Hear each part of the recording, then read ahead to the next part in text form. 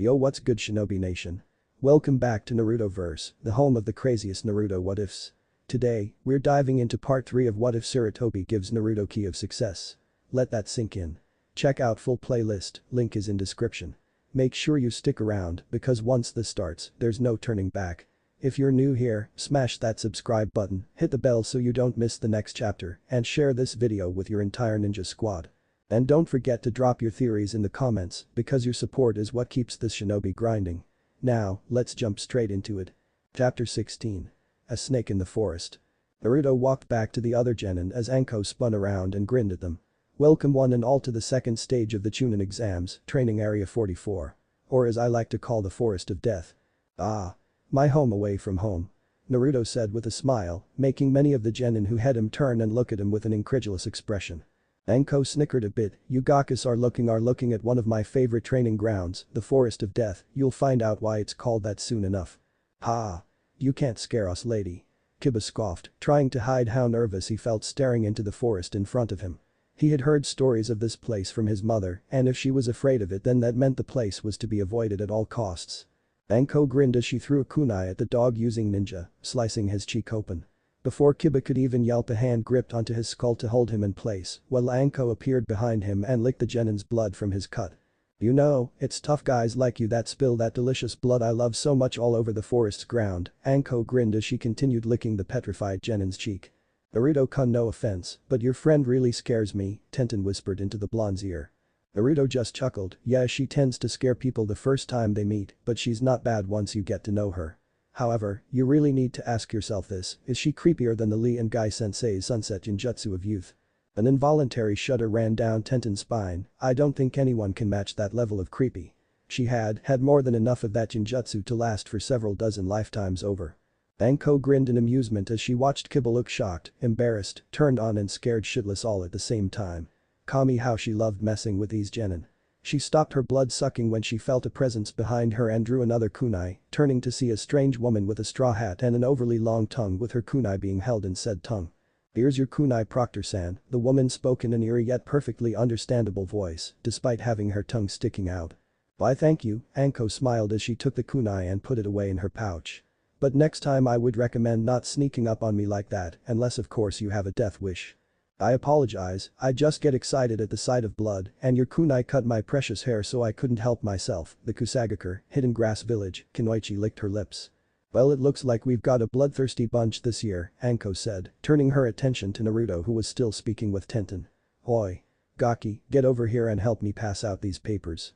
Anko reached into her trench coat and pulled out a stack of papers from somewhere, where exactly somewhere was a question up for debate considering she had no pockets on her persons or her clothes. Whatever, Naruto said as he made several kage bunshin to help Anko pass out the papers. You just don't want to do it cause you're so damn lazy. Oh. Perhaps we need to play some more tag, that way I could show you how lazy I am. Anko gave Naruto a sweet smile. Naruto paled, no thanks, I take back what I said. Good. Anko gave one of the clones the stack of papers. Said clone gave several sheets to the other clones and then they began to pass out the papers. Before we begin the second exam I need you all to sign these forms. There'll be deaths in these exams and if you don't sign them I'll be the one they hold responsible. Suffice to say I don't want to have to deal with the paperwork when your village bitches and complains to me about your death. But before we get started on the bloodbath that I hope will come, I'm going to explain the second exam to you. After that your team will check into the booth behind me. You will be attempting to live through what will be considered the ultimate survival test.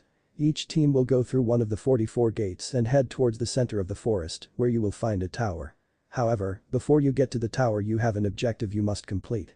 You are to use whatever means you deem necessary to obtain one of two scrolls, a heaven or an earth scroll. Half of you will get one, while the other half will get the other. So we not only have to go through this forest, but we also have to get our hands on the opposing scroll and take them to the tower with both intact. Sasuke asked. Yep. That's pretty much what it comes down to, Anko said with grin. However, there is also a time limit. You only have 5 days to retrieve a scroll and get to the tower. 5 days? Ino shrieked. But what about food? Whined Chaoji. There's plenty to eat in the forest, either that or you can kill an enemy and eat them, Anko's grin turned bloodthirsty, causing many genin to shudder.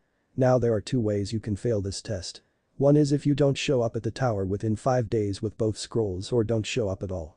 And 2 is if one of your teammates dies in the middle of the exam. Also, I shouldn't need to say this, but you cannot look inside the scroll until you reach the tower. You know, the way you tell me not to do something really just makes me want to do it, you know, so I can spite you, Naruto spoke up, grinning at the purple-haired proctor. Enko smirked, well if you do open either of the scrolls you'll be in for a nasty surprise. So for your benefit and my entertainment I hope you don't, I want to see you fight. So now that the explanations are done, sign the form and turn them in at the booth, then pick a gate and prepare to begin the exam.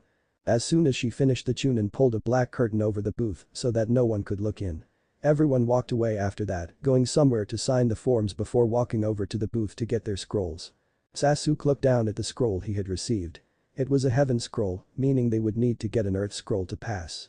He looked over at Naruto who was grinning from ear to ear, reminiscent of the crazy proctor who had just finished speaking, while Sakura was looking into the forest with a nervous expression.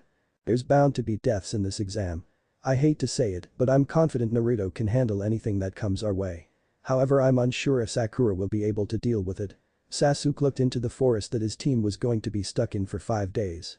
Whatever the case, we're going to need to be careful in this forest if we want to survive. You excited, team? Asked Naruto, smirking as the raven-haired genin looked at him. After a moment Sasuke smirked as well, showing a rare display of comradeship with his blonde teammate. Of course.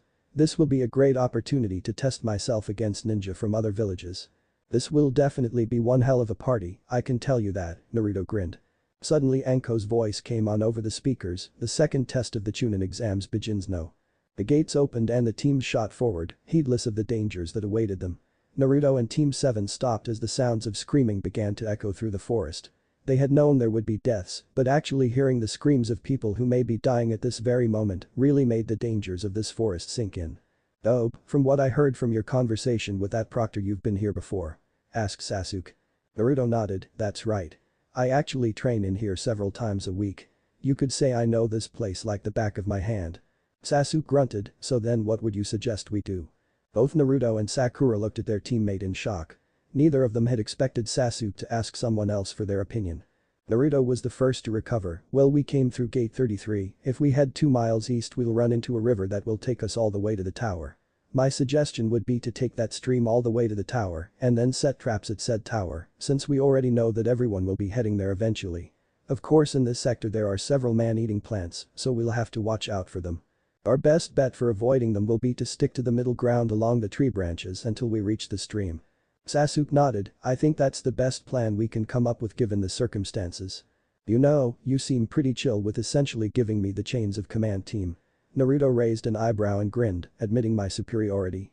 Hardly, Sasuke scoffed, but you know this forest better than I do, so it would be stupid of me not to at least get your input when coming up with a plan. That's so heartwarming to know you trust me team, I'm touched. Just don't get used to it. The two smirked at each other before moving again, making a confused Sakura follow them. After several more minutes of running Naruto stopped. Would you stop dope? Asked Sasuke. Gotta take a leak, Naruto replied. Gross Naruto, don't say such things in front of a lady, Sakura crinkled her nose in disgust. The lady? Where? Asked Naruto grinning like a madman as he moved behind a large bush, leaving a fuming Sakura. Finished listening to the call of nature Naruto zipped his pants back up and was about to go back to his team when he heard a noise. Turning around he was just in time to see an aim ninja rush up to him. Naruto had no time to act as the aim ninja stabbed him with a kunai. However the aim ninja was surprised when Naruto disappeared in a puff of smoke. The real Naruto jumped right on top of the aim ninja's head, smashing him into the ground where he met blissful unconsciousness. Grabbing the genin by his light tan jumpsuit, Naruto hauled the genin into the clearing where his two teammates were waiting. What happened? Sasuke asked as he eyed the unconscious genin. Naruto scowled, bastard tried to jump me while I was answering the call of nature. Seriously? Who does that? Isn't this a violation of one of the man laws or something? Sasuke just rolled his eyes at how overdramatic his teammate was being, does he have a scroll? Frowning Naruto dropped the aim genin and searched him, grinning triumphantly when he found a scroll, but frowning when he saw that it was the heaven scroll. Great, another heaven scroll, Naruto sighed. Looks like our luck is good, but not good enough to get what we want. Quit complaining, Sasuke said, at least it means one less scroll for someone else. He looked down at the unconscious genin. We should tie him up and then we need to come up with a code word in case we get separated and someone tries to do this again. Naruto created a cage bunchen to tie up the aim ninja. The blonde looked at the heaven scroll in his hand before sealing it away in a containment seal on his wrist. After that the three gathered around each other. Alright, we'll need a code word in case an enemy captures us and tries to disguise themselves to get close. If we do this and the person gets it wrong, we'll assume it's an enemy. Sasuke stopped and looked around to make sure no one was listening in. When someone asked for the ninja song Nin Machine, this is the answer you give them: a large amount of enemies is the friend of the shinobi, hide and remain silent. A shinobi must understand the proper time when the enemy is tired and ill-prepared. Naruto blinked. Why the hell would you want us to say such a long-ass phrase? I thought this was a password, not a poem. What's the matter, Baka, too long to remember? Asked a smug Sakura. Naruto glared at her. Of course it is. Only someone with a large-ass brain like you could remember that. He dutifully ignored the pinkette's growl. Look, I've got a better idea. The blonde pressed a hand to his left torso and unsealed a brush and a bottle of ink. What are those for, dope?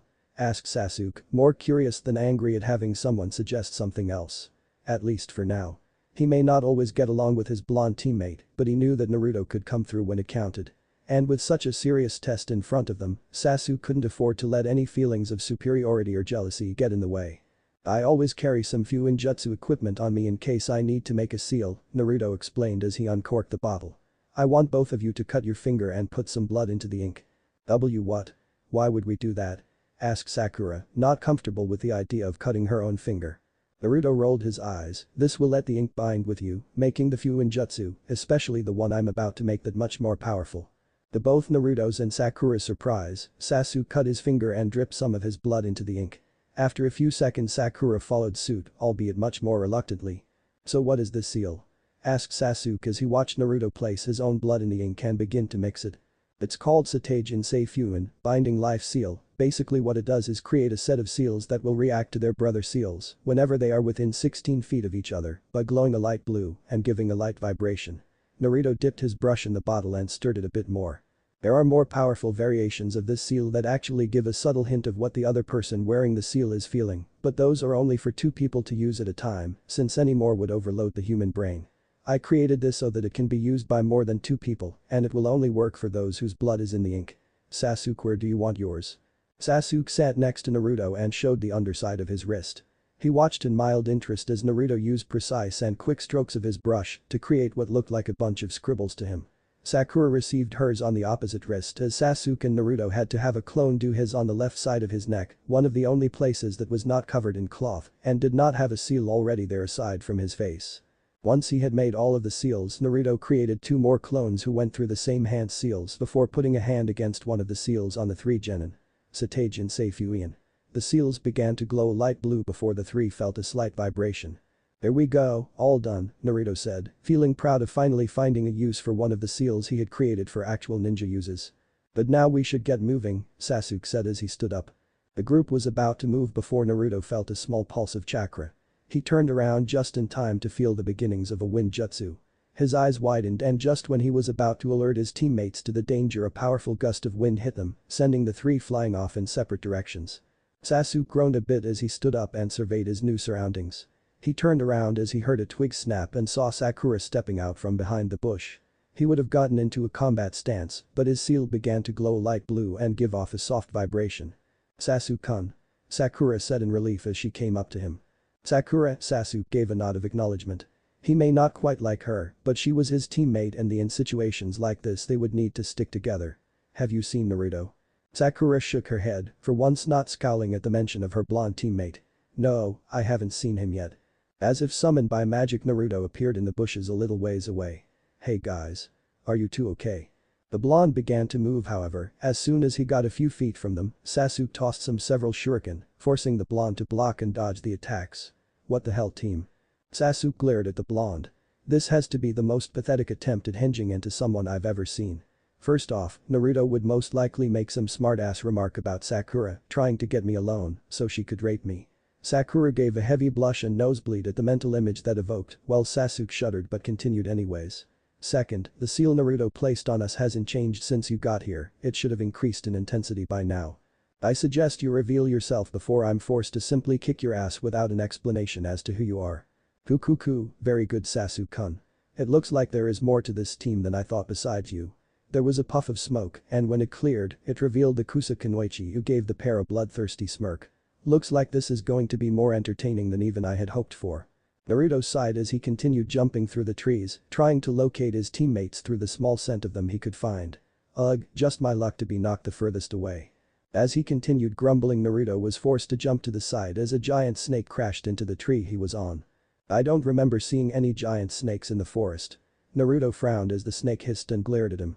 Whatever, I don't have time for you, so you're going to have to go.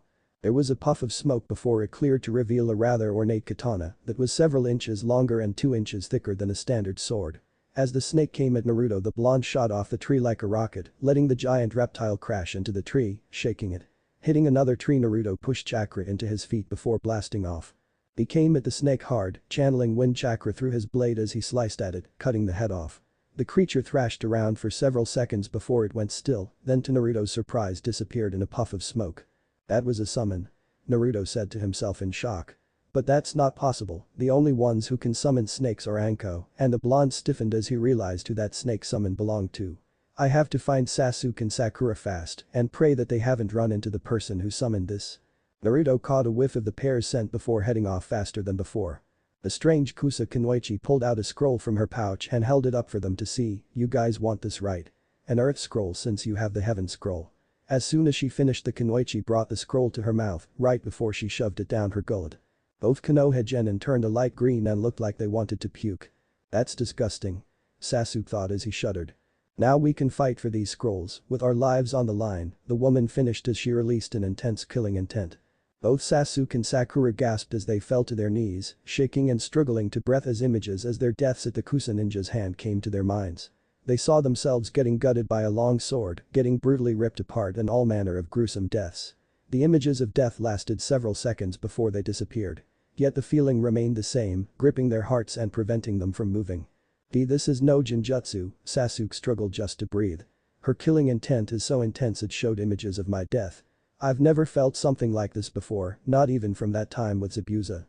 Sakura, Sasuke turned and saw that Sakura was even worse off than he was, shivering uncontrollably as tears ran down her cheeks. Well, it seems neither of you can move, a pity. I expected this to be a challenge. The woman said with a frown. I guess I'll just get rid of you right now. She pulled out 2 kunai and gave them a lazy toss towards the 2 prone genin. Come on, move, I've got to move. Sasuke struggled to move the hand he had that held his kunai. Come on, move. Move. At the very last moment, Sasuke managed to stab himself in the leg. Acting quickly, he grabbed Sakura and leapt away. I see, so the prey managed to use pain to get rid of his fear, the strange Kunoichi licked her lips. It seems the prey might be more interesting than first glance may seem. Sasuke stopped behind a tree when he felt they had gotten a safe distance away.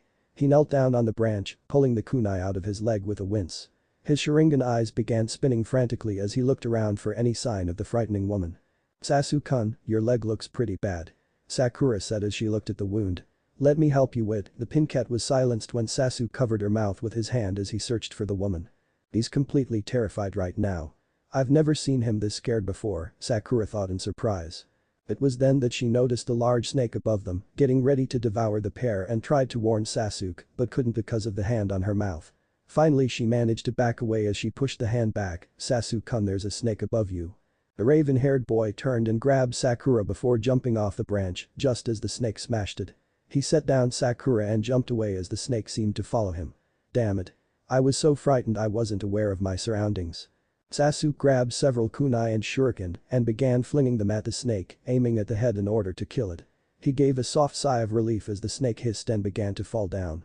Then to his horror, the scales on the snake began to crack and then revealed the woman who had been chasing him came out, grinning at him widely. You two shouldn't relax even for a moment, the woman gave a bloodthirsty grin in the presence of a predator. The woman began to slither across the tree branch, only to be stopped by a powerful wind blade cutting the branch in front of her. You know, if you two wanted to have a party like this you should have invited me, a voice spoke up from above them.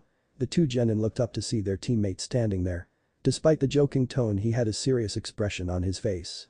Well, that was quite the wind jutsu, the woman said with a grin. I don't think I've seen a wind blade that powerful before in a while, and coming from a genin too. Surprises seemed to abound on this team. Naruto glared as he jumped down to his teammates. Get the fuck out of that disguise, it's not fooling any in Orochimaru. His 2 teammates stiffened and paled at the familiar name. Everyone had heard of Orochimaru, a genius shinobi who had been trained by the Sandaime Hokage, along with Jiraiya and Tsunade. A man who was considered the foremost ninjutsu expert and along with his two other teammates had been dubbed the title of Sannin due to their famous battle against Salamander no Hanzo. He was also one of Konoha's worst traitors, an S-rank missing ninja who was wanted for inhumane experimentation on citizens of Konoha and most likely many other villages and countries. Meanwhile the Kunoichi just chuckled, "That's quite insightful, I would never have expected it from the dead last of his class." The Kunoichi brought a hand to her face, peeling away the skin to reveal a pale face with yellow slitted eyes. "Tell me how you knew it was me." Naruto glared back despite the feeling of dread that was in his gut. He had really hoped he was wrong about who this was, it had been an assumption based on the fact that only he and Anko could summon snakes. Only two people in this world can summon snakes. You and Anko Ni-chan. Ah. Yes, that's right, you know my old student. Orochimaru chuckled in twisted glee, a part of the Sannin was amused that this boy seemed close enough to consider Anko as an older sister figure, maybe he could use that for some form of psychological warfare. Kukuku, tell me how is dear Anko-chan? She was always my favorite you know. Is she still sore about me leaving her? You know I've heard many stories about her promiscuousness within Konoha, I guess I shouldn't be surprised you two seem to be getting along well. Don't you dare talk about Anko, Naruto clenched his fist so hard he began to bleed.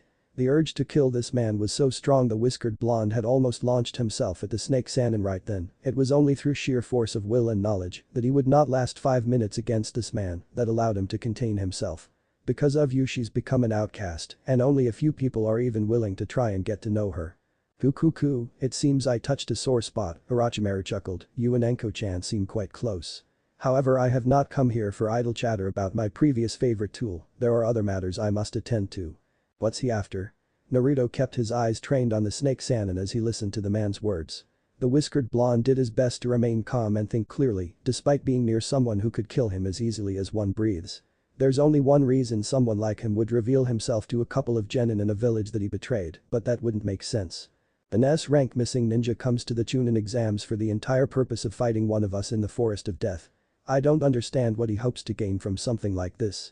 Why are you here? Asked Naruto, he was not quite sure that he would actually get an answer. After all, why would someone with such a reputation bother to tell a genin his plans? Because of this line of thought it came as quite a surprise when he did receive one. Why I am after Sasuke-kun. Orochimaru chortled, he has something I want. What does he? Naruto's eyes widened as he realized what this was about. You want his Sharingan. That was the only possible explanation Naruto could come up with. Anko had told him about her relationship to Orochimaru, how she was his apprentice. She had also informed the blonde of her sensei's desire to learn all the jutsu in the world. At the time Naruto had simply snorted, wondering why someone would pick such an impossible dream. However, if Orochimaru ever got his hands on the Sharingan, that dream could possibly become a reality. Sasuke's head snapped up and he looked between Naruto and Orochimaru, looking slightly pale and angry. It seems information on you was wrong. You are much more intelligent than my informant gave you credit for, Orochimaru said, licking his lips. He would love to investigate this matter further, however, but I have no time to play games with you unfortunately.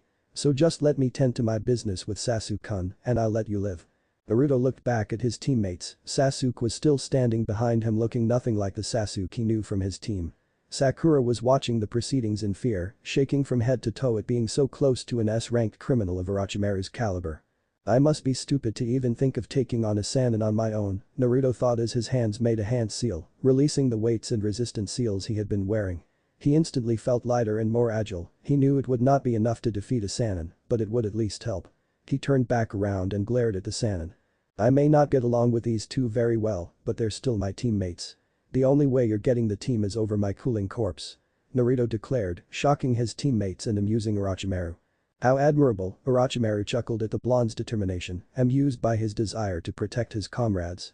Kukuku, very well then, let us see how you do Naruto-kun. Sasuke, I want you and Sakura to get out of here, Naruto said as he turned to look at his shocked teammate. I doubt I'll last more than 5 minutes against Snakeface over there, you'll have to get away and find a safe place to hide in that amount of time. I suggest you leave now. Naruto brought his attention back to Orochimaru. He began pumping chakra through his body, strengthening limbs and speeding up his reaction time. Without preamble the blonde launched himself at Orochimaru, closing the distance in several seconds as he reared his fist back to punch the snake Sannin. Only for a knee to smash itself into his gut. However, at the last second Naruto disappeared in a puff of smoke and was replaced by a log. Oh, Kawarimi, Orochimaru mused with a grin. Gyuuten. Kamikaze no Tatsumaki, wind release. Tornado of the divine winds. Naruto shouted out as he appeared on Orochimaru's left, thrusting out both palms towards the snake Sannin. Two large tornadoes ripped from Naruto's palms and through the air. Orochimaru jumped out of the way as the branch he was on got torn to shreds. I don't think I've ever seen that jutsu before, Orochimaru mused as he looked from Naruto to the destroyed tree branch. You shouldn't take your eyes off your opponent. Naruto yelled from behind Orochimaru, his fist already in motion to attack. The snake summoning shinobi spun around and weaved through the fist kick combo that the spiky-haired blonde sent his way, bending like a snake as he did so. Orochimaru lashed out with a punch that managed to connect to Naruto's chest, sending the genin staggering back. Before Naruto could recover, Orochimaru was in front of him, launching punches and kicks at Naruto, who did his best to dodge and block them. However, for every one attack the blonde got away from, at least 3 more hit their mark. It was obvious to the two who were watching that Orochimaru was merely playing with Naruto, picking apart the genin's defenses like they were nothing. He would get inside Naruto's guard and play several hits that, while stung, did not really damage Naruto. Then he would retreat and test the blonde's reaction times.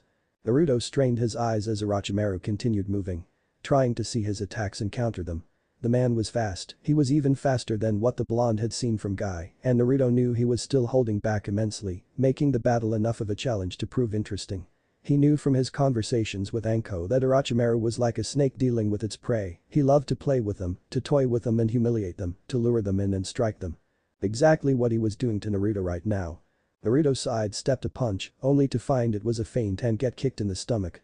He would try to block a kick, only for Orochimaru to switch at the very last second and kick Naruto with the opposite leg. He would try to come in with an attack of his own, throwing punches, kicks, launching elbows, knees and headbutts.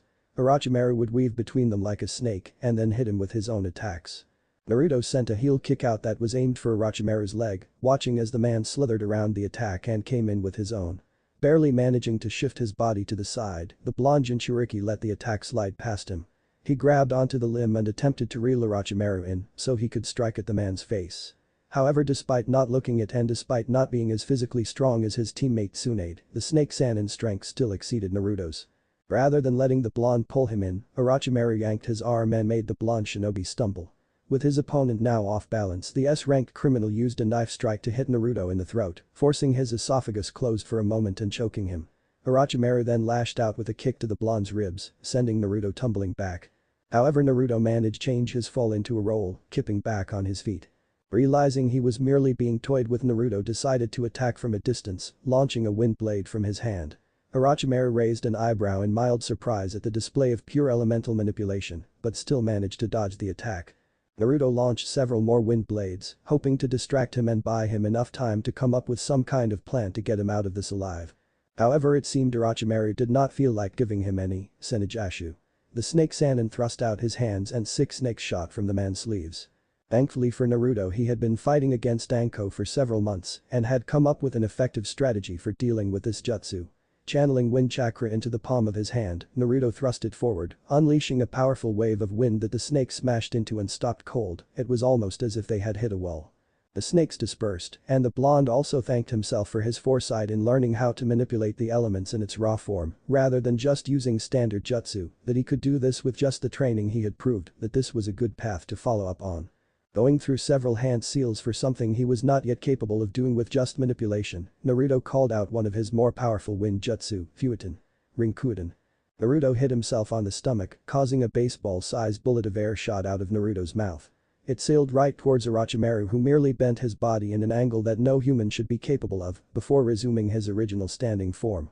However, that small dodge had given Naruto time to close the distance between them again. He launched a fist that had wind chakra surrounding it at Orochimaru, who merely redirected the fist elsewhere as it released a blast of wind. Getting closer into the blonde's guard, the Sannin shot a punch into Naruto's ribs. Only for Naruto to disappear in a puff of smoke and be replaced with a log. The real Naruto appeared behind Orochimaru, his fists linked together by his thumbs as he thrust them out. Fuiten. Kamikaze Seiken. 2 large fist-shaped blasts of wind smashed into Orochimaru, leaving 2 fist-shaped indents on his chest and stomach. Before Naruto could celebrate his victory, Orochimaru broke down into snakes that slithered away. Kukuku. That was quite the jutsu, Naruto-kun, a voice said behind him. Naruto stiffened in surprise. He turned just in time to receive 2 fists to the chest. Naruto felt a few of his ribs compress under the pressure of the hit before breaking. Time seemed to stand still for those few seconds as Naruto's ribs buckled and caved under the strength of the attack. It restarted itself, and Naruto found himself smashing into a tree trunk hard enough to leave an imprint of himself before he slid down it. Well, that was certainly an amusing battle, Kukuku, Orochimaru smiled as he turned to Sasuke and Sakura, who had not left like Naruto told them to. Now I wonder if you can do any better, Sasuke-kun. Sasuke's eyes widened as the S-class criminal walked towards him at a sedate pace. No. Stay back. He threw several shuriken and kunai at Orochimaru, but the man merely weaved in between them like they were not even there. Kukuku, it seems you still hold fear, child, Orochimaru bit his thumb and began doing a few hand seals. What a disappointment.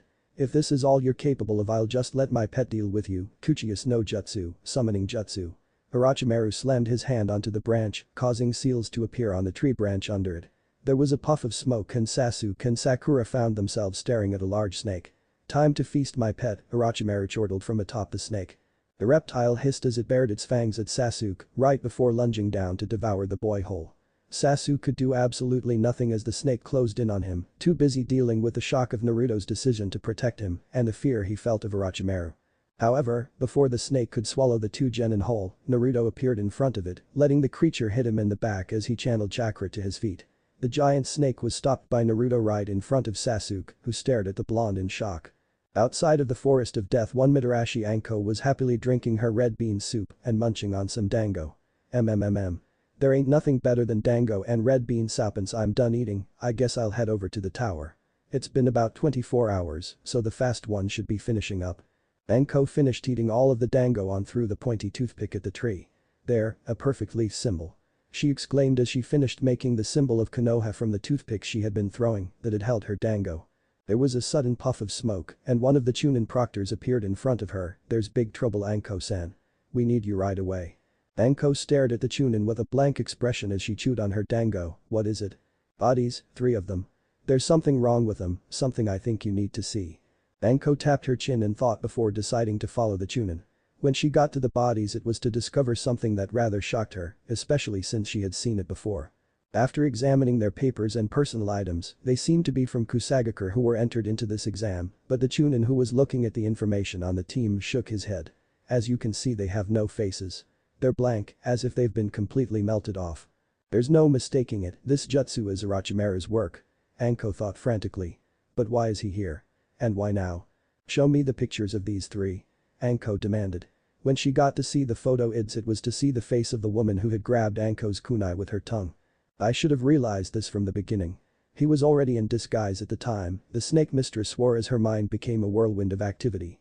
Anko whirled on the 3 Chunin who were at the scene. I need you to report this to Hokage-sama. Get him to send in some Anbu teams into the forest of death. I'm going after them right now.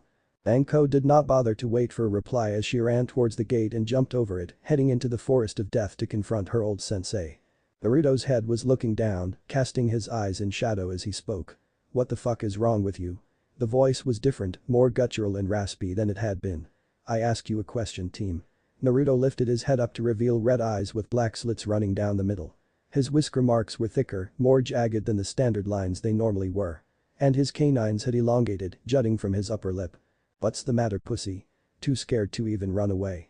Naruto glared at Sasuke. TCH.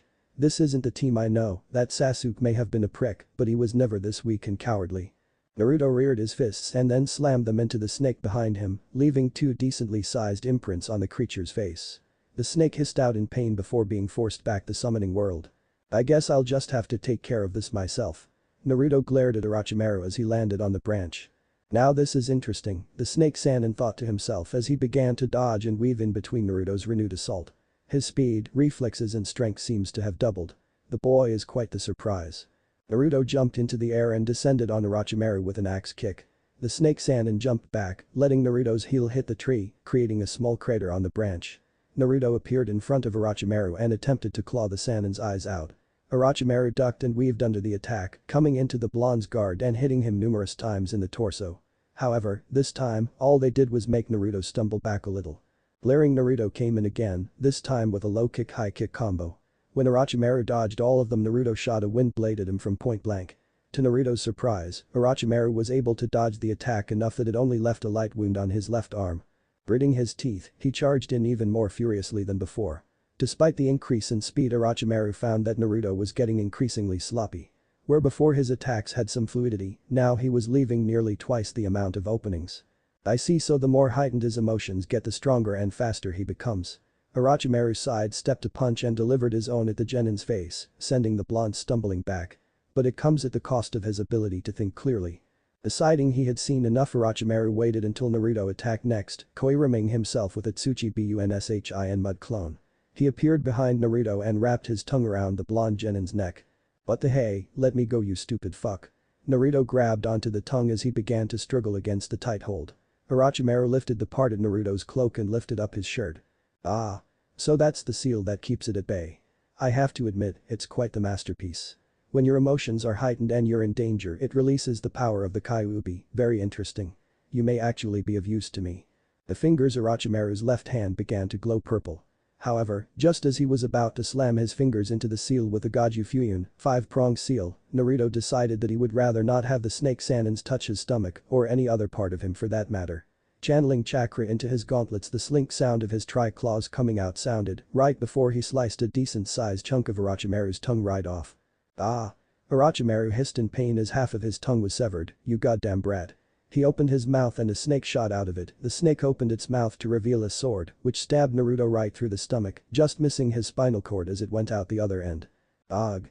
An animalistic howl of pain shot out of Naruto's mouth as he slammed into a tree, the sword pinning him to it. "Naruto." Sakura shouted, her voice working for the first time since the fight started. "Coo. That was quite the performance, Naruto-kun." Orochimaru regained his composure as he began going through more hand seals. "As a gift to you, I will grant you some of my power, think of it as a gift for impressing me so much." The snake Sanin's neck elongated and he bit Naruto on the left side of his neck. "Ah." Naruto screamed as a seal began to form in the place Orochimaru bit, taking the shape of a diamond pattern. Now Orochimaru turned to look at Sasuke. Let's see if the Uchiha can do as well as Naruto-kun did. Had Orochimaru bothered to look at Naruto again, he would have seen the seal he created pulse, with wisps of purple chakra coming out of it. Naruto's eyes shot open as he sat up. "What the where am I? What happened?" he asked himself as he looked around, frowning when he saw that he was in Konoha. At least, it looked like Konoha. The buildings were the same, and he could see both the Hokage monument and the tower. However, where the Leaf Village would normally be bustling with activity, this place looked dead. There was no one there, something that rather disturbed the young genin. Standing up, Naruto began to walk around, trying to find any signs of life. "How did I get here?" he asked out loud, not expecting an answer. "The last thing I remember was his hands immediately went to his neck and stomach, checking to see if the stab wound and the puncture marks he would not doubt have on his neck were there. They weren't there, making Naruto frown. I don't think I dreamed it so." He was knocked out of his thoughts when he saw a shadow hopping across the roofs. Spinning around, Naruto jumped onto the nearest roof and took off after the shadowy blur. "Hey. Stop." he called out to no avail. Either the person didn't hear him or the man was just not listening. "Damn it, listen to someone when they're talking to you. Stop." Naruto chased a shadowy figure all over Konoha, eventually ending up on the Hokage monument. "What the hell is going on here? Who are you?" he glared at the figure whose back was turned to him. "Answer me." "Haha."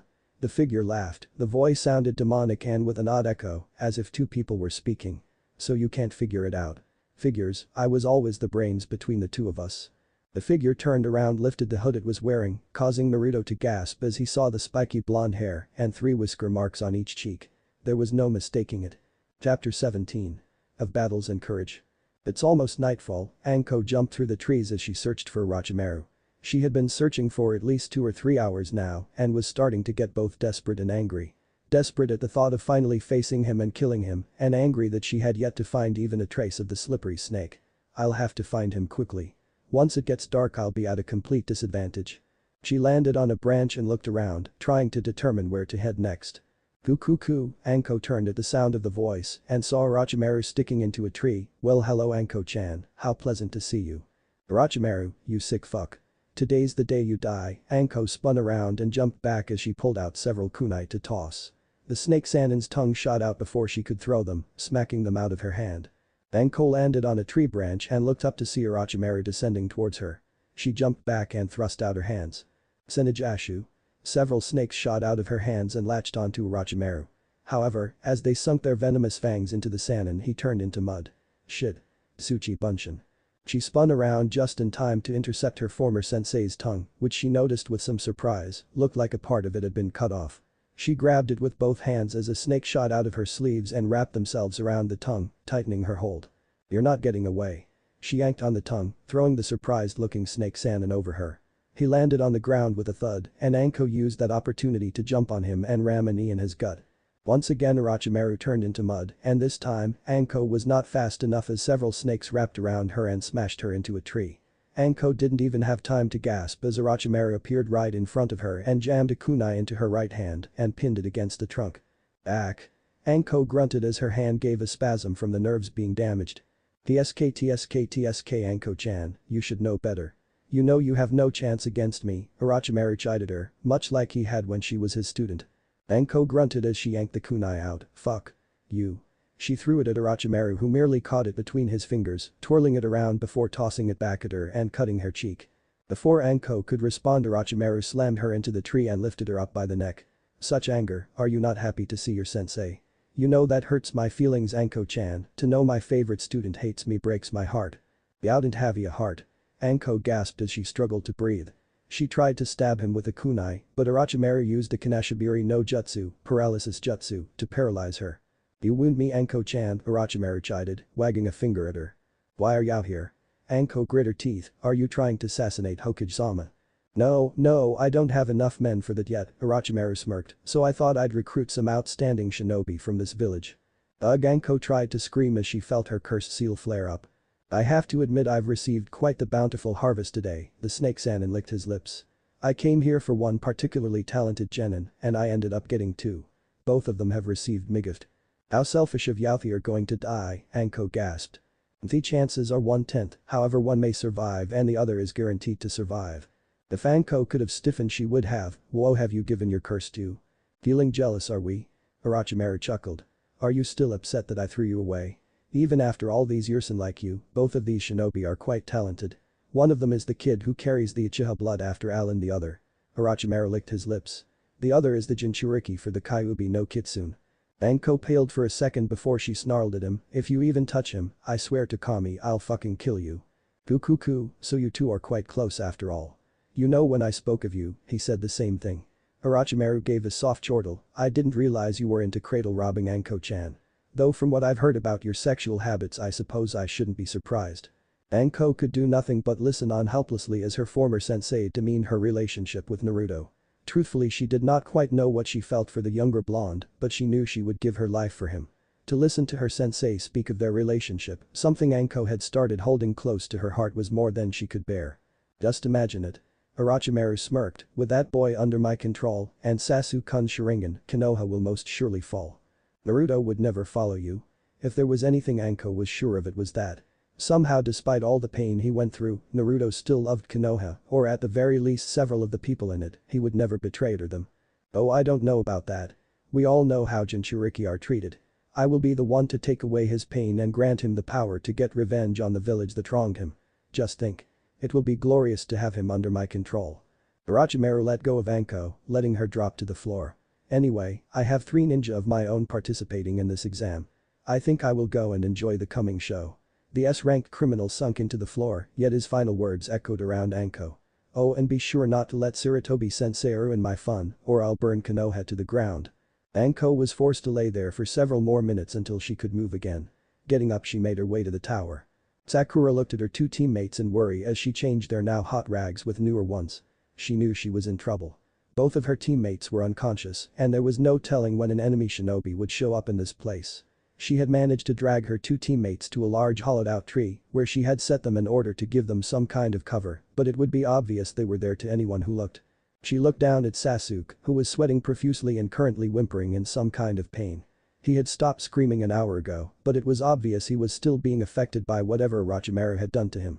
Sakura turned her attention over to her blonde teammate, who seemed to be having far more problems. He was sweating a lot, grunts of pain, and occasional shouts escaped him, almost like he was locked in some kind of struggle. What was worse was his cursed seal, it was pulsing, and a vile purple chakra was leaking out of it. Added onto that was the large stab wound he had suffered. She bandaged it up as best she could, but she was no medic. She looked at the now soaking red bandages that covered his surprisingly muscular torso. Had she not been so worried by the wound, which had gone all the way through his back, she would have blushed at the compact yet tightly muscled body. "I'm going to need to change his bandages again." As she watched Naruto, he began to trash around, yelling and shouting in pain and fear. Sakura was forced to literally hold him down so he would not hurt himself anymore than he already had. She waited for it to subside before getting off him. What's going on with him? She wondered as she began wiping some of the blood that was trickling down his mouth due to him biting his tongue. As she continued to watch him, her thoughts went back to the battle he had gotten into with Orochimaru. A part of her still could not believe he would go so far to protect her and Sasuke. I may not get along with these two very well, but they're still my teammates. The only way you're getting the team is over my cooling corpse. Naruto declared, shocking his teammates and amusing Orochimaru. That he would so willingly fight an S-rank criminal he had no chance of beating just so we could escape. Sakura felt guilty for all of the times she had berated him now.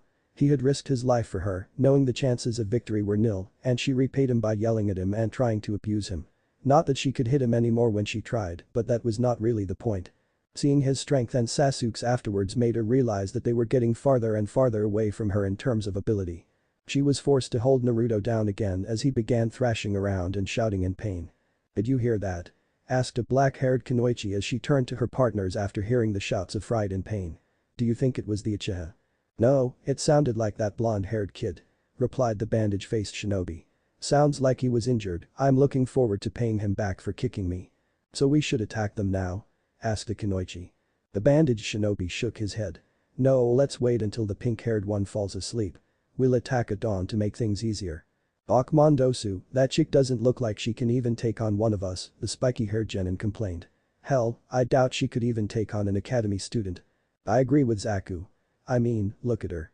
I would rather not deal with any unnecessary conflict, Dosu snapped. I don't care how weak she is, I would rather just run in and kill them without trouble. And even though she does look weak, I want to do this when she can't even put up a fight. The other two members just sighed, eventually nodding their heads. Dosu had been the one put in charge for this mission, so they really had no choice but to follow him. Naruto stared at the person who looked just like him in shock. This person looked exactly like him. There were some minor differences, those differences being that his hair was a little darker, his whiskers were thicker and more jagged, and his eyes were a blood-red color. But everything else was unmistakably his features. Who are you? What a stupid question, the Naruto lookalike chuckled. I am you, of course. Naruto's eyes widened. That's not possible. Then he stiffened and his eyes widened even more as he realized something. You're that voice I heard on the bridge. What the hell was going on? He had thought the voice belonged to Kyuubi. I'm so pleased to know you recognize my voice. Maybe you're not as stupid as I thought. Yami. Naruto tilted his head, his grin still on his face. And it's perfectly possible. I am you. I am the you that you buried deep within your heart. The darkness you carry within you. Haven't you ever wondered why even after everything you've been through you never truly felt any hatred? Why even with the village treating you like you worth less than the dirt they walked on, you never lashed out? Naruto frowned. Truth be told, he had never thought about why he had never really felt anger or why he was always so cheerful. He had just felt that crying over something or getting angry over something that could not be helped simply wasn't worth it. All he had ever wanted was for people to see him and then later on to prove he was not the Kyuubi. He never had time for what he felt were ridiculous thoughts, not really. The blonde shrugged and decided to try and keep a nonchalant attitude for this confrontation. I never had time to think about such stupid and ridiculous and pointless thoughts. Well, whether you thought about it or not, that is what I am. I am the darkness that you buried in your heart ever since you realized you were hated. The Yami. Naruto grinned, showing off his elongated canines. I have been buried here deep within your mind. But every year I would gain just a little bit more power, a little bit more freedom. It was here that the Yami. Naruto frowned, at least until recently, that is. Ever since you graduated and befriended those two I have stopped growing. Ever since they came into the picture I began to get weaker. The dark version of the blonde growled. I nearly gave up hope for ever getting out of here and giving Konoha our just revenge. The only time I was able to truly make an appearance was when that Haku chick died, and even then I could only subtly influence you. However. Naruto watched in a mixture of shock and fear as a vile purple chakra surrounded his dark self, a seal spread out from his neck, forming a diamond pattern before stopping when it covered half of the dark Naruto's body. However, after that man bit you I gained this incredible power. Power enough to defeat you and take over this body. Yami. Naruto let loose a hollow and chilling laugh. With this I will get our revenge on Konoha. I will destroy that pathetic village. Naruto glared at his opposite before smirking. You must be some kind of fucking retard if you think I'm going to let you get away with something like that. I'll never let you destroy Konoha, it's still my home and there are still people I love in it. You won't be able to stop me. Yami. Naruto rushed towards the blonde faster than he could track. Naruto gasped as he felt a powerful blow being delivered to his chest. The blonde was sent sailing off the Hokage monument and smacked into the Hokage tower, blasting a hole right through it. Naruto groaned as he pushed some of the larger pieces of rubble off of him. What strength he stood up on shaky legs, his dark self jumped towards him. The blonde snarled as he charged at Yami Naruto, who had stopped and stared at him with an infernal smirk on his face. Naruto threw a punch at his dark half. However, all he hit was an after-image. He gasped in pain as a fist implanted itself in his stomach, making him fold over like a cheap lawn chair. Pathetic. To think you're a part of me, Yami Naruto frowned. Suddenly Naruto disappeared in a burst of smoke, causing Yami Naruto's eyes to widen before he was sent sailing from a kick to the face. He flipped over in midair as he flew out of the Hokage tower and landed on the ground several dozen feet below. Naruto jumped down after him at him, descending with an axe kick. The dark half blocked it, grabbing onto Naruto's leg and spinning him around before throwing him away. Flipping in midair, Naruto's feet hit a wall, which he used as a springboard to shoot forward. As soon as he got within reach of his dark half, the dark Naruto smashed an elbow in his face, only for Naruto to turn into a log. He reappeared behind his dark version and linked his fists together, hammering them down onto his head. However, Yami Naruto blocked the other blonde, crossing his arms over his head. He grabbed onto Naruto's wrists before flinging him over his back, making him hit the ground with a grunt. Despite getting the wind knocked out of him, Naruto managed to latch onto his dark half's hands, pulling him down as he planted his feet in the other blonde's stomach. With a yell, Naruto pushed the dark one into the air. Yami Naruto flew several feet into the air, and as he started coming back down, Naruto jumped up to meet him. The blonde planted a fist into the dark one's face, using his chakra increase his strength and send the dark Naruto flying. Naruto landed back on the ground while his dark half hit it with a loud crash. He watched as dust flew into the air, getting into a stance as he waited for his other self to come out. The Yami Naruto did eventually, bursting through the dust and coming towards him at speeds greater than those that the blonde could reach. They soon began to trade blows, smashing each other through buildings and beating and pounding away at each other. They began using the buildings and debris to their advantage, each one trying to gain the upper hand, setting traps with exploding clones in the hopes of at least catching the other off guard. They used all the skills they possessed to beat the other. Technically, the two were completely even. They had the same skills, the same strengths and the same weaknesses. A battle such as this would normally have turned into a battle of attrition, with two people who had the same strength simply winning by wearing the other down. Technically, the battle was dead even. However, Yami Naruto had the power of the cursed seal fueling him, his darkness feeding the seal, and in turn the seal feeding his strength. For every one hit Naruto got in, Yami Naruto got in 3 to 4 more, pounding away at the blonde, beating him to a bleeding mass of flesh. Not that Naruto was about to give up. Realizing his situation, Naruto jumped back and went through several hand seals. Fueten. Rinkuden. Naruto's cheeks bulged as he gathered air into his mouth. He hit himself on the stomach, launching a compressed ball of wind. Yami Naruto sneered as he went through his own hand seals. You can't beat me like that. Fueten. Rinkuden. He shot out his own ball of wind, intercepting the one Naruto shot. The two clashed in an explosion of wind. Naruto grit his teeth as he jumped on a building, speeding through more hand seals. Fueten. K. Senbon. Several dozen senbon made of wind appeared in front of him before all of them shot towards the dark Naruto. As soon as they hit, holes appeared on him, only for Naruto to disappear in a burst of smoke. The roof broke apart and Yami Naruto flew out of the new hole, smashing a fist under Naruto's chin and sending him flying. Naruto hit the edge of the roof before bouncing off before he hit the ground below. Yami Naruto jumped off the roof, forcing Naruto to roll out of the way as he attempted to stomp on the blonde. Continuing his roll, Naruto pushed himself up and released a wind blade as he pushed himself into a corkscrew. Yami Naruto dodged and Naruto used that time to close the distance, punching his other half in the face. However, he was sent sailing back when his dark counterpart exploded. Naruto gasped in pain as he smashed through a wall, landing on his back and feeling several of the sharper pieces of debris stab into his back. He yelped in pain, rolling on his stomach in an effort to keep the debris from going any deeper. Haha, I told that you couldn't beat me, Yami Naruto smirked as he appeared before Naruto, stepping on one of the pieces of debris and pushing it into Naruto's back. Ah!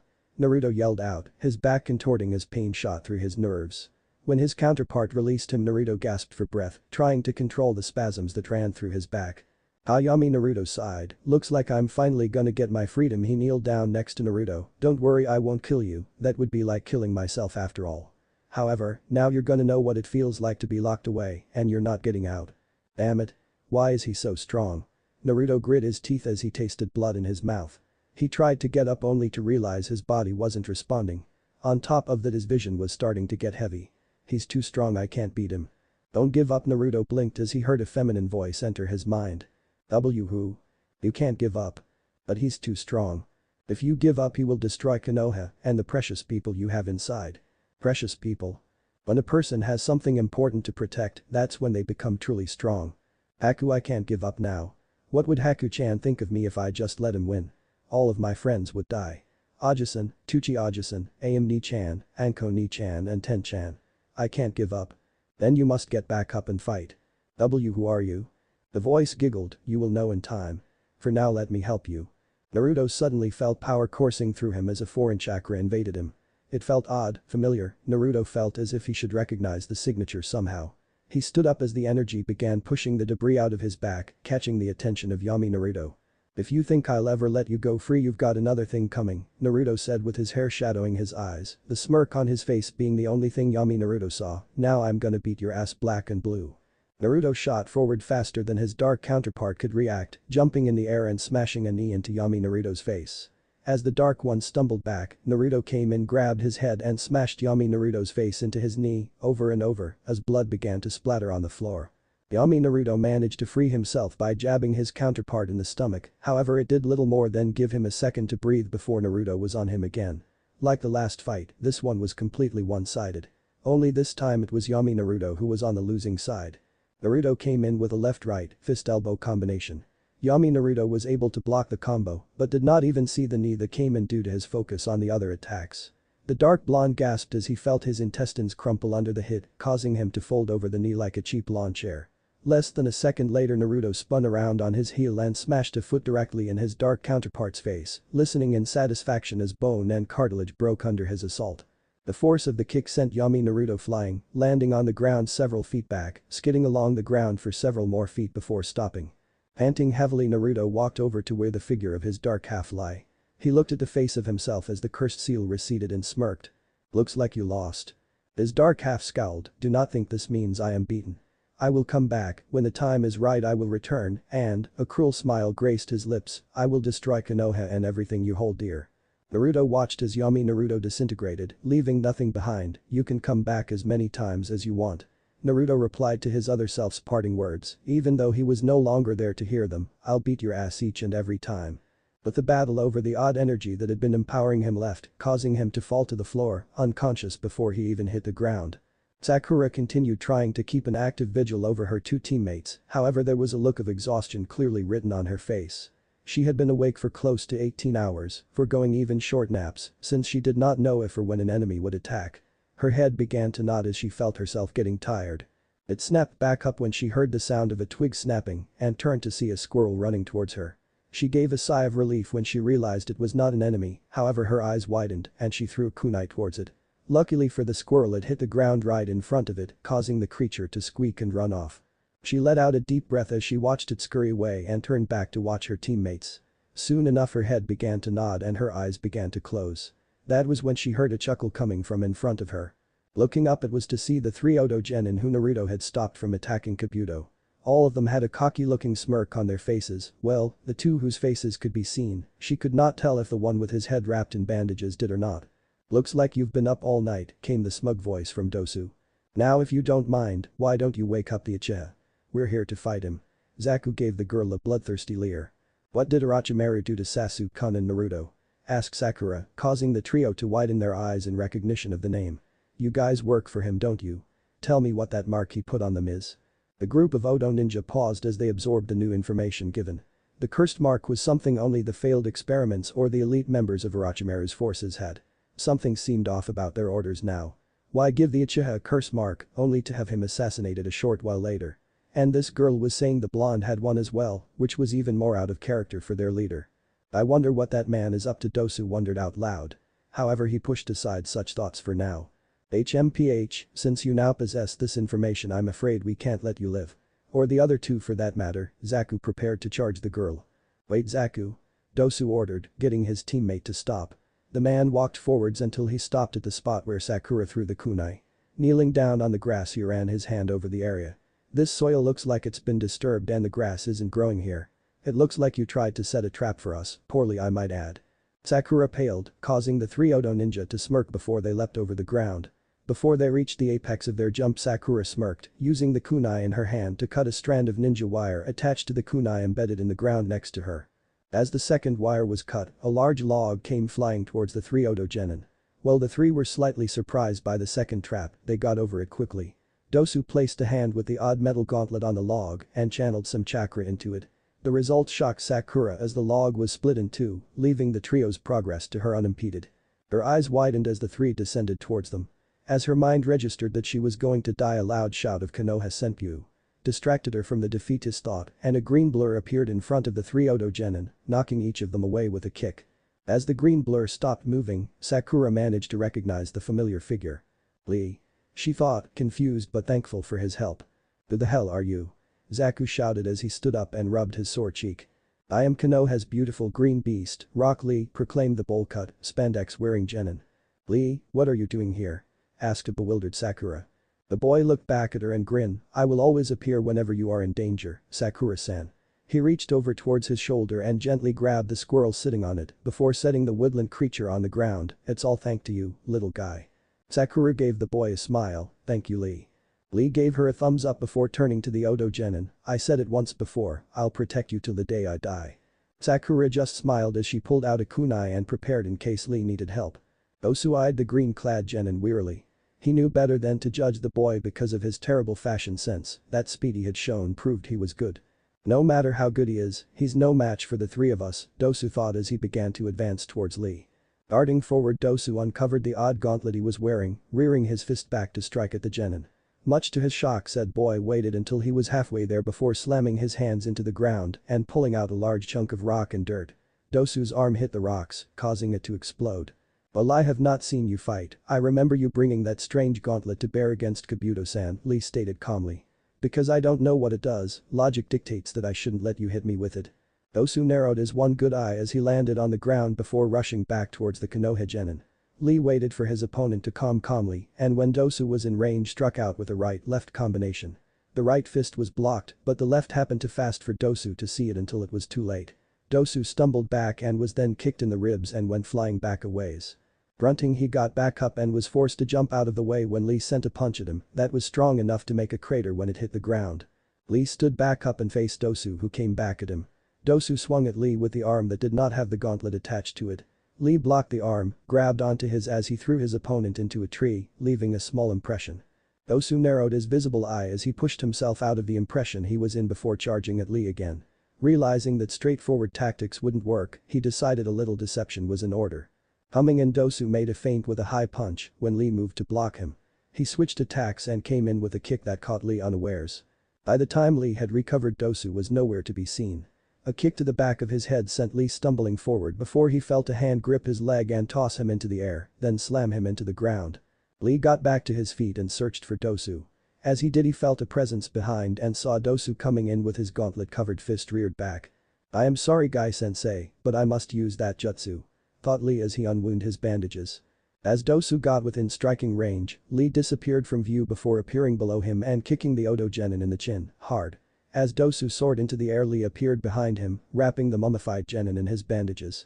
Then Lee started to spin, slowly at first, but it gradually picked up more and more speed until the pair looked like a drill plummeting to the earth. Take this. Amit Renge, Hidden Latsu, yelled Lee as he released his hold on Dosu. Just as he was about to hit the ground, Zaku slammed hands into the ground and sent a wave of air towards the spot Dosu was about to hit.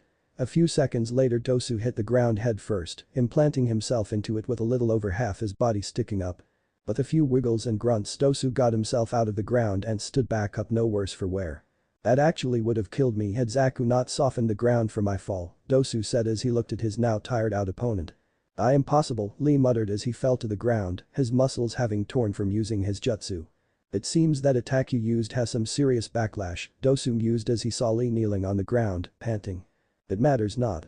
I have tired you out as well. I can still win, Lee said, giving Dosu a confident smile. Not in that condition you can't, Dosu chuckled, and in case you haven't noticed, I'm not the only one you need to deal with.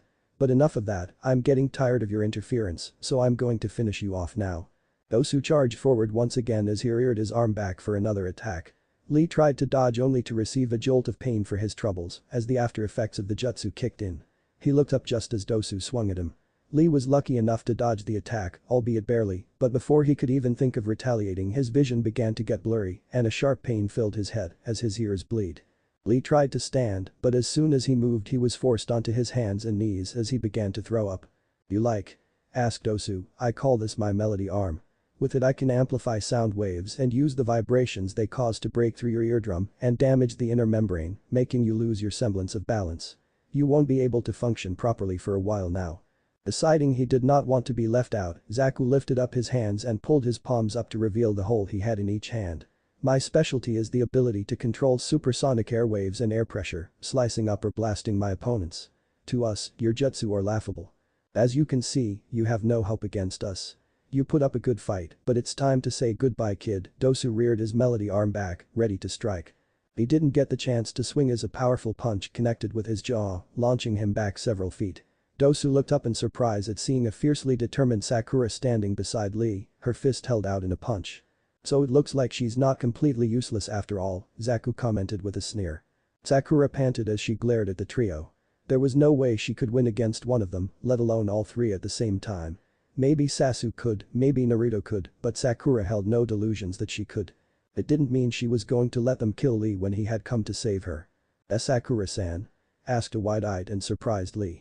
"Don't worry, Lee, I can at least hold them off for a bit while you recover," Sakura said, smiling at him. I don't even know if she's worth the effort," Zaku commented. "Well then, why don't I take care of this?" Kin asked rhetorically. Sakura looked at Kin before dashing towards her. She flung several shuriken before going through a set of hand seals. Kin blocked or dodged all the shuriken and looked at the pinket only to see three of her. "You don't honestly think a pathetic jutsu like that is going to work, do you?" snorted Kin as she threw several senbon at Sakura. All three Sakuras burst into smoke, with the one in the middle also being replaced with a log. Sensing a presence behind her, Kin turned to see three more Sakuras, all of them doing hand seals. Kin gave a grunt of annoyance as she tossed more senbon. Once again, the two on either end disappeared in a puff of smoke, while the middle one was replaced with a log. Kin spun around just as Sakura appeared behind her, blocking the punch the pinket sent her before lashing out with her own fist. Sakura stumbled back, giving Kin the opportunity to knee the girl in the gut before kicking the back of her legs, forcing Sakura onto her knees. Then she grabbed Sakura by the hair, pulling on it as hard as she could, forcing Sakura to yelp in pain. "Well, get a feel of this, it seems her hair is softer than mine." Kin's smirk turned into a disgusted sneer. "If you have time to take such good care of your hair, you could have spent it better training. You're not even a real kunoichi, are you? Probably just a pathetic fangirl for the Uchiha boy over there. Hey Zaku. Why don't we kill that Sasuke guy in front of this little bitch?" It would be my pleasure," Zaku said as he made his way over to the shelter. Tears began to pour from Sakura's eyes as she realized just how useless she was. "I'm so weak. I've always berated Naruto for being a pathetic idiot, but the truth is I always had to rely on him and Sasuke-kun to bail me out of trouble. Now these guys are going to kill them because I couldn't do anything." She thought about all the times Naruto and Sasuke had protected her. When Sasuke jumped in front of that Kirichunin during the beginning of the Nami mission. He and Naruto had done all the fighting during that mission, she had done nothing.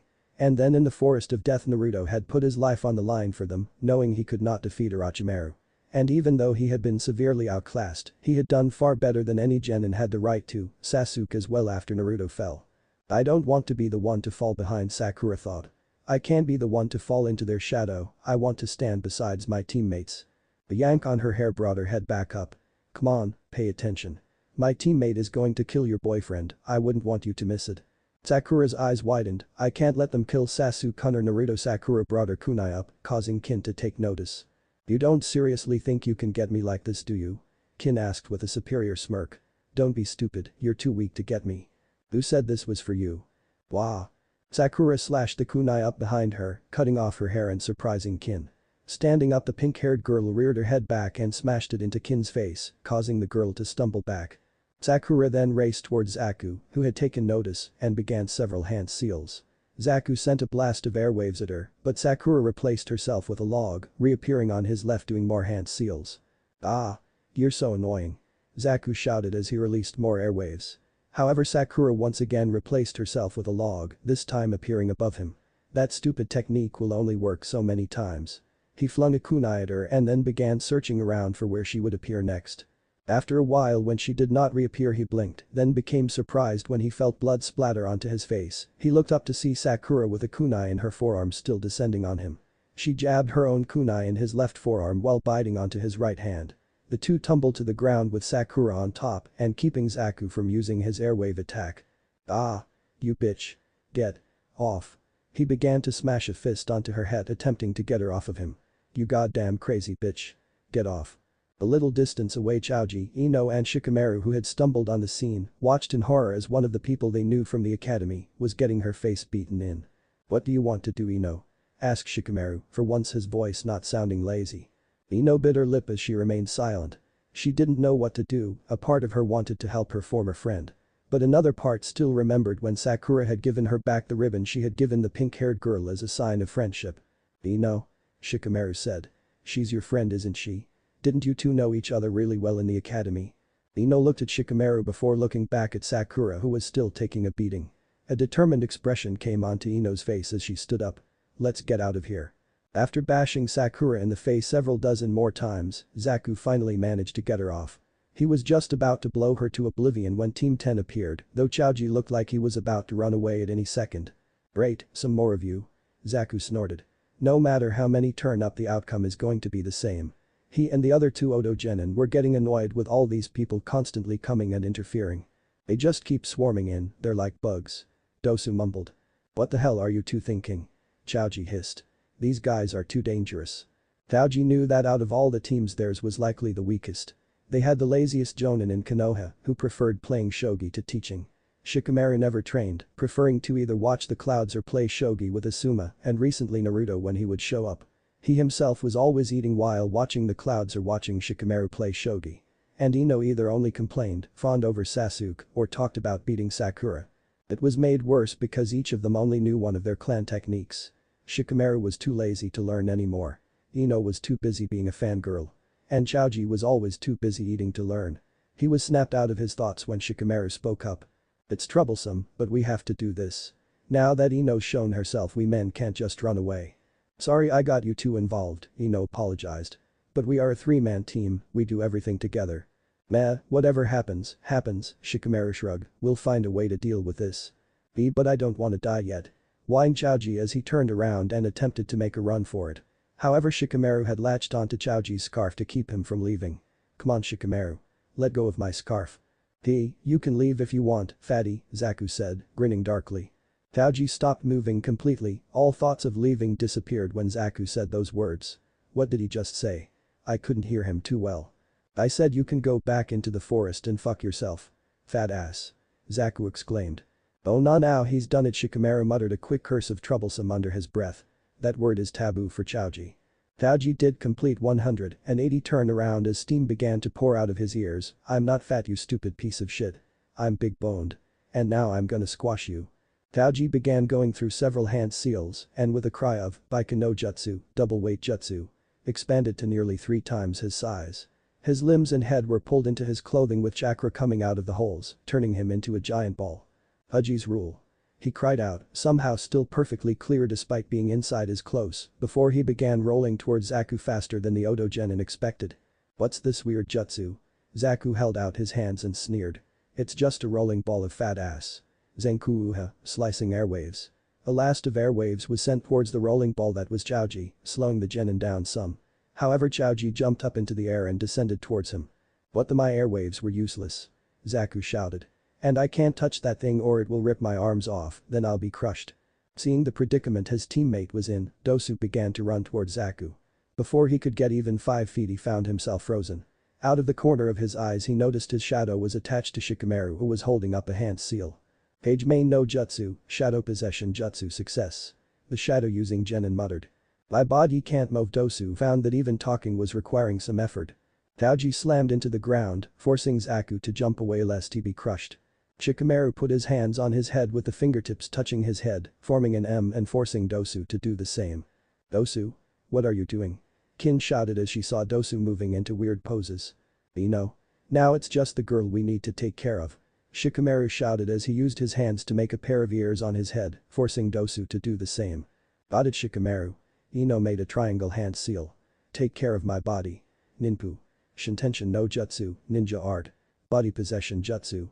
Ino's body swayed a bit before Shikamaru caught her. A little ways away Choji's jutsu had worn off and said Genin had swirls in his eyes. Ooh oh wow. Everything's spinning. It's over now. The now possessed Kin shouted as she pulled out a kunai. If you guys move an inch I will kill this girl. When I can't sense your chakra anymore I'll let her go. If you don't want it to end here I suggest you leave your scroll and get out of here. Both Dosu and Zaku just looked at her, confusing the Konoha ninja. Much to their shock Zaku held up a hand towards her and blasted Kinino with an airwave, sending the girl flying back. The possessed girl hit the tree behind her, making her yelp in pain and cough up blood. Because of the effects of the jutsu blood also started coming out of Ino's mouth. Ino. Shikamaru yelled in worry. Esagaisti don't even care if they hurt their comrade Ino said from Kin's body as she lay on the ground. I think you guys are confused about us, Zaku said darkly. Our goals are not the stupid scrolls nor to safely complete this exam. Dosu said, we're simply here to kill Sasuke. The genin who had not known that felt their eyes widen in surprise. Damn it. This jutsu's gonna end soon. Shikamaru grit his teeth in frustration at the troublesome situation he found himself in. It looks like that girl's jutsu allows her spirit to enter the body of another. Dosu smirked under his bandages, however if her bleeding is any indication she receives any damage done to the body she enters. That means that killing Kin will also kill that girl. Just as Dosu prepared to kill Kin another voice spoke up from above the rest of the genin. I can't take this anymore. Everyone looked up to see Niji and Tenten on a branch several meters above them. Niji scowled as he crossed his arms, some minor Odo ninja fighting against these second-rate ninja and declaring it a victory. He scoffed, how pathetic. They keep coming out like cockroaches, Dosu mumbled. Lee Tenten muttered as she saw her teammate. She turned her gaze to look out across the battlefield and her eyes widened when she saw Naruto unconscious. Naruto. Niji looked at her before looked back at the battle, more specifically 3 Odo genin, the kid with the bowl cut is our teammate. It looks like you went a little overboard with him. So what if we did? What are you going to do about it? Zaku gave the Hyuga a defiant glare. Niji opened his mouth for a moment before he smirked and deactivated his Byakugan, I don't have to do anything. Everyone wondered what he meant with that statement, but it soon became clear when a vile and evil chakra descended onto the clearing. Turning everyone saw Sasuke who was getting to his feet with purple chakra whipping around him violently. Standing up he looked himself over as he activated his Sharingan. Sasuke-kun Sakura mumbled in shock, shivering at the violating feel the purple chakra gave off. Sasuke turned to look at her and frowned, Sakura, who did this to you? With everyone's attention on Sasuke, no one took notice of Naruto as the seal on his neck hissed and steamed before dissolving, as if it had never existed. Naruto stifled a small groan as he woke up. Cracking his eyes open the whiskered blonde found himself staring at an unfamiliar ceiling. He looked to his left, then his right and took note of the room he was in. The room was fairly lavish as far as he could see, with deep red walls and intricate patterns that Naruto could recognize as seals lining them. On his left-hand side Naruto saw a door that also had seals running along it and on the right was a nightstand and a mirror made from some kind of rich wood with beautiful inlaid golden patterns running along it. As he continued looking around a voice spoke up from the foot of the bed, you know, I was wondering when you would wake up. Naruto shot upright from the bed and found himself staring at what he could only describe as a goddess. She had caramel-colored skin several shades lighter than some of the citizens found in Kumo. High cheekbones gave her a regal look, yet at the same time they were softer than the more rigid and cold look most nobility seemed to possess. A small button nose fit her face perfectly, along with her thin yet full red lips and a startling pair of ruby red eyes. Her hair was a dark red that trailed down to her lower back, with 2 bangs framing her face. Her body likewise spoke of absolute perfection. She was wearing a dark crimson kimono that hugged her frame to reveal a perfect hergless figure and had slits running along the side of her legs up to mid-thigh that revealed perfectly smooth-looking skin. The front of her kimono also had a V cut to it, revealing a generous amount of her cleavage, which seemed to fit her slender frame perfectly. Naruto could not help the small blush that spread across his cheeks as he stared at the enchanting woman, something said woman noticed. She gave the young man a smirk, you know, you're very lucky that I have not castrated you yet. I very rarely allow people to view me in this form. Her soft alto voice was like honey being poured into Naruto's ears and made him blush even more, it was then she realized what she had said. In this form? Questioned Naruto as he tilted his head to the side. What did she mean by this form? Did she have a different form? Who was she? These questions ran through his mind before his eyes caught sight of something that his previously enamored self had missed. Those being the 9 swishing red fox tails behind her and the 2 red fox ears that were situated on top of her head. He narrowed his eyes, you're the Kyuubi? It sounded like a question, however they both knew it was more of a statement than anything. Kyuubi smirked, I'm impressed, you got it right in one. That was quite the observation. She said in a small mocking tone, of course, the added appendages should have made it obvious. Naruto stared at the woman for a long time as he tried to get a rein over his emotions. Right now there were many he was currently feeling, anger at being near the creature who had destroyed his life, and confusion about why he was here and at seeing Kyuubi as a female, rather than a giant fox being, to name a few. As the moment ended, Naruto shunted his anger to the side for a moment. It would not do for him to say something that he would regret. You know, I never would have imagined that the great Kyuubi no Kitsune was a female. Well, just because he was trying not to say something he would regret did not mean his mouth would always agree with him. I hope you plan on explaining what you mean by that comment. Kyuubi narrowed her eyes at him. I don't often take very well to insults. To add more impact to her threat, she unleashed a small portion of her yaki, along with the bloodlust and killing intent that came with it. Naruto paled as he felt the power she was radiating and realized that what he had said might not have been his smartest statement. He immediately made too elaborate. What I meant was that I had not realized a Biju had genders. I thought you were all just a massive chakra. He cursed to himself as he heard the slight stutter in his voice. It was made even worse when a small smirk came to Kyuubi's lips, telling him she had noticed it too. Kyuubi reigned in her power a moment later as she regarded the blonde before speaking. I suppose I cannot blame you for that common misconception. None of the Biju were born with genders, even I myself did not have one to start off with. The vixen gestured to her body as she continued, this body, what you see before you, is a creation of my own making. I made this sometime near the beginning of my life, so I would not have to deal with all of the troublesome humans that would try to attack me when I traveled. She paused for a moment before smirking. It was also a good way to live a more luxurious life, one that was more befitting for a being like me. Naruto narrowed his eyes, what do you mean? Kyuubi looked at Naruto with a smirk before shrugging her shoulders, I suppose I could tell you. You should be suitably honored as you will be the first and most likely only person to ever know this. When I originally created this form, it was simply so I could move without the hassle of having to deal with some stupid humans that may try to gain my power, as I stated earlier. However, I soon learned of another benefit that came with this form. Men tended to lust after me. When Naruto raised an eyebrow, Kyuubi decided to elaborate. I noticed it during the first time I visited a human settlement. Men would tend to stare at me as I passed.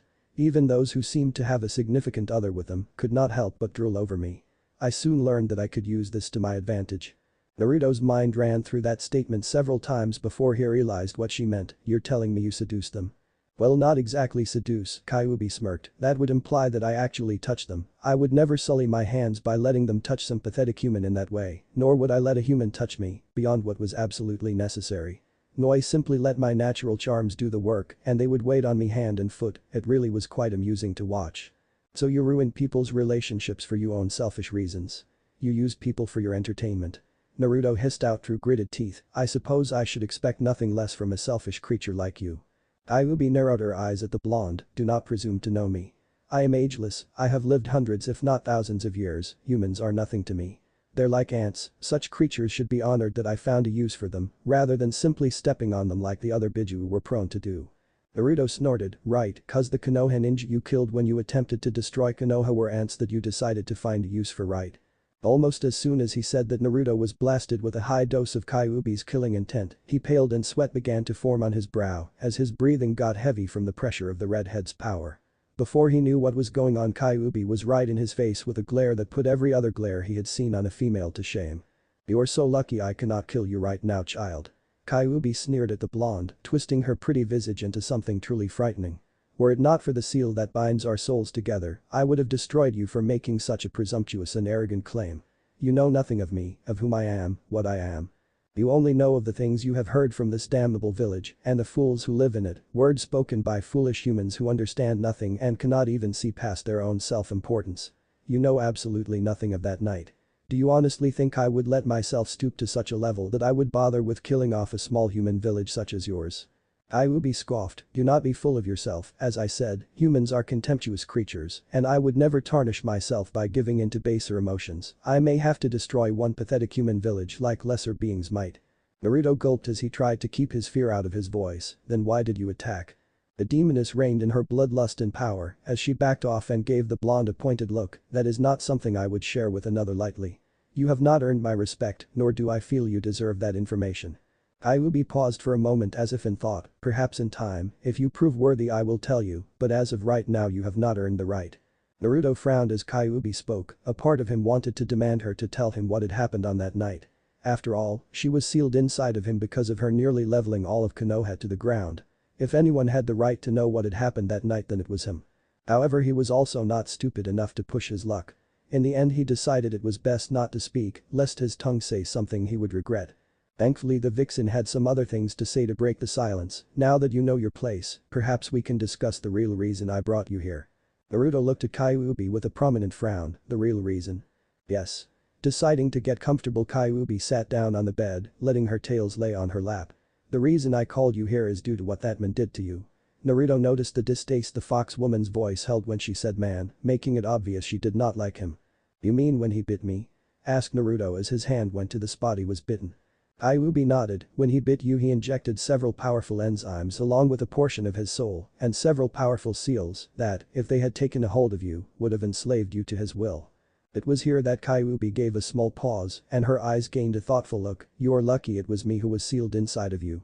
Had it been any of the other Biju, they would not have been able to contain the power of the seal like I had. Naruto frowned, but you didn't contain it. I had to face an evil version of myself with the power from that damned seal. And yet it did not extend beyond that, did it? Kyuubi said, making the spiky-headed blonde concede the point. I was able to use my Yaki to contain it, which in turn allowed you to drive it out by combating your other half. I see. Naruto looked at his lap and thought for a second. Bringing his head up again, he looked at Kyuubi. I suppose you want some kind of thank you. Kyuubi gave him a mocking smile. Well, a thank you would certainly be warranted in this instance, but I did not do it just for you. The redhead frowned. Had I not used my power, you would be enslaved to the power of the cursed seal. I will not have my vessel being used by some foolish man with delusions of grandeur. Naruto raised an eyebrow at the statement and the possessiveness her voice held when she said my. It was obvious to him that she did not particularly care for him, if she even did at all. Yet she had protected him from Orochimaru's seal. A part of him wondered why she had done such a thing. His tenant noticed his questioning look and decided that further explanations were needed. As you are my vessel, that means you represent me in a way. I have no way of escaping here, so I have to rely on you to make sure my name does not get sullied. Being used by a madman who desires the untouchable would ruin not only my reputation, but also make it harder for me to have any influence over your decisions. So you wish to control me? Asked Naruto with narrowed eyes. Kyuubi scoffed, of course I wish to control you, though you do not need to worry. With this, the redhead pointed to the choker on her neck. I cannot control you in any way. Naruto took a closer look at the choker she was wearing and noticed it had the same seal that he had noticed running along the walls. It took him a moment to realize they were the exact same seal as the one on his stomach. I see. This seal is what keeps you here. Yes, Kyuubi answered stiffly. The whisker-marked blonde was silent for a moment. I get the feeling you did not bring me here just to tell me about what that man did to me. Very good, Kyuubi said with a smirk, you are right. I called you here to tell you of the consequences that this event has had on you. She frowned as she went into her explanation. When he placed that seal on you, I was forced to divert a lot of my Yaki to keep you alive and the seal from spreading. More than half, to be honest. The enzymes were much stronger than I would have expected. However, due to the enzymes that had entered your body and my Yaki being used to keep them at bay, your body has been changed would be the best way to put it. Naruto stiffened as he looked at Kyuubi. What do you mean changed? I mean you are no longer human, she said in a blunt tone. The complete overdose of my Yaki, along with the enzymes invading your body, has turned you into something other than human. I believe the closest term I can call you is Hanyu. Your body, while still at least half human, has been changed to match that of a demon. Kyuubi noticed the pale look on Naruto's face and smirked a little. You are now half demon, half human, a hybrid between the two if you will. Naruto felt his whole world sink with that knowledge. He was now exactly what the villagers always said he was, a demon. It did not matter if he was only half demon, the fact that he had somehow changed into even part of a demon was enough to send his whole world spiraling out of control. So the villagers were right, Naruto mumbled as tears stung his eyes. I am a demon. Kyuubi watched the various emotions play upon the young man's face, and when tears started forming in his eyes, she could not help but scoff. Do not be such a baby. When Naruto turned to glare on her, she just glared right back. And do not think I will stand for you glaring at me either. You are not even my equal, much less my better, so you have no right to glare at me. No right. No right. Naruto shouted, this is all your fault. I'm not even human anymore because of you. How can I ever hope to gain acceptance? Everyone I know will hate me now. You should be thanking me, Kyuubi said in a calm voice, surprisingly not mad at his outburst. He may not be fully human anymore, but she knew enough about psychology that he would get angry at learning something like this. And while a part of her just wanted to taunt him and send him even further into despair, she could not afford to do that. Her survival now depended on his survival, and she needed him to be strong. While it was not the most ideal solution, it was the only thing that would have worked to keep you from becoming enslaved to that man, Kyuubi explained calmly. If I had another option I would have used it, but I didn't, nor did I know of this outcome. And trust me, if I had known you would become a Hanyu I would have never done this. Naruto took several deep breaths as he tried to bring his emotions back under control. It was rather difficult with this new knowledge, but he had long since mastered the art of hiding his emotions. When he felt sufficiently calm he turned a gaze on Kyuubi. How could you not have known I would not turn into this? And why would you have found another solution if you had known what would happen? I am not all-knowing, Kyuubi said, sighing a bit as she admitted to having faults. She did not like informing someone of this, but it was necessary to build some form of trust between them, which had now become imperative. As powerful as I am, as intelligent as I am, even I do not know everything. This was just one of those things that I could not have foreseen. There was a prominent pause as Kyuubi gathered her thoughts. As for why I would have selected a different option to save you had there been one, she paused again before grimacing. Now that you are a Hanyu there are several problems that have arisen that. Kyuubi paused again as her eyes glazed over. Naruto saw this and was about to ask why she had stopped when the fox woman beat him to it. We will have to continue this discussion some other time, it seems your friends are in danger. Naruto's eyes widened as he jumped out of bed, in danger. Damn it. I have to get out of here. He looked at Kyuubi as he realized something. How do I get out of here? Kyuubi sighed as she answered, just close your eyes and think yourself out, same for coming back only in reverse. The blonde looked at Kyuubi for a second before nodding. He closed his eyes, and Kyuubi watched as Naruto faded out. She stared at the spot he had left for a few moments before. You know I'm surprised you did not reveal yourself. Are you afraid of what he will think when he finds you? She spoke to what seemed like thin air, or is it that you are afraid of facing me? For a moment there was no sound. After a few seconds a feminine voice spoke up, do not think I fear you Kyuubi. You know as well as I that there is nothing you can do to me. Kyuubi's lips thinned, but she could not think of a suitable comeback. Instead she said, whatever, you should just consider yourself lucky that I have agreed to protect that child. My survival now depends on it. We both know that if it became necessary I could have forced you to protect him. Kyuubi snarled, you may be safe for now, but do not think I won't find a way to make you suffer for your insolence. Rather than get frightened the voice merely laughed, we both know there is nothing you can do. But that the voice left, leaving an angry and irritated Kyuubi. Chapter 18. A slightly different Naruto sort of. Sasuke turned to look at her and frowned, Sakura, who did this to you? Sasuke-kun your body, Sakura stammered at seeing the black flame-like pattern on his skin. Looking at himself, Sasuke saw the flame spread out over the left half of his body, he smirked, it's fine. I can feel the power flowing out of my body. I'm feeling pretty good right now. He gave it to me. And I finally understand. I am an avenger. Even if I must make a deal with the devil, I cannot stop my quest to gain power.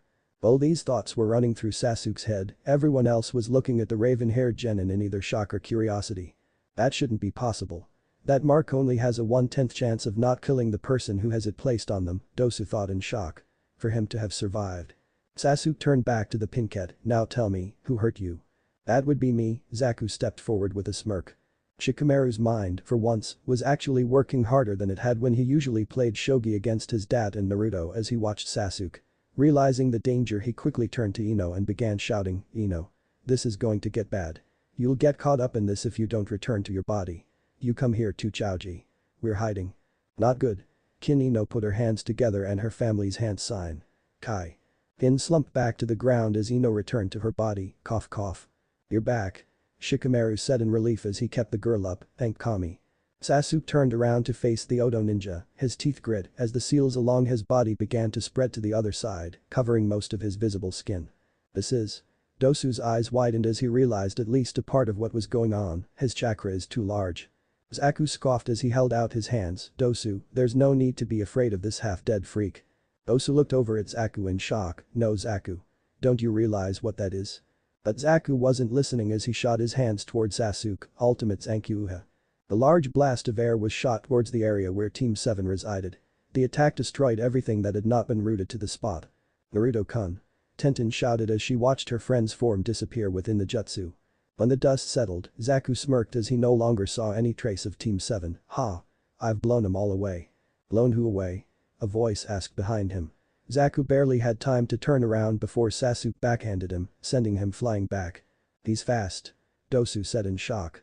His eyes wandered over to the still unconscious blonde and the pink-haired girl. He managed to move so fast while carrying them away. Grinning Sasuke went through several hand seals before sucking in a breath, Kaiten. Housenkan no Jutsu, Fire Release. Mythical Fire Flower Jutsu. 6 decent-sized fireballs were launched towards Zaku. So what? I'll just blast them all away, Zaku thrust out his hands again. Zankyuha. The airwaves blasted into the fireballs, putting them out. However, when they were gone, everyone could see the 6 shuriken that had been hidden in the fire. What? Zaku only had time to put his hands in a crossguard as the shuriken slammed into him. Ahhhhh. Once the shuriken all hit their mark, Zaku looked around to find the Uchiha. He only had a few seconds to look before said Uchiha was behind him, grabbing onto both of his arms and forcing Zaku onto his knees. Sasuke put a foot on the Oto Genin's back and began to pull the arms back. Ino looked at her crush in shock. His chakra is totally different than his time at the academy. What's going on? Zaku tried to move, but was only able to turn his head enough to see Sasuke grinning at him. You must be awfully proud of these arms of yours. I think I'll take them away. Not giving Zaku a chance to reply, Sasuke began to yank on the Genin's arms, while simultaneously pushing his foot further into Zaku's back. Snap. Ahhhhh. Zaku yelled, and everyone else either flinched or blanched at the sickening crack as they heard Zaku's arm snap like a twig. As this was happening, all of the Konoha Genin were watching in horror as Sasuke brutally dealt with his opponent. When Zaku's screams died off, Sasuke let go of him, no longer finding any fun hurting the near comatose shinobi. Sasuke's eye looked over to see Dosu and a smirk made its way to his face. You're the only one left. He began walking over to the now petrified Dosu. I hope you let me have more fun than he did. This isn't Sasuke-kun, Sakura thought to herself in horror. She remembered all of the times she had watched Sasuke while on Team 7. Even she could not deny that the Uchiha was cold. But even then, she knew that this was not Sasuke. She was just about to run up to him and get him to stop when someone else did it for her. Sasuke froze as a hand placed itself on his shoulder. That's enough, team. Sasuke turned with a sneer on his face at the slightly familiar voice, though it was a tad deeper than he remembered. However, the sneer faded and was replaced with a look of shock as he stared at the only somewhat familiar figure. He could easily tell it was Naruto, the 3 whisker marks on each cheek and the blue eyes showed that. However, there were several prominent changes that the blonde had. The first was his hair. It had grown quite significantly, going from the short spikes to longer hair that, while still spiky, now went down to mid-back. A pair of elongated canines could just barely be seen jutting from his upper lip, and his whisker marks looked thicker than they had been. His face was a little bit leaner than it had been. It almost seemed as if the blonde had aged a year or two, as it looked more mature than the chibi-like face he had before. And finally, Naruto seemed to have grown a bit, not much, but the fact that he was now taller than Sasuke himself and almost looked to be the same height as Shikamaru was a significant enough difference that it was noticeable. Dope. Sasuke asked in so much shock his seal reverted to its sealed state. What happened to you? Naruto frowned at his teammate's shocked look. What do you mean what happened to me? Then Naruto turned around to see Sakura and the members of Team 10. He blinked for a minute before grinning. Yo.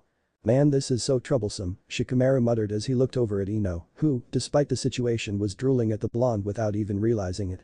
Definitely troublesome. Naruto looked around and frowned when he saw everyone in the clearing staring at him. What the hell are you people staring at?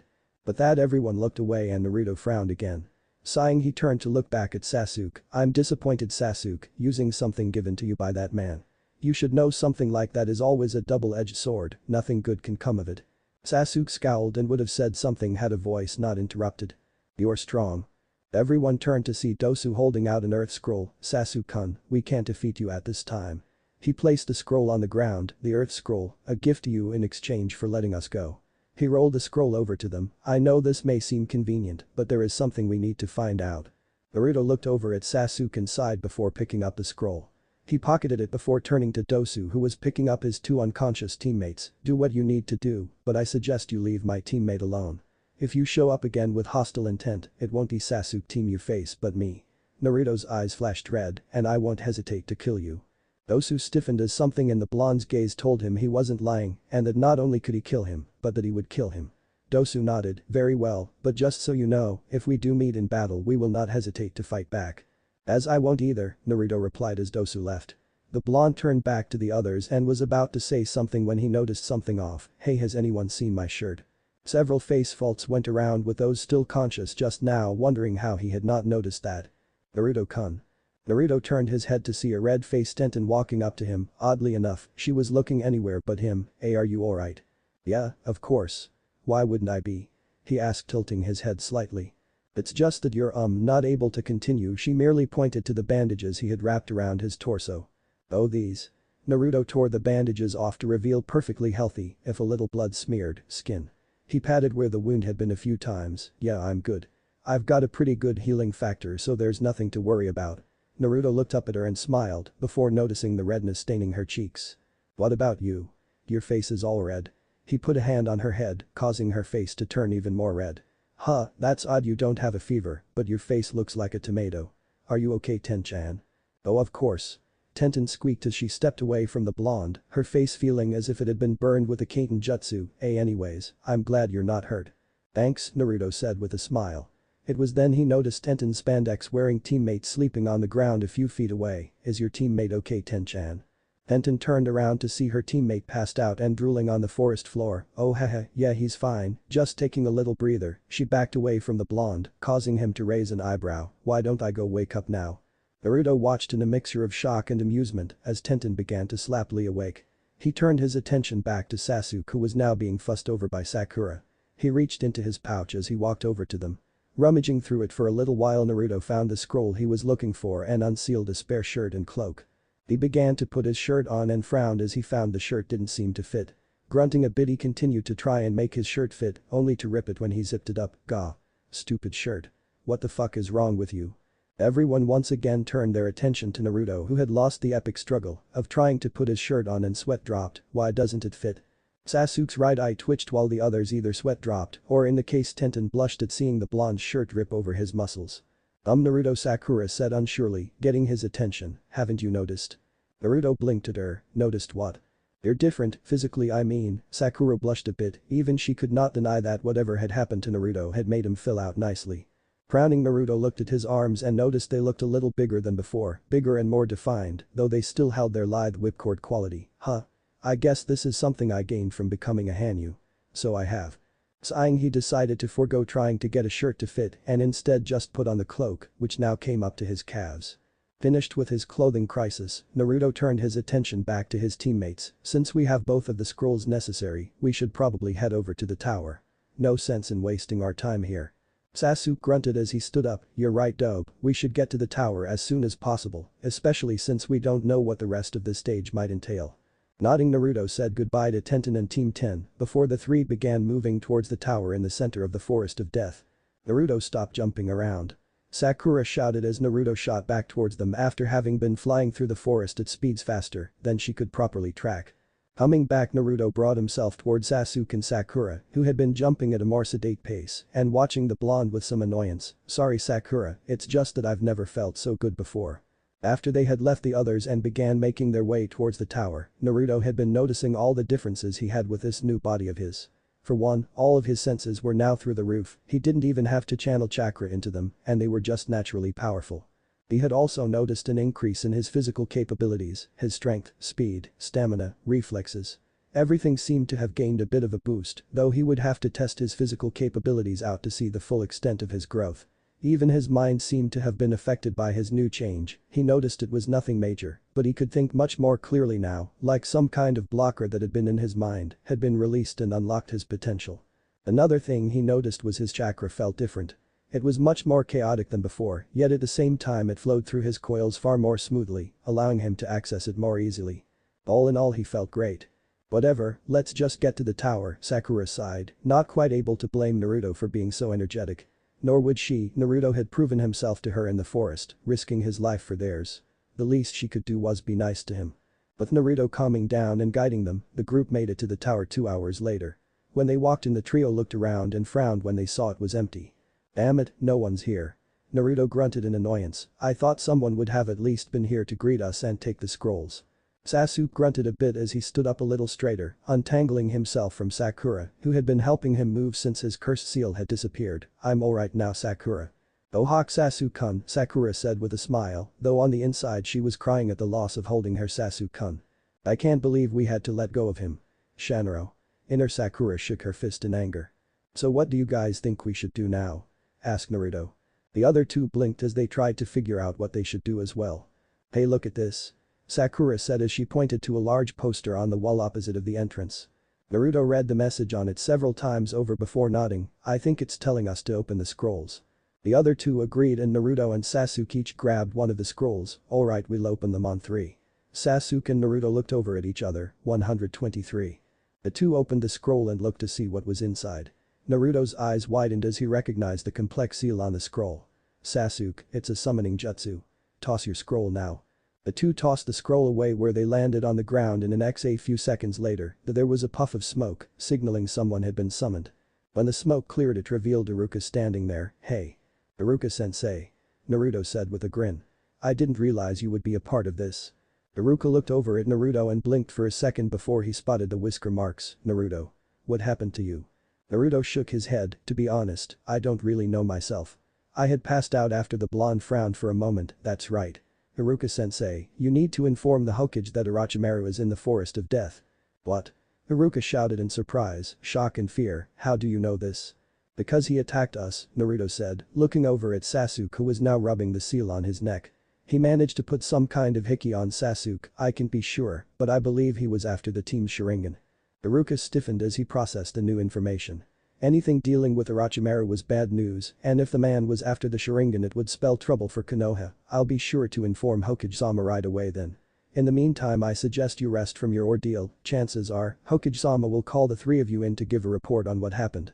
So stay in your room until you're told otherwise. Naruto nodded to Iruka, got it sensei, we'll stay put. Right, Iruka was tempted to say more, to ask Naruto if he was alright, but if Orochimaru had given Sasuke what he thought it was, then the Hokage would need to be informed immediately. He disappeared within a shunshin a moment later. Why did you tell him that dope? Sasuke asked in anger after Iruka left. Because the Hokage needs to be informed of what happened, Naruto replied in a mild voice. We were attacked by Orochimaru of the Sannin, an S-rank traitor of Konoha. Something of this magnitude cannot be kept secret. I'm not talking about that, Sasuke glared at the blonde. I want to know why you told him about the seal. Specifically my seal. He would have found out eventually anyways team, Naruto rolled his eyes at the glare he was receiving. Don't glare at me like that, this is serious. We don't know what kind of effects that seal will have on you. It gives me power, Sasuke said, remembering the feel of power flowing through him, that's all that matters. Naruto's mouth became a thin line as he heard his teammates remark, it also makes you a psychotic killer. Or do you not remember how you nearly killed that Oto Genin for sport? We need to look at it and see what it does besides give power. Remember, Orochimaru obviously wants your Sharingan, do you really think he would give you something that powerful without a cost? Sasuke frowned, the dope did have a point, so what do you suggest? We'll head to our room for now. I want to look at the seal before anyone tries to tamper with it, Naruto said. Depending on what we find, we may need to seal it until we can determine if it's safe to use or not. Hearing that his new power may have to be sealed did not sit well with Sasuke, however Naruto had made a decent point and he would admit the blonde knew more about seals than he did. Fine, let's go get a room and get this over with. Naruto frowned in thought as he stared at the seal on his teammate's neck. The seal was something of an oddity. Naruto could tell it was a decently high-level Fuinjutsu, yet at the same time it was so sloppy the blonde had to wonder what Orochimaru was thinking to put something like this on someone. Well? Asked Sasuke who was sitting in front of Naruto with his shirt off so the blonde could have unhindered access to the seal. It's definitely a fairly high-level seal, Naruto replied as he unsealed his Fuinjutsu equipment. Powerful too. Some of the seals I don't even recognize. However, it's also been made rather poorly. The Hibi team obviously doesn't really care if someone lives or dies from this seal. I can see a few seals that I have knowledge of. You've got a slave seal, which is designed to bend the will of the person using it to whoever created it. The modified pain seal, I think this one is to inflict pain on a person if they decide to use it against a seal against its creator. And another one that I can only recognize a little bit as something that affects the mind. My guess is it's a modified mind slave seal. Normally these are designed to control others by controlling the chemical processes in the brain. This one however looks like it enslaves the user's will to the power of the seal, basically it acts like a drug, the more you use the seal the more you'll crave its use. Naruto cut his thumb and placed his blood in the ink bottle, he began to stir the ink as he thought of what kind of seal he should use to seal this mark. Until either myself or someone better than me can figure out what this seal does, we should keep it under locks.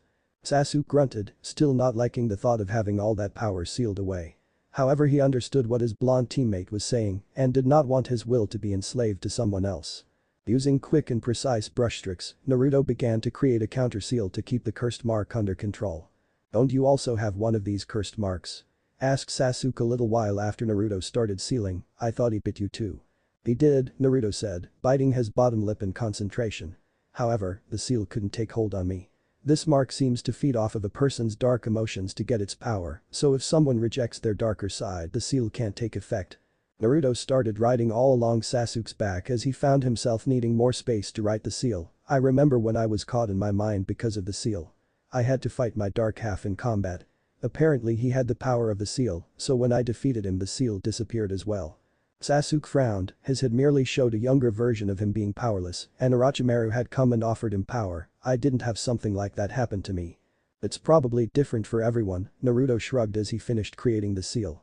Unlike the predecessor for the seal he was using, this one did not require much space due to how Naruto had created the seal. The Fujihoin, which this seal was created from, required the person the seal was being used on to sit within 2 concentric circles. Having realized that it was because most people created an unnecessary amount of formula symbols, Naruto had set about to making something easier, taking away some symbols and adding in other ones to compress the necessary amount of seals needed for the Fuin Jutsu. He checked it over to make sure there were no mistakes and upon finding none went through several hand seals. Daiurusu Fujihoin, dual-layered evil sealing method. He placed a glowing purple hand on the cursed seal and watched as the seals he had created all began to move towards the one on Sasuke's neck. Sasuke grunted and squeezed his eyes shut as his cursed seal flared. It definitely hurt, but thankfully this pain was nowhere near the pain he felt when he had been given the cursed seal. For several seconds Sasuke was forced to bear with the pain until Naruto finished sealing the cursed seal. When it was done the Uchiha heir was left gasping for breath as he felt slightly weakened. "You should get some rest. You're going to feel groggy after having that sealed up," Naruto said as he moved off the bed.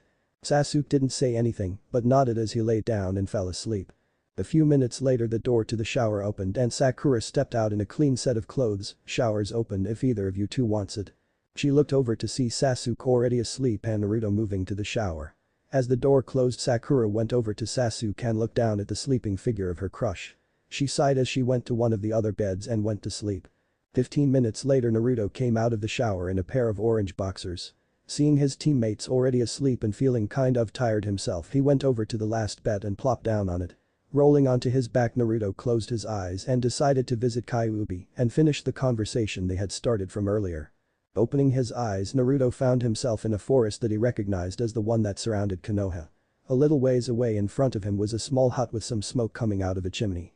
Determining that was where Kyuubi lived the blonde made his way over to it, promising to get some answers from his tenant. When he got in front of the door he paused for a second before deciding that it may be in his best interest not to get on the redhead's bad side and knocked. He heard some shuffling and a small curse when it sounded like someone bumped into something before the door opened and revealed Kyuubi. Kyuubi blinked at him for a moment and for a second Naruto could see surprise in her eyes, though it only lasted for a second. "I did not expect to see you so soon," she said after a while, only for a small grin to form a second later. "Did you miss looking at someone as beautiful as me?" For a moment Naruto blushed in embarrassment, however he soon remembered who or more precisely what this was that was in front of him. Gathering himself he did his best not to scowl at her as he spoke. "Believe me, were it up to me I would not have come back." He smirked for a moment as he noticed her scowl, however, "I believe our conversation last time was interrupted." Kyuubi frowned at the lack of respect in Naruto's tone, but decided to let it slide for the moment. "I suppose it did." "Very well, you may come in." She opened the door a little wider and walked away, forcing the blonde to close the door as he walked in. "You may as well find a spot to sit and get comfortable," Kyuubi said as she took the bed. "This is going to be a long conversation." Naruto frowned as he looked around and eventually found a chair next to the bed on the opposite side of the Amaur. Moving over to it the blonde Konoha shinobi took a seat. "I guess I should start by asking why you would honor me with another visit so soon," Kyuubi said with some sarcasm being spoken when she said honor. Naruto's hackles rose, but upon seeing the smirk on Kyuubi's face, knew she was baiting him. He took a deep breath and blew it out. When he had gained a good handle on his emotions he looked over at the redhead. "As I said before our last conversation was interrupted." So it was Kyuubi trailed off. For a moment Naruto waited for her to begin the explanation she had been about to give him before he was forced to get to his friends. However when none were forthcoming he realized she was waiting for him. This caused him to scowl as he knew it meant she had put one over on him and judging by her smirk, he knew that was what she had intended. Unfortunately for him he needed to know what had happened to his body. "You were about to tell me why you would not have used the method you had to save me if you knew what would have happened." Kyuubi looked at him for a moment and smiled. "I suppose I wash over. I don't really feel like telling you anymore." Naruto grit his teeth but did his best not to let her get to him, and why not? "Because I don't see how I can gain anything from telling you." Kyuubi's smile widened at seeing how her words were pushing him. While she may not be able to kill him, that did not mean she was not going to make him suffer for being her prison. Despite knowing she was being stubborn and refusing to tell him just to get him riled up, Naruto was having a hard time controlling his emotions. Were it not for the fact that he had no desire to feel her power again, he would have lashed out. As it was, it took nearly 5 minutes for him to regain control over himself. We both know that whatever you were going to say is just important to your survival. I doubt you would have been willing to have even gotten started on that topic otherwise. For just a second Naruto saw what looked like respect flicker within the twin red orbs, however it was gone soon after, making the blonde wonder if he had imagined it. Clever deduction, Kyuubi said as she looked at him. I'm impressed you were able to come to that conclusion. She frowned as she began her explanation. You are correct, this is important to my continued survival. Because you are a half-demon, you have gained immortality. What? Naruto choked out in a whisper as his eyes widened. Kyuubi sighed, immortality, I am positive that you have gained immortality. Naruto could not finish the word. Some people may have been pleased to learn that they would never die. A fear of death was always present for most people who lived. However, Naruto had never been one of those people, had never wished for such a thing. Especially now when he had finally found precious people to protect, people who enjoyed being with him. A friend in Tenten, Rock Lee, Anko, the father-daughter duo who owned the raiment stand, Haruka and the Hokage, they were the closest thing he had to family. Being with them had brought life to him, he was happier now that he had several people who genuinely cared for him. However, they would all grow old and eventually die, it was just how things were. Nothing could survive the ravages of time, nothing except for a demon, or in his case a half-demon. He was officially being told that he would never die, that he would be forced to watch everyone he ever loved and ever would love die. Meanwhile, he would live on and be forced to endure the pain of losing those he cared for. Tears once again began gathering in the corner of his eyes, something that Kyuubi picked up on right away. You need to grow up, child. Naruto looked up at Kyuubi to see her looking at him with a harsh glare. I will not have my vessel acting in such a pathetic manner. There is nothing that can be done to turn you back to the way you were, so thinking on it is pointless. She favored Naruto with a condescending smirk. Besides, you should be grateful. It's not often one is gifted with immortality after all. Grateful? Naruto asked in a harsh whisper. Why should I be grateful? What possible reason is there that you believe would make me feel gratitude towards you? Kyuubi's eyes narrowed at the blonde. I would suggest you watch your tongue, boy. Or did you not learn your lesson from yesterday? However, Naruto was too far gone to listen to her. This woman, this creature had just given him a curse that would only cause him more pain, and he, with his mind decidedly clouded right now, he lashed out in the only way he could think of. Kyuubi became surprised when the blonde leapt at her. She had no time to react as he grabbed her by the front of her kimono, picked her up, and bodily slammed her against the wall. Shut up. Naruto ground out as he glared at the still surprised Kyuubi. I have no reason to be thankful for what you've given me. Because of you, I will be forced to watch all the people I care about die. No matter how strong I am, how powerful I grow, how much intelligence I gain. Naruto was cut off as their situation became reversed when Kyuubi spun them around and slammed him into the wall hard enough to leave several cracks within the mindscape. Don't you ever try to touch me without my permission. Kyuubi snarled with absolute rage on her face. If you so much as even think of trying to lay your hands on me, I will make you regret it. Do not think that just because I cannot kill you, that I cannot make you suffer. I will not have someone below my station put their paws on me, and you are far below me. Naruto snarled at her, and Kyuubi became surprised again when she saw Naruto's eyes morph from the blue orbs they had been into a set of amethyst-colored eyes with black slits running down the middle. His whisker marks began to thicken as well, and purple yaki began leaking out of Naruto's body. The power was not only surprising to Kyuubi, but due to the fact that she was still weakened from having used as much power as she had, it was also frightening. The blonde before her currently had more power than she did. In an act of anger, Naruto pushed off the wall and tackled the stunned and frightened Kyuubi to the ground. A gasp escaped the redhead's lips, and she was surprised to feel pain when her back hit the floor. Looking up, she saw Naruto with a fist cocked back, encased in a globe of purple energy, and ready to smash it into her. She closed her eyes and for the first time in her life, she found herself afraid of another being. However, as she waited for the blow, she found herself surprised when it never came. Opening her eyes, Kyuubi looked into Naruto's and was startled to see his fist shaking. She looked from his fist to his face and saw that his teeth were grit in frustration and tears were trickling down his eyes. He looked like he was having some kind of inner battle with himself. As if the surprises she had endured in the last few seconds was not enough, the hand Naruto was holding lost its purple glow, his features returned to normal, and a choked sob escaped him. Finally, the blonde seemed to lose his strength and fell right on top of Kyuubi, where he proceeded to break down, crying right into her chest. Had this happened any other time, Kyuubi probably would have been so royally pissed that Naruto would have likely been beaten so badly that it would have reflected in the real world and he would have required a bedpan. However, the culmination of shock for what had transpired, fear for the power the blonde had emanated, and confusion about why he had not struck her when he had the chance kept Kyuubi from harming him. So instead of doing that, she just lay there and let the whisker-marked blonde cry. After a while, Naruto seemed to get a hold of himself and looked up to see Kyuubi staring at him with wide eyes. "Sorry," he whispered in a hoarse voice before getting off of her and standing up. He held his hand out to Kyuubi, who looked at it wearily for several long seconds before taking it. "I don't understand," she said as she looked at the blonde in complete confusion. "You could have killed me back there." "I know," Naruto whispered. He was unsure how he knew, but somehow he knew that he could have killed Kyuubi right then had he wanted to. And he knew instinctively that unlike her, he was not dependent on her survival, not anymore since he had his own Yaki and no longer needed hers. "Why didn't you?" asked Kyuubi as she tried to get a good look in his eyes, not that it did any good since his eyes were covered in shadow. Naruto shook his head. "I don't know, we guess I just couldn't do it. Even though you ruined my life too, guess I just couldn't bring myself to do it." Kyuubi looked at Naruto for a long time, studying the blonde as if he were some kind of puzzle. After several minutes of searching for something she could not seem to find, she spoke, "Thank you." She had to forcibly make the words come out of her. Never before had she ever thanked another being for anything. Doing such a thing was beneath her. To Kyuubi it should be others who thanked her for not ending their miserable existence. But right now the blonde before her was currently more powerful than she was. Not only that, but she had felt what little power she did have being drained by the seal when he had gotten angry. Until she could figure out what that meant, the vixen decided it would be wise not to anger Naruto. Naruto looked at her for a moment before nodding, not really trusting his voice for the moment. It was silent after that as the two tried their best to look anywhere but at each other. That silence soon began to stretch, and it was surprisingly Kyuubi who became uncomfortable with it. "Look to no, we didn't really get off on the right foot." Kyuubi frowned for a moment as she tried to find the right words for what she wanted to say. It was not easy for one such as her, one who had never really tried to get along with others. However, she knew what needed to be done in order to ensure her continued existence, and like it or not, this boy was the key. "I know we got off on the wrong foot, and I know you don't like what's happened to you." Naruto's snort interrupted her. "That's a very mild way of putting it. You've essentially told me that I'm going to live forever. That means that I will be forced to watch as all of the people I've grown close to die.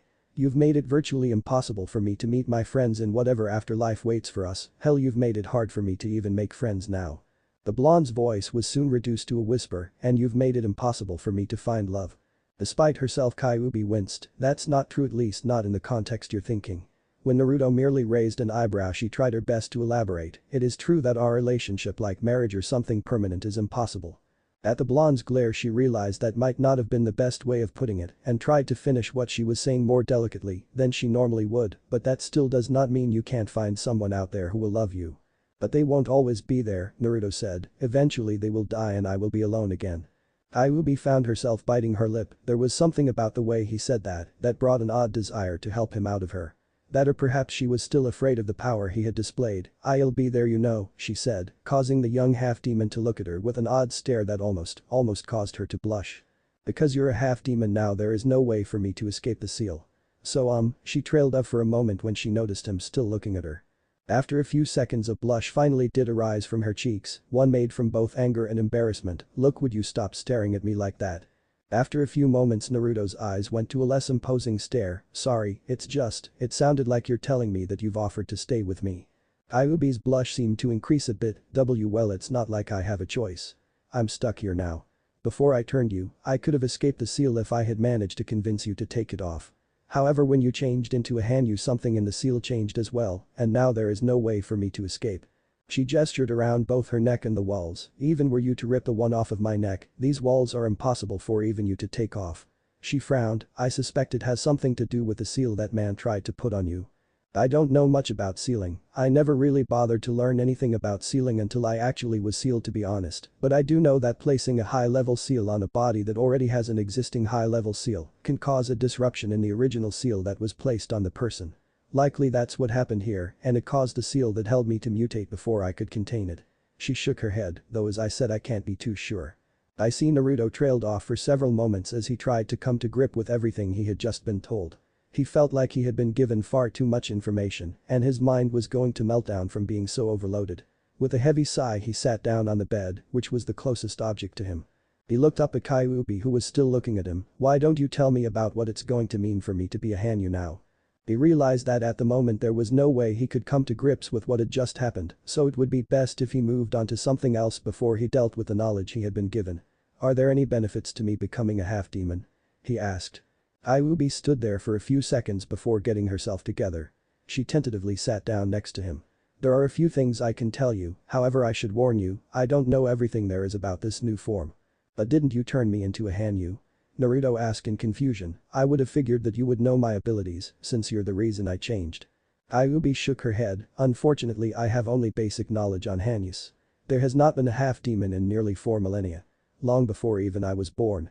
The only reason I was even able to figure out what you were was because of a tome I had once read that spoke of a Hanyu who had been a cross between a powerful Inu, dog, demon and a human. And even then, this is different." "How so?" "Because you started off human," Kyuubi said with a shrug. "You were not bred between a demon and a human, but created because of an overdose of my Yauki. Normally such a thing would have killed you, but because the seal that keeps me here is constantly channeling my Yauki through you, it had changed you to that of a Hanyu instead." Kyuubi paused for a moment before continuing. "It may also have something to do with your chakra."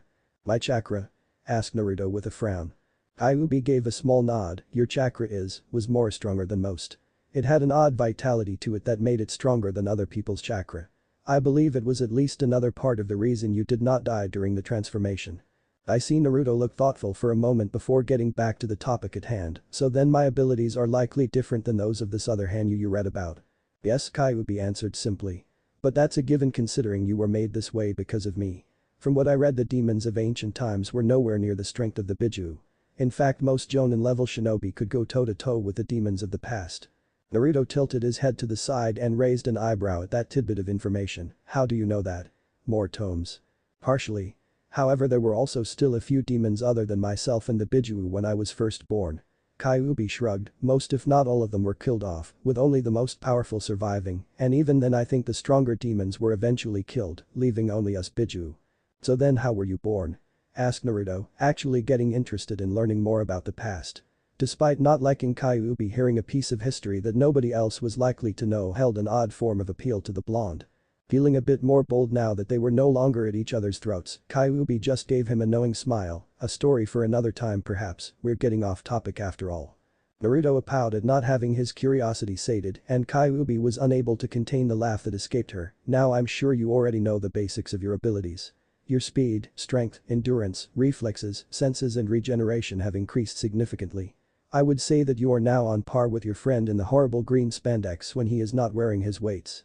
Your mind is also able to process information at a faster rate, even though you still act like an idiot sometimes." It took Naruto several seconds to realize she was trying to make a joke, and when he did, the blonde decided that since she seemed to be trying to get along, that he would also extend an olive branch.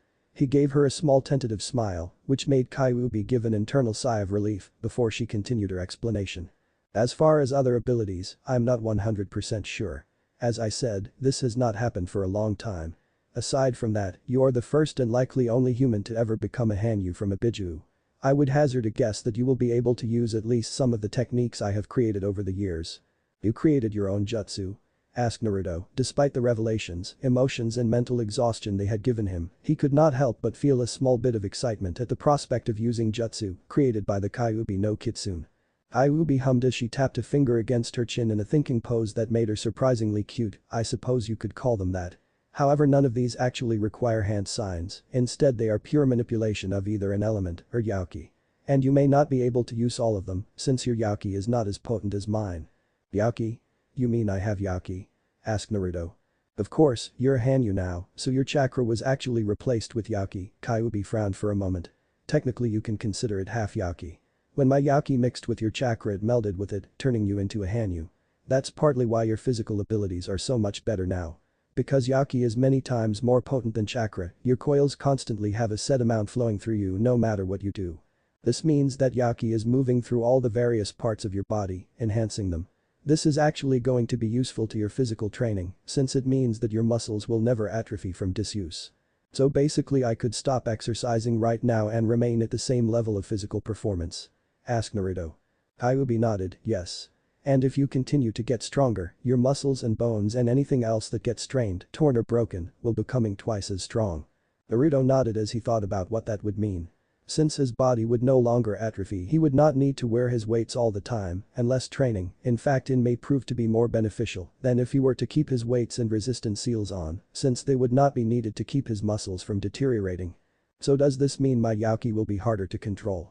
Asked Naruto as he decided to get back on track. Kyuubi gave Naruto a grin as she shook her head. On the contrary, because your coils expanded and your Yauki flows much more smoothly than your chakra did, it will be easier to control. Your only real issue will be some of the less powerful human techniques. Because Yauki is many times more potent and chaotic, you will need to use nearly 3 times less Yauki than you did chakra. But I know several advanced exercises that I created to help you control your Yauki. Naruto nodded as he gave Kyuubi a smile, so does this mean you're going to help me with my training? Kyuubi smirked, I suppose I could, but you'll have to listen to everything I say when I say. And if you fail to do so, I'll cut off the circulation to one of your limbs, and trust me, you won't like the one I pick. Naruto frowned, but before he could respond to that threat a new voice interrupted him. "Huh, Naruto? What the hell?" asked Naruto. "Oh, sounds like someone's calling you from the outside world," Kyuubi commented. Naruto frowned, then I guess I have to go. He looked over at Kyuubi. "I'll see you later I guess. Actually if you want to talk to me, just think what you're going to say, and I'll be able to hear and answer you," Kyuubi said, getting a nod from Naruto as he faded out of the seal. Kyuubi stared at the spot Naruto had been sitting, thinking hard on what had just happened. The conversation had turned out to be nothing like what she had expected. The way Naruto had surprised her when he slammed her into the wall, and again when he had called upon that power. While his Yauki was nowhere near as strong as I am at full power, it was still far more powerful than I had expected. She was unsure what to make of it. The power he had unleashed was both unexpected and unwelcome. Mainly because she did not know what it meant. That energy had just seemed burst out of him in an uncontrolled manner. If anything it seemed like a hidden well of energy, she thought to herself, this new development bears further investigation. "Naruto. Wake up Naruto." Sakura yelled as she shook the blonde viciously. Sasuke and the Anbu who had come to get them sweat dropped at how violent the girl was acting. "Nah." Naruto blinked, his eyes open to see Sakura over him. "What the hell do you want? Can't you see I'm trying to sleep?" Sakura huffed, "Hokage-sama wants to see us. So get off your lazy ass and come on." Fine, Naruto yawned as he got out of bed. As soon as he did he heard a squeak and turned to see a red-faced Sakura. He put some clothes on Baka. She shouted as she turned around and attempted to hold in her nosebleed. Naruto grinned, you may want to keep any fantasies with me in them out of your head, Sakura-chan. After all, what would Sasuke-kun think if you started falling for another man? Shut up." Sakura squeaked as Naruto laughed and put on a pair of pants and his cloak. "Sai, looks like I'm going to need a change of pants too, these no longer fit either." Naruto shrugged the thought off for now. He looked over at the Anbu who was standing in the doorway, he had the distinct impression the person was staring at him. "Lead the way, Anbu-san." This seemed to snap the Anbu out of his or her stupor. "Right, follow me," a distinctly female voice said. The members of Team 7 all stood up and followed the Anbu out of the room. Sarutobi looked at the door as it opened and the members of Team 7 walked in. He immediately put a smile on his face, pleased to see that they seemed relatively unharmed. "Naruto-kun, Sasuke-kun, Sakura-chan, it is good to see you three. I trust you are doing well." He looked at Naruto in surprise. "Naruto. What happened to you? Why does everyone always ask me that?" Naruto said in an annoyed tone, "First Sasuke team, then Iruka-sensei and now you." "Well, it's just that you look so different," Sarutobi defended himself. "Didn't Iruka-sensei tell you about my changes?" Sarutobi shook his head, I believe he was more concerned by the fact that 3 genin went up against an S-rank criminal. "Whatever, it's cool," Naruto shrugged. "As for the changes I honestly don't know. One minute I'm up against that pedo Hibi team and the next I'm like this. Not that I'm complaining because I gotta admit, I'm really liking this new look. Anyways, I guess you called us to talk about your pedophile of a student." Sarutobi chuckled as his surrogate grandson nonchalant attitude, though he was a tad worried. "I suppose if you don't know we'll just as to see if we can figure out what happened later. However, as you seem to have guessed I called you here to discuss what I heard from Iruka as well as Anko in the Forest of Death." Anko faced Orochimaru. Naruto said in shock, "Is she okay? Orochimaru didn't hurt her, did he? Where is?" "Calm down Naruto-kun," Sarutobi said, watching as the blonde took several deep breaths. "Anko is perfectly fine. She had a few minor injuries but nothing serious. It seems Orochimaru does not want to start any trouble." Naruto snorted, "If that were the case I doubt he would have attacked our team." "Perhaps, but from what I understand he had a specific purpose for doing that," Sarutobi said. "Perhaps you three can elaborate on what happened from your perspective." The 3 genin looked at each other, nodding before they began to corroborate their story. telling Sarutobi what happened to them from after the group had been separated by a Futon jutsu. Several times in throughout the brief, the old Hokage felt like he was going to have a heart attack, especially when he was told of Naruto basically sacrificing himself for his teammates, though a part of him could also not help but feel pride at Naruto's willingness to sacrifice himself for his teammates. At the end of the report he frowned, "So you're telling me that both of you received the curse seal?" "Hi, that sounds right," Naruto replied. "And yours is no longer there?" Naruto sighed before showing either side of his neck where the cursed seal would be, but there was nothing there. "I managed to beat the Hibi team's power back, I suppose that just goes to show how truly awesome I am." His teammate snorted while Sarutobi chuckled, "I see, well that is good to hear. Now Sasuke, anything Orochimaru gives is extremely dangerous, so I am afraid we will have to seal it."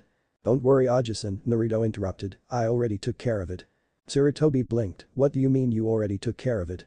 "I mean I sealed it up," Naruto answered as if it should have been obvious. "Show me," the aging Hokage ordered.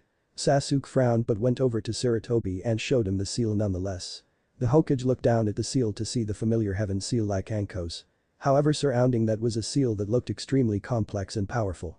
"What kind of seal is this?" "It's a modified version of the Fujihoin, evil sealing method, it's essentially a double-layered version of that," Naruto answered. At Sarutobi's inquiring look he continued. "As you know, the Fujihoin is a seal that ties the user's will to its ability to seal whatever you're trying to seal away." At Sarutobi's nod Naruto continued, "What I did was dual layer it so that rather than just being tied to Sasuke's will, it's also tied to my will. Meaning that even if Sasuke tried to use it, it wouldn't work unless I gave permission for it to be used. This also has the added benefit of allowing Sasuke to train harder, since he does not need to worry about keeping the seal in check." Sarutobi stared at the blonde in amazement as he listened to the boy's explanation. To think that in less than 6 months Naruto-kun has come so far in such a vague and difficult skill to learn. "He truly is your son Minato." "That's extremely impressive Naruto-kun," Sarutobi said. "I am actually surprised by how good you have gotten in your sealing." "Haha, thanks Ajisan," Naruto rubbed the back of his head as an embarrassed blush spread across his face. "You know, if you're interested I could have Jiraiya look over a few of your seal designs when he gets into the village," Sarutobi suggested. "You mean Jiraiya, the Jiraiya? Of the Sannin?" asked Naruto in shock. "Yes, the very same, I have recalled him from a mission I sent him on and he should be returning sometime within the next month." Naruto grinned, "That would be awesome." Sarutobi chuckled, "I am glad to know you're pleased. I do have a question though. Can you put that seal on Anko?" Naruto's shoulders slumped a bit at that, "No, because Anko already has a Fujihoin on it I can't. That would have to be removed before I could place this one on her, and if the seal is removed the cursed seal would flare up and destroy her chakra coils, especially since she's never used it before and would be unable to handle the influx of power." "I see." Sarutobi sighed sadly, "I thank you three for giving me your report on what happened. The second stage for the Chunin exams will be ending in 2 days, so I suggest you use that time to rest. In that case I'm going to get some food. I feel like I haven't eaten in weeks." Naruto said as he and the other two left, "I wonder if they have any Ichirakus here." As the door shut Sarutobi looked over to the corner of the room, "What do you think?" There was a shimmer before a man appeared in the corner. He was taller than most people, standing at around 6'5", and had long white spiky hair that went to his mid-back and was held up by a headband that had 2 horns on either side and the kanji for oil on the front. He was wearing a green guy under a red vest and had wooden Jetta sandals, along with a large summoning scroll attached to his back. The man gave thoughtful look as he glanced back at the doorway. "The Gaki is definitely talented, I can tell you that. I'm not even sure Minato could have come up with a seal like that at his age. And this means we won't have to worry about the snake trying to affect the Uchiha's mind, since it would have to go through Naruto. So I'm guessing you would be willing to help him out over the 1-month period?" asked Sarutobi. "I also need you to look at his seal, I fear the Kyuubi may be able to try and influence him. It was able to speak with him during the mission to Nami, I want to make sure that won't happen." Jiraiya frowned before shrugging, "Well, we'll see what happens. So long as it doesn't cut into my research." "Have you no shame Jiraiya-kun?" Sarutobi scolded. "And you're telling me you do?" asked Jiraiya with a grin. "Besides, I only need a little bit more material before I come up with my newest Icha series." "Well, that is quite important," Sarutobi said in agreement. "Still, I think you should help train the boy." "Don't worry old man, I'll help the Gaki along," Jiraiya said. "Now if you'll excuse me, I've got to go do some research." Sarutobi watched as Jiraiya disappeared, sighing he went back to thinking about all the information he had on Orochimaru. "I will need to be careful with my old student around. Just what are you planning Orochimaru?" 2 days later. After the remaining 2 days had passed, everyone who had managed to make it through the forest of death gathered in the center of the tower. As Naruto looked around, he spotted those who had managed to pass the second stage. Aside from his team, the other rookie teams 8 and 10 had managed to pass, along with Team 9. Kabuto's team had also made it. The Suna team had passed, as well as the Kumo team, and, to Naruto's surprise, the Oto team had managed to pass. Behind and on either side of Sarutobi stood Anko and Ibiki, along with all of the Jonin senseis whose teams had made it, along with several other Chunin and Jonin who were here to witness the event. "I can't believe so many people made it," Anko frowned as she scanned the crowd. 24 people managed to pass the second test. "I would have at least thought it would be in the double digits." As she continued watching, she spotted Naruto, who gave her a grin, causing her to grin back. "At least the Gaki made it, now maybe I can get some entertainment." She frowned again.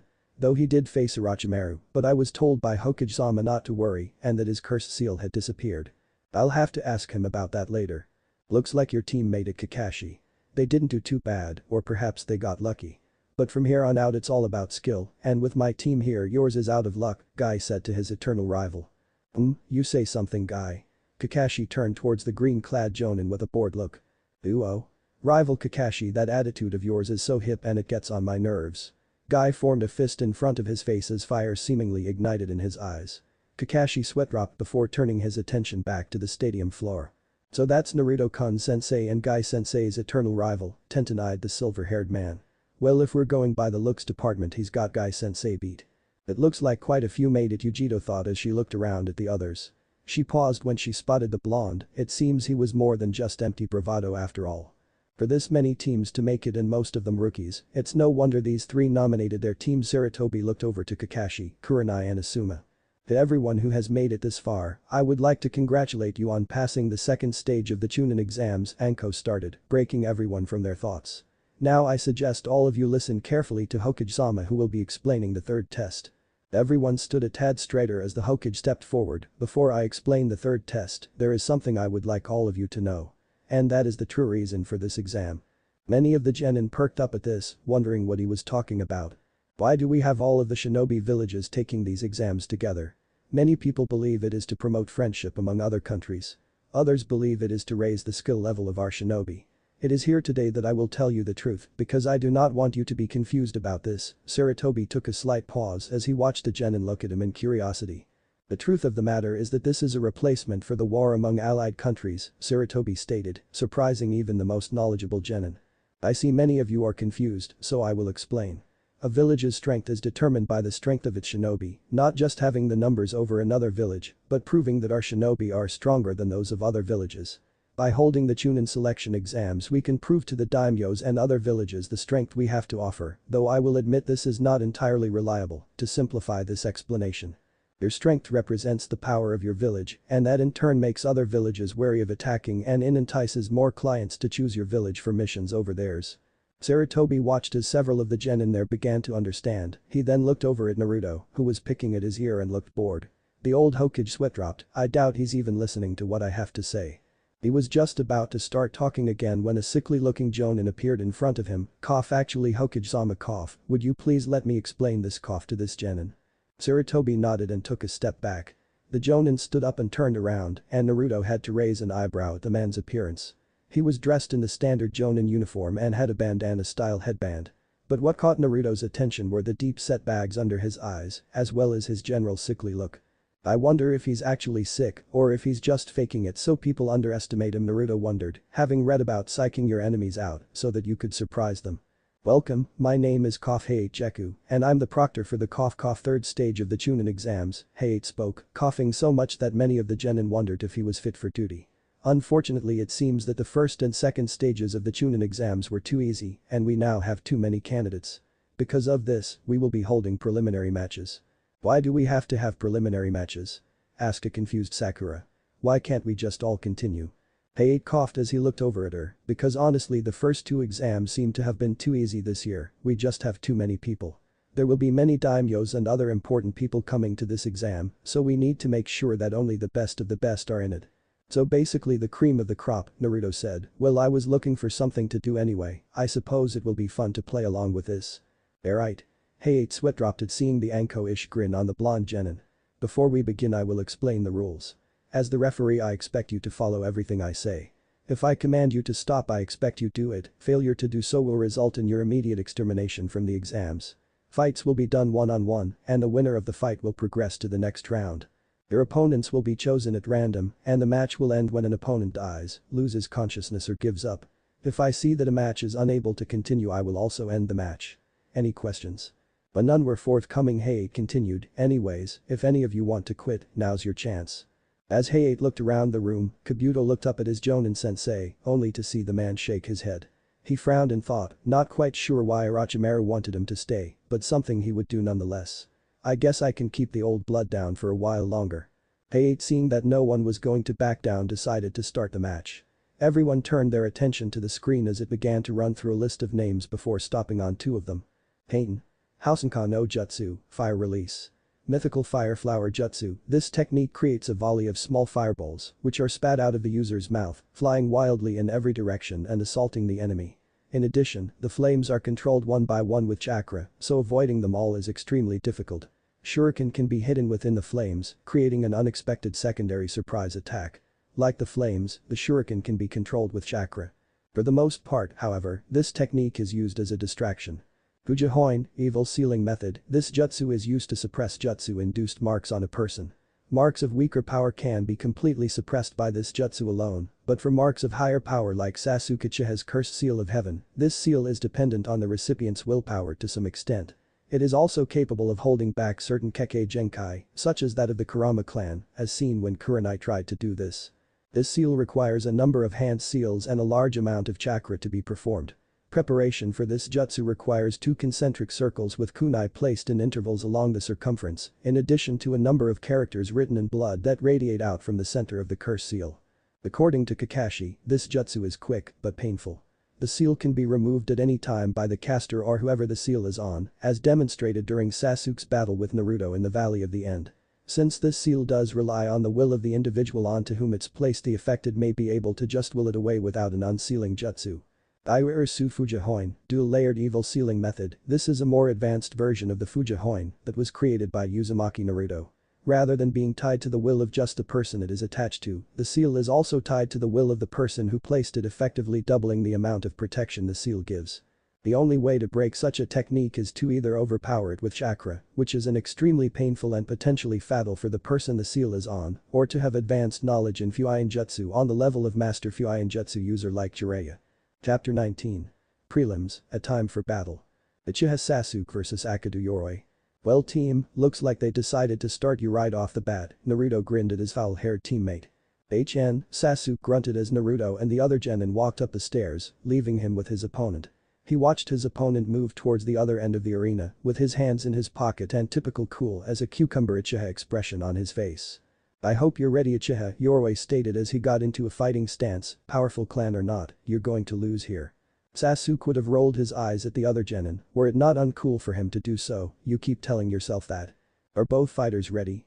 Hayate asked as he received a nod from Mikado and a grunt from Sasuke, Hajime. As soon as the fight started, Yoroi went through several hand seals as he came at Sasuke, his hands began to glow light blue. Sasuke flared his Sharingan as he took his stance, he could see something odd about the glowing hand, but was not sure what it did, so decided to avoid it for the most part. When Yoroi got to Sasuke, he reared his glowing fist back and attempted to strike at the raven-haired Uchiha. However, Sasuke managed to dodge the attack with relative ease, using the time dilation and predicting abilities of his Sharingan to great effect. He pushed his way into his opponent's guard and landed several hits on the man's torso. Yoroi staggered back from the hits, they stung, but were not devastating. He looked up just in time to receive a fairly powerful kick to the face that sent him tumbling to the ground. Yoroi got up and wiped the blood that had come from his now split lip, glaring at the Uchiha survivor. His hand began to glow again and he attempted to strike out at Sasuke. However, the raven-haired genin had the Sharingan available for use thanks to Naruto and thus was able to evade every single attempt Yoroi made.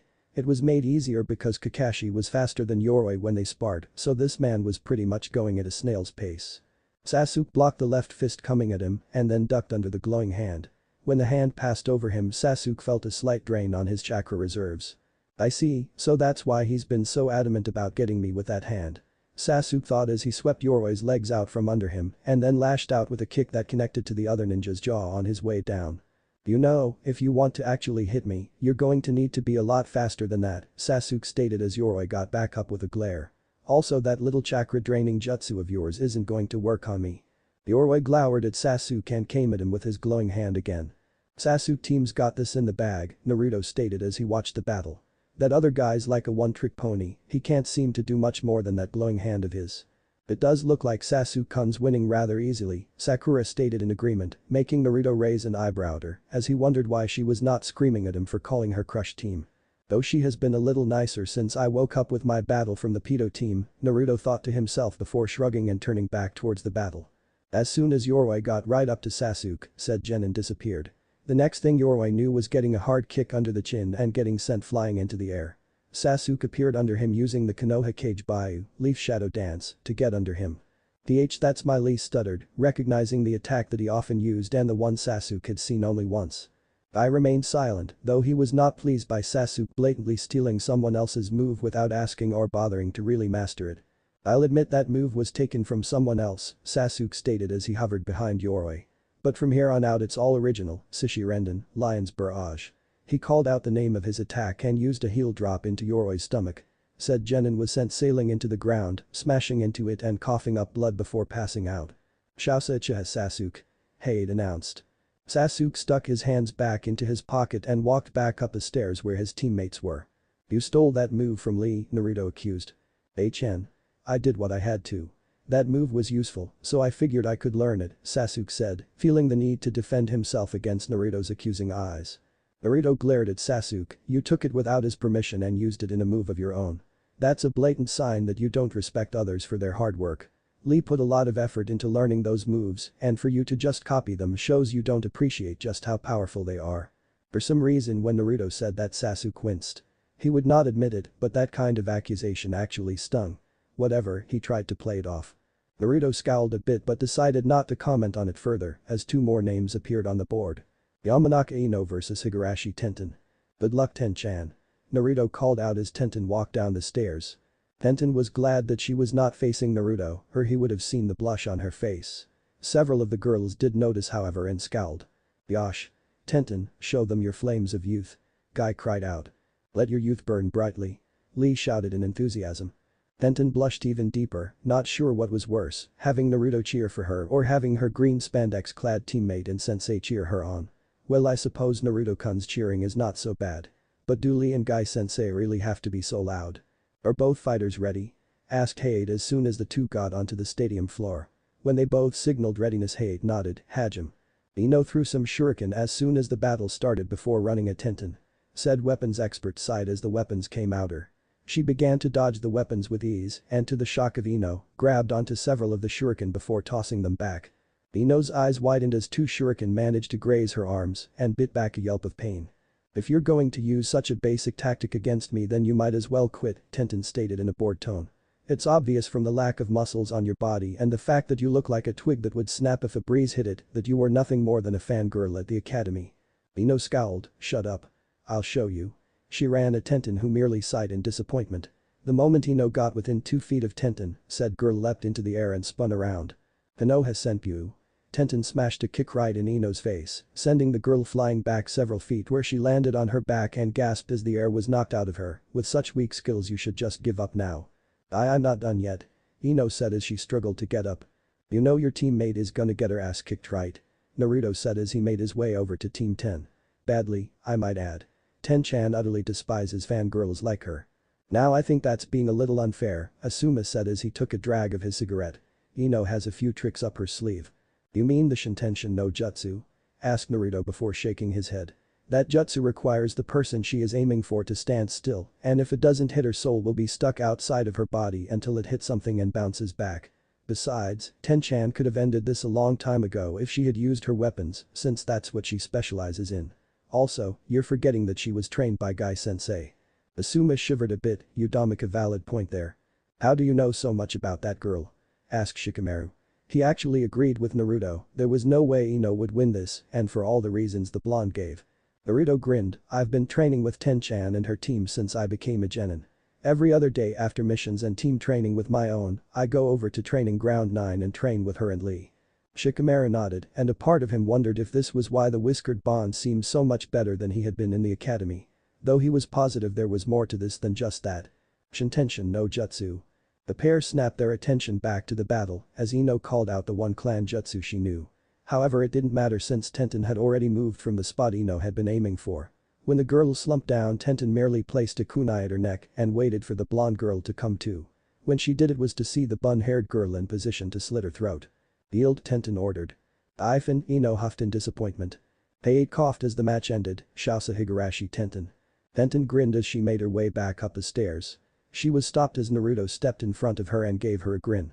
Nice job, you really kicked her ass. Tenten blushed a bit but smiled back, thanks Naruto-kun. Yosh. Tenten, that was a most youthful match. Guy said, giving the bun-haired girl the nice guy pose. You truly showed your flames of youth, Tenten. Lee matched his mentor's pose. Thanks you too, Tenten sweat-dropped as she decided to keep Naruto between herself and her team. Sabaku no Kankuro vs Tsurugi Misumi. Oh look, it's Makeup Boy coming up to fight, Naruto said, loudly. Kankuro stopped and glared at him, damn it, I told you it's war paint. Naruto snickered, yeah, war paint that you probably stole from your sister's makeup drawer. Kankuro saw red, you stupid little brat. When I get done here I'm coming after you. He coughed to get the attention of everyone so they could start the fight. Naruto settled down, snickering occasionally as the fight started. Eventually he really started to watch the match. Unfortunately this one went by fairly quickly, about 2 or 3 minutes all told. It seemed that Misumi Guy was able to stretch his limbs to incredible length. He had managed to wrap his body around Kankuro and threatened to crush him if he did not yield. Of course Kankuro just laughed at him and Misumi crushed his neck. Only to find out that Kankuro was in fact a puppet, surprising Naruto and others who had not known what the large mummified object on his back was. After that, Kankuro had come out of the bandages, showing that he had hidden himself inside of them and had been using chakra strings to control Karasu's movement. After that, several spikes had stuck out of Karasu's body and impaled Misumi, who was dead before he even hit the ground. And Yuzuka Kiba vs Nayujido. Alright Akamaru, it looks like we're up. Kiba shouted as he forwent the stairs and just jumped off the railing. Yujido merely walked at a more sedate pace, not really bothering to hurry things up. When she got down she saw Kiba leering at her and resisted the urge to hiss. Wow, check this out Akamaru, we're facing a babe. Kiba grinned lecherously, hey baby, how about after this you and I go out somewhere? Yujido grit her teeth, the only sign she was pissed by what the dog using Genin said as she replied in a cool tone, no thanks, I don't date men who have a habit of not bathing. What was that? Kiba growled, listen here you bitch, you should be glad someone like me asked you out. I doubt anyone would be pleased to have such a lecherous pig who smells like wet dog ask them out, Yujido said in disdain. Wow Kurenai-san, I thought you would have beaten the pervert out of Kiba by now, Naruto said with a chuckle. Kurenai scowled as she listened to her genin speak, I have tried, but it's more difficult than it looks. Well, can't be helped I suppose, Naruto shrugged. Kiba had always been something of a lecher, hitting on nearly every girl in class, much to their displeasure, it's just who he is I guess. Naruto turned his attention back to the battle when he felt a massive killing intent being released from the blonde woman. Naruto chuckled a bit. Oh, she's pissed. Kiba never seems to learn. Even I understand to never do that to a woman. Are you sure about that? You could have fooled me when we met. Kyuubi's melodic voice entered his mind. Naruto frowned for a moment as he heard Kyuubi's voice and the teasing tone in it. He was not really sure what to make of her yet, but he also knew they were pretty much stuck together and that he should at least try to be cordial, even if he was not yet sure they could be friends. With that thought in mind he decided to play along, now that's not fair Kaiju-chan. I was so surprised to find out that the demon who was sealed inside of me was a woman, a hot woman I might add, that I forgot my manners. I learned all about speaking to women from Anko. Kyuubi was thankful that Naruto could not see her, otherwise he would have actually seen a rather prominent blush stain her cheeks. The only time she had ever received compliments from anyone were the men who had been enthralled by her beauty, and they were not much more than mindless slaves. However, being a several millennia old Bijuu, she was able to recover admirably. Anko is hardly the appropriate person to learn how to treat a woman. She's almost like female version of you. Naruto had to resist the urge to face fault. What? That's not true. Is it? Kyuubi smirked as she chalked up a point for her, don't feel bad Naruto-kun. It's nothing serious, you just lack tact. But don't worry, I'll teach you all about how to treat a female after the second stage. Great, Naruto sighed, just what I need, etiquette lessons from someone who's known for destroying things with a single swipe of her tail. I heard that. So? Naruto asked, it's not like you can do anything about it. Oh, now that is where you're wrong, Kyuubi said, and Naruto suddenly got an ominous feeling. I may not be capable of controlling your actions, however I am more than capable of using my Yaki to make you very uncomfortable. For instance, say cut off the anatomy that makes you a male. Naruto paled. Gah. I'm sorry, please don't be angry with me. Kyuubi gave a dramatic sigh, but was secretly chalking up another point to her. Seriously, what am I going to do with you? Help me with my etiquette? Asked Naruto in a sheepish voice. Naruto could picture the smirk on the vixen's face. HMPH, you'll be getting that anyways. No, I was thinking of punishment. Perhaps I really will cut off the circulation to certain parts of your anatomy. Everyone that was standing near Naruto wondered why he had suddenly turned white as a sheet. Oh. Come on, Kyuubi, that's not fair. Whoever said I play fair? Naruto almost felt like crying, but if Kyuubi really could do what she suggested, then it would behoove him to not do anything to actually anger her right now. Fine. Anyways, Naruto, take a look at that girl, can you feel it? Naruto looked over at the girl who was releasing enough killing intent that Kiba had soiled himself. Feel what? Her killing intent. It is pretty intense, not as much as Abusa's but. No, not that. She's using Yakai in her attacks, well, a little bit. That girl is a Jinchuriki. Really? Naruto asked in shock. There's another Jinchuriki here. Which one does she hold? It's hard to tell for sure, but I think she holds the Nibi. The two-tailed Hellcat. Kyuubi paused for a moment. Yeah, I'm sure that's the one she holds, and I've only ever seen that one once. It tried to attack me several hundred years ago, and I was actually forced to turn it into ash with an Amari, menacing ball, because it was so damned persistent. It must have gotten caught some time after it reformed and then sealed. Naruto gave the equivalent of a mental nod. No wonder she felt so familiar. I never expected to meet someone like me here. Naruto frowned. That's probably why she kept staring at me. The match was over almost before it started. As soon as Hayate gave the signal to begin, Yujiro rushed Kiba faster than he could follow and had already finished a set of hand seals. The 5 fingers on her left hand were crackling with electricity. Itchy. She hit Kiba on the left shoulder and the spark on her index finger disappeared. Nai. Kiba received another hit, this time on the left leg. San. He received a hit on his right arm. Yawn. Then a hit on his right leg. Go. And finally a hit on his solar plexus. Raiden. Raibakufu, lightning blast. Kiba didn't even get the chance to scream in pain as his left shoulder exploded in a shower of electricity, launching him to the right. Then his left leg exploded, sending his body spinning through the air in a corkscrew. After that his right shoulder exploded, sending him sailing backwards and to the right. His right leg went after that, blasting him away again. And finally, his chest exploded, sending him crashing into the statue, creating a large crater. The spectators all watched in shock and the men in a bit of fear as Kiba fell onto the floor, bleeding profusely, already unconscious. Consider yourself lucky I didn't kill you for being such a pervert. Yujiro hissed, even though Kiba was too out of it to even be aware of his surroundings, much less hear the blonde woman speak. The Kumo Kunoichi did not wait for Hei to announce the winner as she strolled up to her teammates. That was pretty harsh, Yujiro-san, the dark-skinned female of their team said. Yujiro shrugged, you know how I feel about perverts, Ayako. Don't tell me you wouldn't do the same.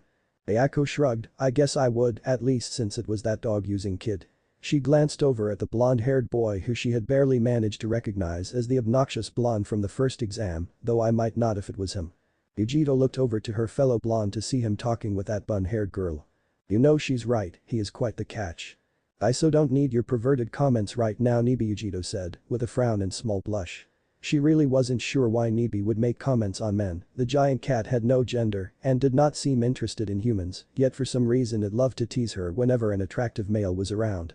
Though she assumed it was some form of revenge for being sealed inside of her. The two-tailed cat snickered, so you say, but we both know what you think. Besides, he's a lot like you. Yujiro frowned at that, what do you mean he's a Jinchuriki? Her eyes widened a bit as she looked back over to the blonde.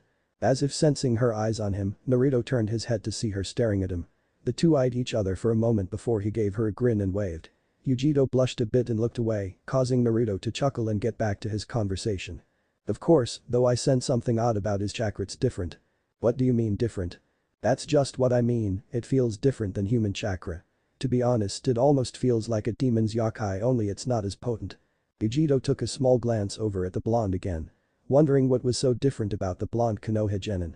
Nara Shikamaru vs Tsuchi-kin. Man, how troublesome, why do I have to fight a woman? Shikamaru groaned.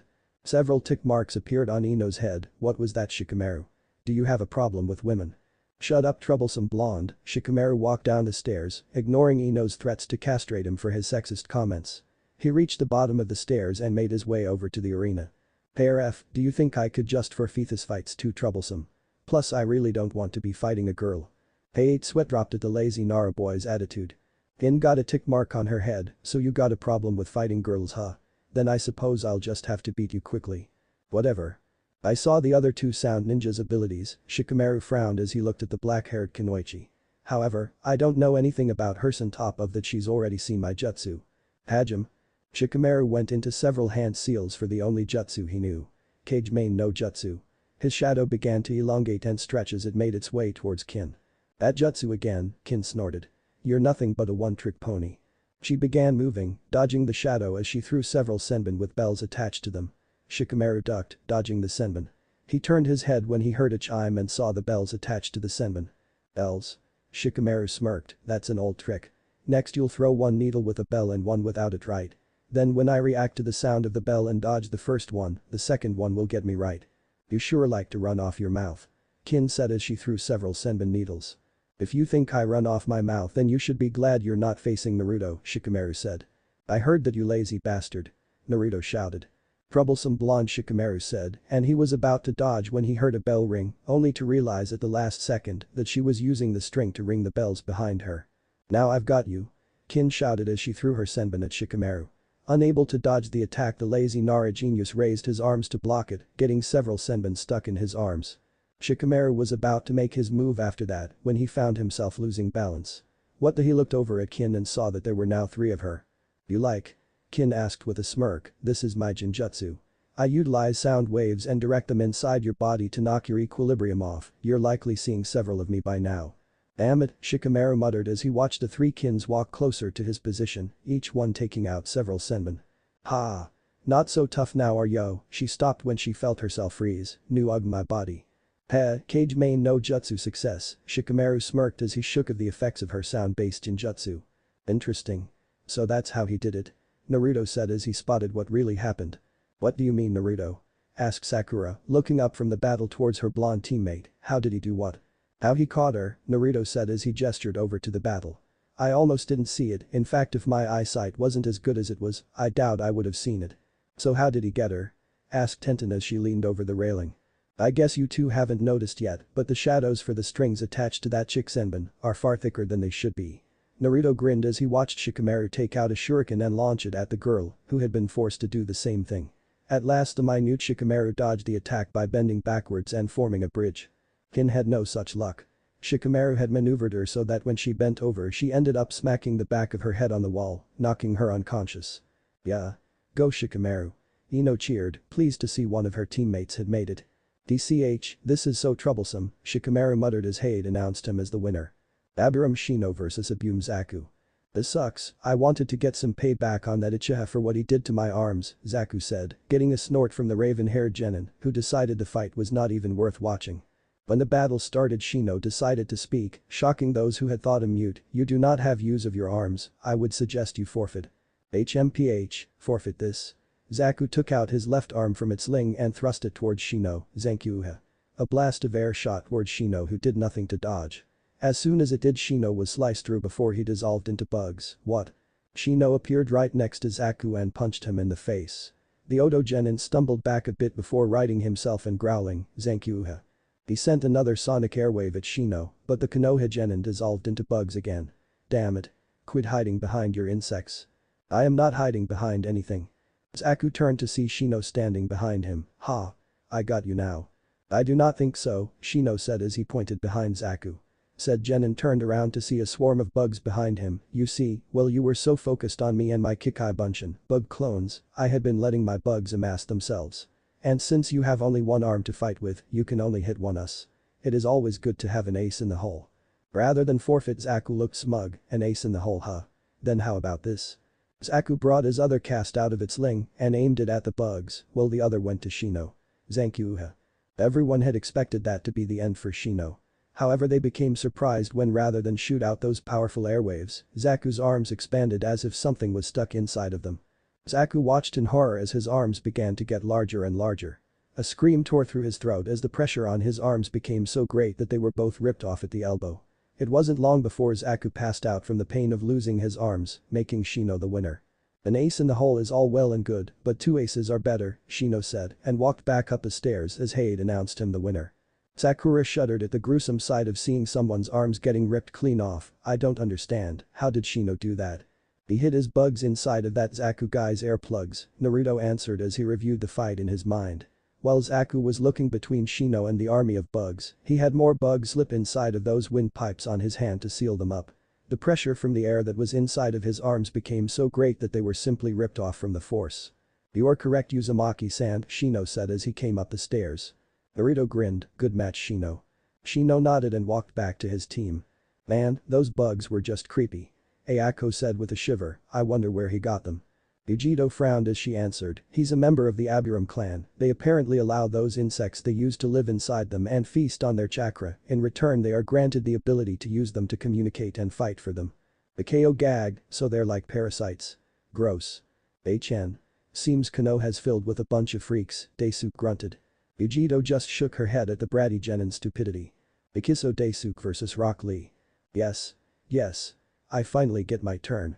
Lee shouted as he began to jump up and down. "I used reverse psychology by thinking that I didn't want to go, and now it's my turn. Yes. Woohoo. Lee." Guy said, trying to get the Genin's attention as he began to dance. "Lee." He shouted only for it to have no effect. "Listen to me, Lee." Guy punched Lee in the face, sending him into a wall. Less than a second later Lee got up and saluted, "Yes, Guy-sensei." "I'm sorry I had to do that, Lee." Guy said as tears formed in his eyes, "You're just young and burning in the fires of your youth." "Guy-sensei." Lee shouted with a waterfall of tears streaming down his eyes. "Lee." "Guy-sensei." "Lee." "Guy-sensei." As Guy and his mini-me began hugging a powerful genjutsu, complete with a sunset and crashing waves appeared. Everyone in the room started screaming as they tried to claw their eyes out. Many of the foreigners were especially disturbed by what was happening. "Hi." Kurenai tired dispelling the creepy sunset genjutsu, only to be shocked when she found out it didn't work. Kai. Why won't it work? The only people who did not seem to be affected by the extremely disturbing scene were the Sandaime, who had unfortunately seen it and even more disturbing things in his lifetime. Tenten and Niji, who had seen it nearly every day since they were put on this team. Kakashi, who was too busy reading his book to be bothered with it. And Naruto, who had seen it enough times that it no longer bothered him. Thankfully for everyone's sanity the pair eventually stopped, though at least half of the people in the room were now blind, as well as mentally and emotionally scarred. I gave Lee his nice guy pose. "Now Lee. Go fight.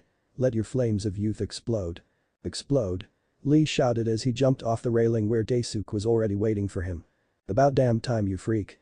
Daisuke sneered, "Just for making me wait and that disgusting genjutsu you made, I'm gonna beat you into the ground." Lee frowned as he slid into his stance, "That is a most unyouthful thing to say." "Hajime."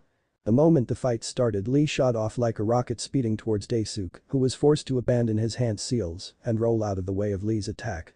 Getting back to his feet Daisuke was just in time to duck a kick from Lee, jumping back he threw several shuriken at the bow-cut genin. Lee however dodged them with ease as he closed the distance. Jumping into the air Lee spun around and managed to land a kick on Daisuke's head. "Konoha senpyu," he called as he landed back on the ground while Daisuke went flying into the wall. Daisuke grunted as cracks spread out from the center of impact. Falling to ground the Kumo genin struggled to get on his feet. "You little shit. I'm gonna kill you now." He growled at Lee as he went through several hand seals. "That's it.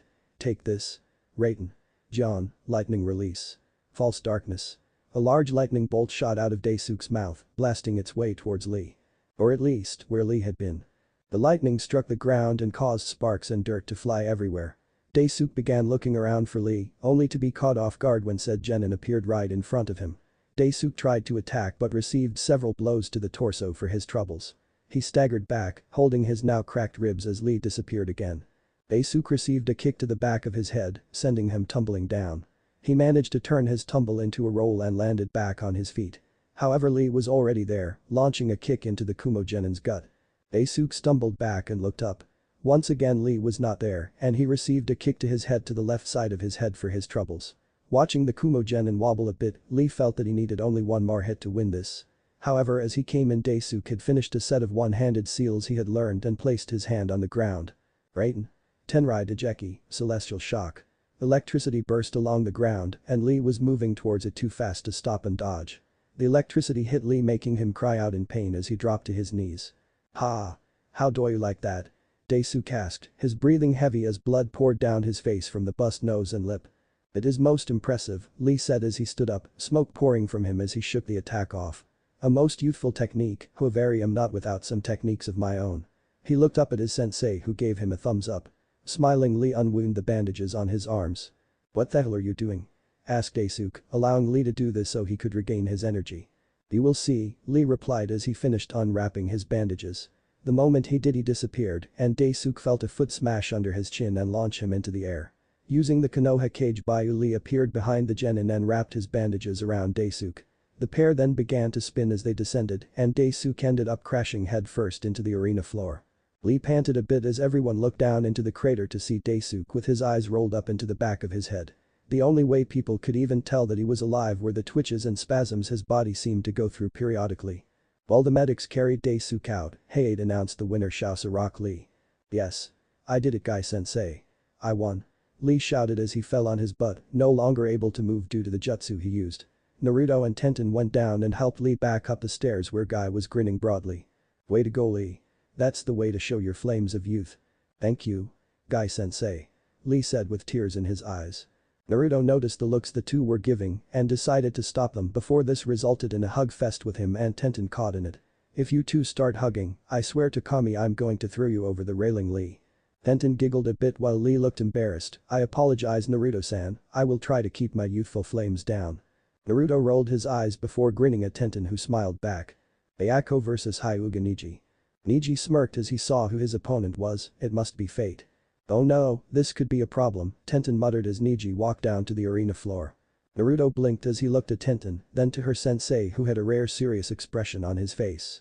He was not sure what was going on, but Naruto had the feeling something bad was going to happen.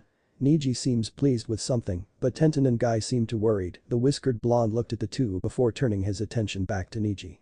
Maybe I should be prepared to intervene since I get the odd feeling things will get very out of hand soon. Neji had to fight to maintain his Hyuga composure and not grin as he stared at his opponent. Normally I would give you a chance to forfeit, however it seems fate has given me a chance to seek retribution for your village's crimes. I would be a fool to pass this up. Ayako frowned as her crimson eyes stared at him and thought, I have no clue what you're talking about, but I'm not going to back down. That's good, I don't want you to, Neji got into his Juken stance.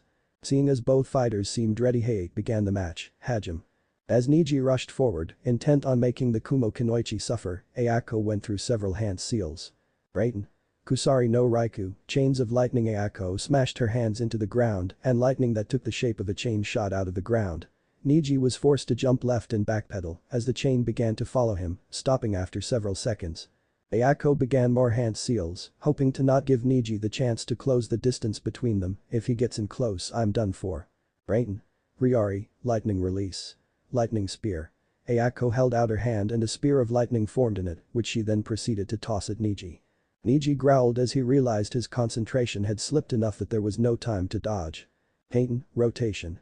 He called out as he spun around and created a blue dome around himself. The lightning spear crashed into the dome and dissipated against the chakra shield. Standing next to her sensei Hinata gasped, H he knows the Kaiten. B but that's a main house T technique. Guranai looked over at her student and worried to see the girl looking shaken. Ayako gasped as she saw her lightning attack dissipate against the shield. W what the hell? How could he block that? Neji smirked as he looked at Ayako and noticed the fear she had, that is called the Kaiten. By expelling chakra throughout all my Tenketsu points and spinning rapidly, it forms an impenetrable shield that no jutsu can get through. Ayako grit her teeth as she launched several shuriken and went through more hand signs. Raiten. Hinoko, sparks. Thrusting out her hand, several sparks shot out and connected with the shuriken, making them crackling with lightning. Neji merely scoffed as he channeled chakra into his hands and began swatting the shuriken away like they were nothing, though a few people could see he was just making a show of not being hurt as several burn marks appeared on his hands. Ayako barely even had time to gasp before Neji was upon her. What happened next was not a battle but a beating. In his rage and desire for vengeance, Neji began lashing out at Ayako, striking extremely painful points in her body with his Juken strikes. Everyone winced as Ayako began to scream in pain, blood began pouring from her mouth, and she felt as if someone had taken her chakra coils and burnt them with a Kaiten jutsu. She did not even have the chance to fall down, as Neji continued striking her so fast that it looked too many, as if her body was just jerking back and forth from an unknown force. Finally it seemed to end, and Ayako began to sway where she stood. Hayate, realizing what was happening, announced the winner, but Niji wasn't listening. Niji powered up another Juiken strike and aimed for Ayako's heart. "Ayako?" Yujito shouted as she saw what was happening, but realized she was too far away to do anything. Everyone else saw it as well, and even though they realized they were too far away, was about jump over the railing to try and stop Niji from killing the Kumo Kunoichi. It was all for naught as Niji hand hit Ayako's chest, right where her heart would be. Only for Ayako to disappear in a puff of smoke and be replaced with a log.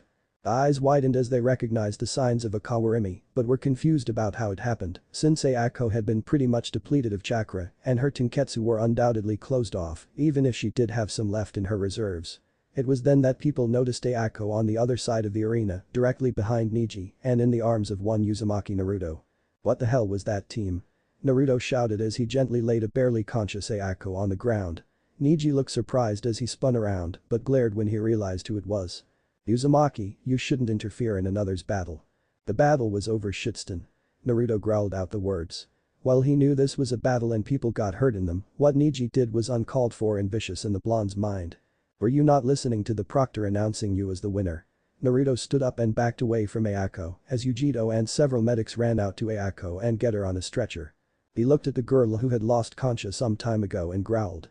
While he did not know her, he hated it when people were unnecessarily cruel to others, especially women, since his two greatest friends and one of the people he looked up to most were women. He turned back to Niji and his eyes flashed red for a second. "You'd better hope I don't fight your sorry ass in the finals.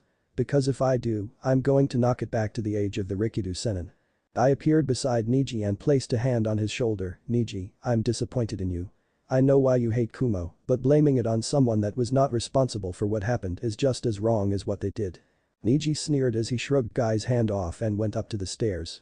Sighing, Naruto walked back up as well to see his teammates and several other people staring at him in surprise. "What? Is there something on my face?" "Oh, how did you move so fast?" asked Sasuke. Naruto gave a nonchalant shrug. "I've been working on my speed." Sasuke frowned as Naruto walked past him. The blonde leaned against the railing as everyone turned their attention back to the board. Naruto winced as he stared at his wrist and the dent that was in his guard from Niji's attack. "It looks like my speed jutsu is still incomplete. Should have been able to move fast enough to not get hit." He made a mental note of any other injuries and grimaced as he sensed a minor pain in his legs. It was a good thing he had been expecting something to happen, or he would have not been able to use the technique at all due to the time it took to prepare, and even then it still hurt. "What technique are you oh?"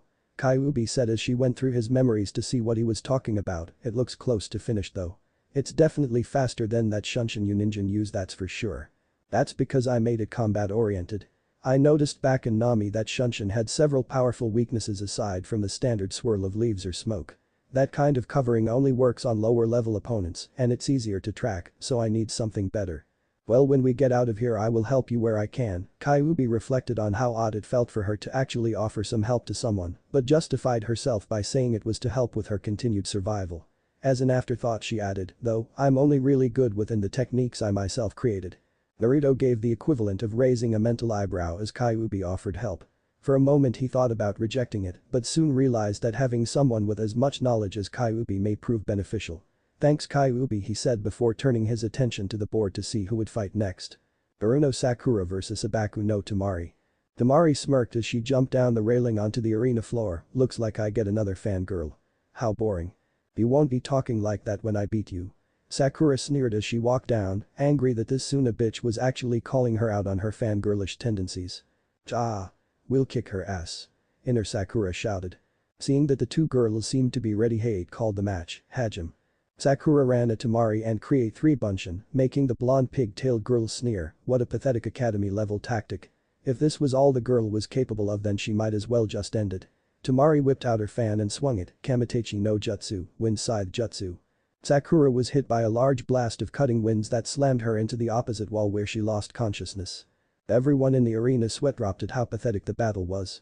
"Kakashi, did you teach her anything?" asked Kurenai, disgusted at the performance of the pink-haired girl. Kakashi sighed. "I did give her a few scrolls with several genjutsu and some training exercises to increase her reserves, but it seems she never practiced outside of team training." "Kakashi, I think you just won the Understatement of the Year award," Naruto snorted. "That girl spends almost all of her time stalking Sasuke or plotting the many ways in which she can rape him." Sasuke shuddered at the thought and then tossed a glare at Naruto. "I really hate you dope." Naruto just grinned. Kanuta Dosu vs Ikushi Kabuto. Kabuto looked at his sensei to see the man give a subtle shake of his head. I see, well I suppose I can at least make this a good fight. As the battle begun, Kabuto threw several shuriken at Dosu, all of which were deflected. When Dosu closed the distance, he threw out his melody arm, hitting Kabuto, only for said genin to burst into smoke and the log to take his place. Kabuto appeared behind the genin and managed to hit Dosu in the back of the head, making him stumble forward. Spinning around, Dosu tried to attack Kabuto, only to be met with the same conclusion of the first one. You know that will only work on me for so long, Dosu said, as he spun around and used his melody arm to block a kunai. Then it just means I'll have to come up with something else, Kabuto replied as he pushed up his glasses. You're welcome to try, Dosu charged back in and aimed his melody arm at Kabuto. At the last second he changed to his left arm. Spinning around, he shot his melody arm at Kabuto, who had appeared behind him when he used Kawarimi. Kabuto managed to jump back but still received the brunt of Dosu's sound attack, making him drop to the floor and throw up. Dosu smirked when he saw Kabuto try to stand up, only to fall back down. It won't matter how many times you try, you won't be standing up for a while. Kabuto grunted, I guess you're right. Of course I have to play along. It would not do for a spy like me to be seen as too strong. Proctor-san, I surrender. Heiei nodded, Shasa Kanuta Dosu. Hyuga Hinata vs Akimichi Choji.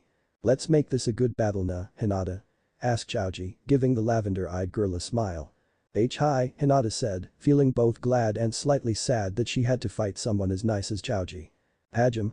Once the match started, both Hinata and Choji began running through several hand seals. Byakugan. Veins appeared in Hinata's eyes and around her temple. Baika no Jutsu. Choji's body expanded to nearly twice his original size, turning him into a big round ball. His head and all of his limbs retracted into his clothes and chakra began to pour out of the holes. Choji was still not finished as he flew into the air, where he began to rotate at high speeds. Nikuden Sensha, human boulder. Choji's voice was still heard perfectly despite the boy's head being hidden in his clothes. Hinata jumped to the left, dodging the large rolling ball. However, she could see with her Byakugan that Choji was coming back. She was forced to run, heading towards the wall. At the last second she swerved to the right, making Choji crashed into the wall while still spinning. Who do you think will win? Tenten asked Naruto as they watched the battle. It's hard to say, Naruto said as he observed the battle. Hinata seems to have more confidence than she did at the academy, though I can't remember much since she never talked to me. And I don't know the techniques she uses aside from the basic information I have on the Byakugan and Juiken. He shrugged, frankly I think this can go either way. Kurenai listened to the conversation before turning her attention back to the fight. Even if she doesn't win, I'm sure she'll surprise you and everyone else. Hinata has been working hard to become stronger and is well on her way towards doing so. Hinata ran up to him while he couldn't move and attempted to use a Jaiken strike, but due to how large Choji was while using his jutsu, it could not hit the Tenketsu points and the attacks merely stung. She was forced to jump back when Choji redirected his spin and launched himself at her. Hinata continued to dodge the attacks by the large genin but was starting to get tired. Knowing she had to end the battle soon, she turned around and began to spin. Kaiten. Hinata cried out as Choji slammed into the dome of chakra. The two jutsu seemed to push against each other as Choji tried to break through the barrier and Hinata tried to keep from collapsing. However, something had to give eventually, and that was Hinata's jutsu. There was a large explosion of chakra as the Kaiten was released in a violent manner. Both Hinata and Choji were sent sailing back. Choji to hit the wall on the opposite end and Hinata rolled along the ground before settling down. Both were unconscious. Due to both fighters being unconscious, I declare this match a draw, Hayata coughed as the medics rushed out of the field. Up in the stands, Niji grit his teeth as he saw Hinata use one of the main house jutsu. He had never expected someone as weak as Hinata to know that jutsu. Even if he could tell she had only recently learned it, he felt it was an insult to have such a simpering little girl use it. Looks like your teammate's about to explode, Naruto whispered to Tenten, he actually looks really constipated right now. Be nice Naruto-kun, Tenten said with a small giggle. She took a glance at Niji and giggled again, since he really did look constipated with how red his face was. Uzumaki Naruto vs Sabaku no Gaara. Oh look, you're up, Tenten got the blonde's attention. Naruto looked up and grinned, finally. I guess they were saving the best for last. He was just about to go down when a hand stopped him. Turning around he saw Shino. I suggest you just forfeit, Uzumaki-san. The bug user suggested. I saw this one fight in the Forest of Death, as a fellow shinobi and comrade I feel it's my duty to inform you that it would be most logical if you forfeited. Naruto rolled his eyes, yeah well, thanks for that Shino. I feel so warm and fuzzy inside to know you care. Naruto pulled Shino's hand off of him, "Now if you excuse me, I have some ass to kick." "Well, he's dead," Kankuro commented from where he stood next to Temari, "no way will that brat survive against Gaara." Temari could not help but nod in agreement, "It's too bad too, he's pretty hot." He walked down the stadium floor where Gaara was already waiting, "Sorry for the delay, but the Naruto Express is now here and ready to kick your ass back to Suna, so please be sure to keep your hands at your sides and buckle your seatbelt for safety." Gaara merely stared at him with that blank expression that held a barely contained bloodlust. "Tough crowd," Naruto mumbled. "Are both fighters ready?" Hayate asked. Gaara nodded while Naruto smirked Hajime. Hayate barely had time to jump away as sand burst from Gaara's gourd.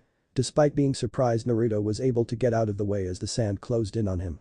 Disappearing in a burst of speed as he ran to the left at speeds far greater than any of the genin minus Team 9 had seen, though the members of Team 9 were still surprised by how fast the blonde genin was. Less than a second later he on the opposite side of the arena. So he uses sand as a form of attack, Naruto narrowed his eyes in thought. He would need to gather more information about this genin's abilities before he could come up with any kind of sound strategy against him. He's nearly as fast as Lee now. Tenten thought in shock. She had watched many of Naruto and Lee's spars, and so she was surprised when the blonde showed a speed he had not previously possessed. Is it due to his change of appearance? Gaara also seemed surprised as Naruto dodged his sand. He looked over to see the blonde on the opposite side and sent his sand over there. However, once again Naruto dodged the attack, trying to ascertain just how fast that sand moved. It seems like it takes several seconds to change direction. That means when he attacks I have about 10 seconds before it gets back to him from this distance. Naruto watched as the sand closed in on his position. He swerved to the right, dodging the sand before he made his way towards Gaara. Naruto appeared in front of Gaara and aimed a kick for him, only for more sand to burst out of the gourd and protect the Suna genin from getting hit. Naruto was forced to kick himself away as the rest of the sand came back and tried to grab him. What the hell? How much sand does he keep in that thing? Naruto wondered. "Naruto, that sand of his seems to be an automatic defense," Kyuubi supplied as she watched the battle and did her best to analyze the blonde's opponent. "I don't know if you've noticed yet, but it's not even in his control unless he sends it at you." Naruto was forced into a series of backflips as Gaara sent several tendrils of sand crashing towards him. "So you're saying it's being controlled by someone or something else?" Naruto held back a curse as he dodged another tendril, leaping onto a wall as the sand chased him. "I'm calling foul play." "It's more than that, I'm afraid," Kyuubi said in an ominous tone. "That boy holds the Ichibi no Shukaku." Growling, Naruto linked his fists together as he spun around, Fuiten. Kamikaze Seiken. He thrust his fists out and a giant blast of wind smashed into the sand, dispersing it. "So you're telling me he's a Jinchuriki as well? Well, that's just fucking peachy." "Shit." Naruto cursed as he jumped away from another tendril of sand that attempted to impale him. "This sand is really starting to piss me off." "Yes, he holds the Ichibi, the one-tailed Tanuki. He is the weakest of the Biju from I know, but is still not one to be underestimated. As you can already tell, it gives this child complete control of sand, which makes him quite a handful." "So I noticed," Naruto replied dryly as he channeled wind chakra into his fists, Fuiten. Kamikaze Seiken. The wind blasted away Gaara's sand, and Naruto decided it was time to turn up the heat. Pumping Yakai through his muscles, Naruto shot off like a rocket, going as fast as Lee could with his weight off. To everyone except for the Hokage, the Jonin senseis and a select few of the genin, Naruto had disappeared. He reappeared right in front of a shocked Gaara, threw a fist at his face. "Eat this." The sand that had not been after Naruto tried to protect the redhead, but the whiskered blonde's fist plowed right through it, sending the redhead sailing back to hit the wall behind him. Naruto grinned, "Let's see how you like that." "I don't believe it." Temari shouted, completely shocked at what just happened. He just hit Gaara. Kankuro and Baki just stared at the arena wide-eyed, unable to comprehend what happened. No one had ever managed to do what this genin just did. "He's as fast as Lee is without his weights," Tenten said in surprise. She had seen Naruto fight plenty of times, as well as sparred with him. So she knew he had been fairly fast, but he had never shown this kind of speed. It has to have something to do with his transformation. There's no other explanation for his newfound speed.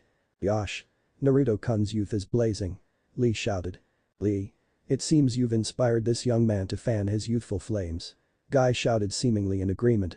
"It looks like we're going to have to fan your own flames of youth to match Naruto-kun's." "I understand, Guy-sensei. I will endeavor to increase my youthful flames. I will increase my weights by 200 pounds by the end of the month. And if I cannot do that, I'll run around Konoha on my pinkies. And if you cannot do that, I'll climb the Hokage monument with a 10-ton boulder on my back." Tenten, Niji and everyone else did their best to ignore the two, making challenges that sounded more and more outrageous as time went on. Gaara stood up and to Naruto's surprise, the redhead was grinning. It was then that Naruto noticed cracks appear on Gaara's skin. What the fuck? Is that sand? That's it, Uzumaki. Make me feel alive.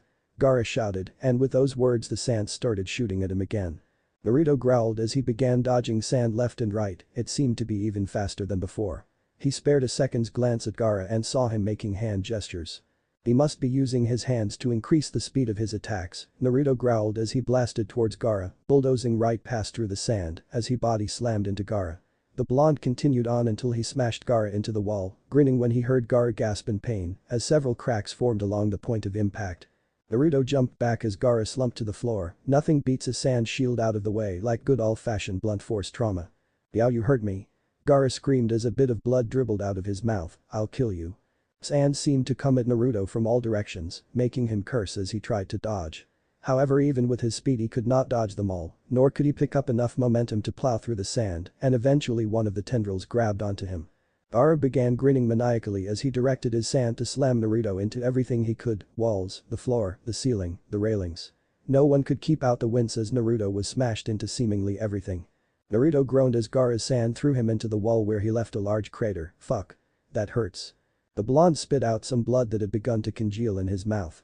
He had never felt so sore in his life. "I think I would take playing death tag with Anko over this." Falling to the ground, Naruto coughed up several wads of blood. He looked terrible. His cloak had been ripped to shreds some time during the thrashing he had received. His body had several large black bruises on his skin.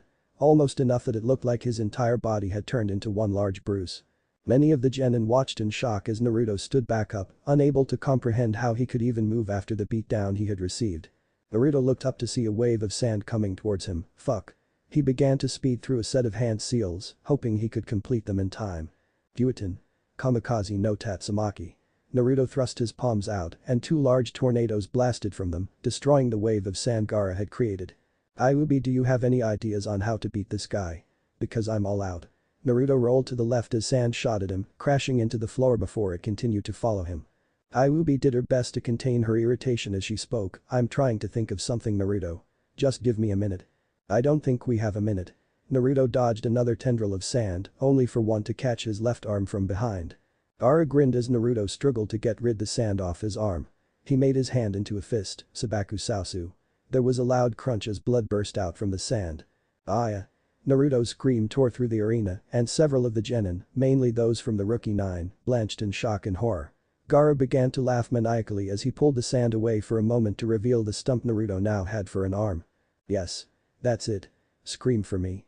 Let me feel alive." "Oh dear," Kami-sama Tenten whispered as Naruto clutched at his now gone arm. Vegito, who had gotten back from making sure her friend was alright, grimaced as she noticed the blonde missing his arm. Many of the other genin could not say anything.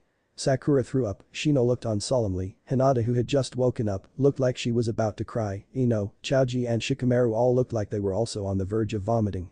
All of the Jonin senseis looked at the blonde boy in shock, except for one who licked his lips at seeing how resilient the boy was. "It's too bad he holds the Kyuubi. He would make a nice vessel." However, none of them were as bad as Anko, who looked ready to murder Gaara. "Oh no," Sarutobi paled as he saw his surrogate grandson's condition, "I need to stop this before it gets out of hand." Hey 8 looked over at the Hokage before nodding, "Due to the fact that Naruto is unable to battle, I hereby."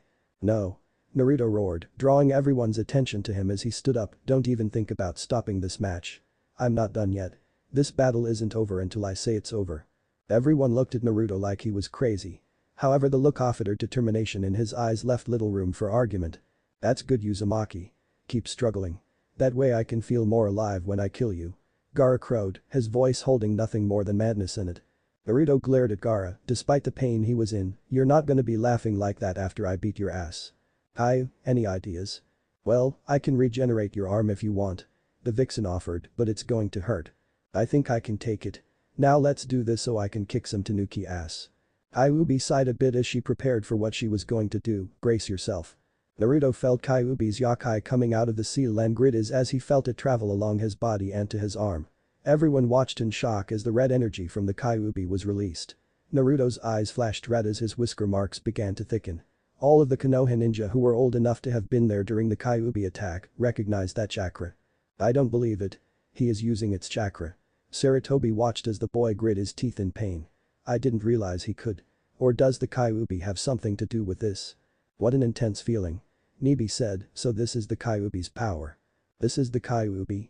It's so potent, and that bloodlust Yujito felt a trickle of sweat pour down her face. Damari, Kankuro and Baki were also shocked and to be honest, fearful at the feeling of power emanating from the blonde. What kind of power is this? Asked Tamari. I can't believe he is actually consciously using its chakra. Kakashi looked at his genin in shock, a trickle of sweat formed on his brow. When did he learn to draw upon it? Many of the genin were doing far worse than the others. Shino was beginning to sweat under the intense pressure and killing intent emitting from Naruto. Hinata looked like she was about to pass out. Sakura and Ino were trembling as the yokai washed over them. Shikamaru was sweating under the intensity of the powerful and vile feeling chakra. However, he was also staring at the blonde like he was some kind of puzzle. It was Sasuke, however, that was doing the worst. Despite the fact that the killing intent was far greater than any he had ever felt, he was glaring at the blonde. How can he have that much power? It's not possible. He felt that he should have that power. The cursed seal on his neck flared a little bit, only for the seal on his neck to force it back down. Naruto growled in agony as he felt Kyuubi's chakra suddenly burst, the ground under him splintered and cracked. Then bones shot out of Naruto's stump, forming the shape of an arm and hand as blood splattered everywhere. Kyuubi's yokai began to cover the bony appendages, the red energy flowing over it. Everyone watched in a mixture of shock and awe as muscles began to form along the bone, crawling and writhing like a phantom. When the muscles had finished forming, new skin began to crawl along his arm, starting at the shoulder. When the pain stopped, Naruto sighed in relief before moving his hand in front of his face and clenching it to test the nerves. You were right, Kyu, that hurt like a bitch. Still, thanks for the help. You're welcome, Naruto, Kyuubi replied, caught slightly off guard by him thanking her.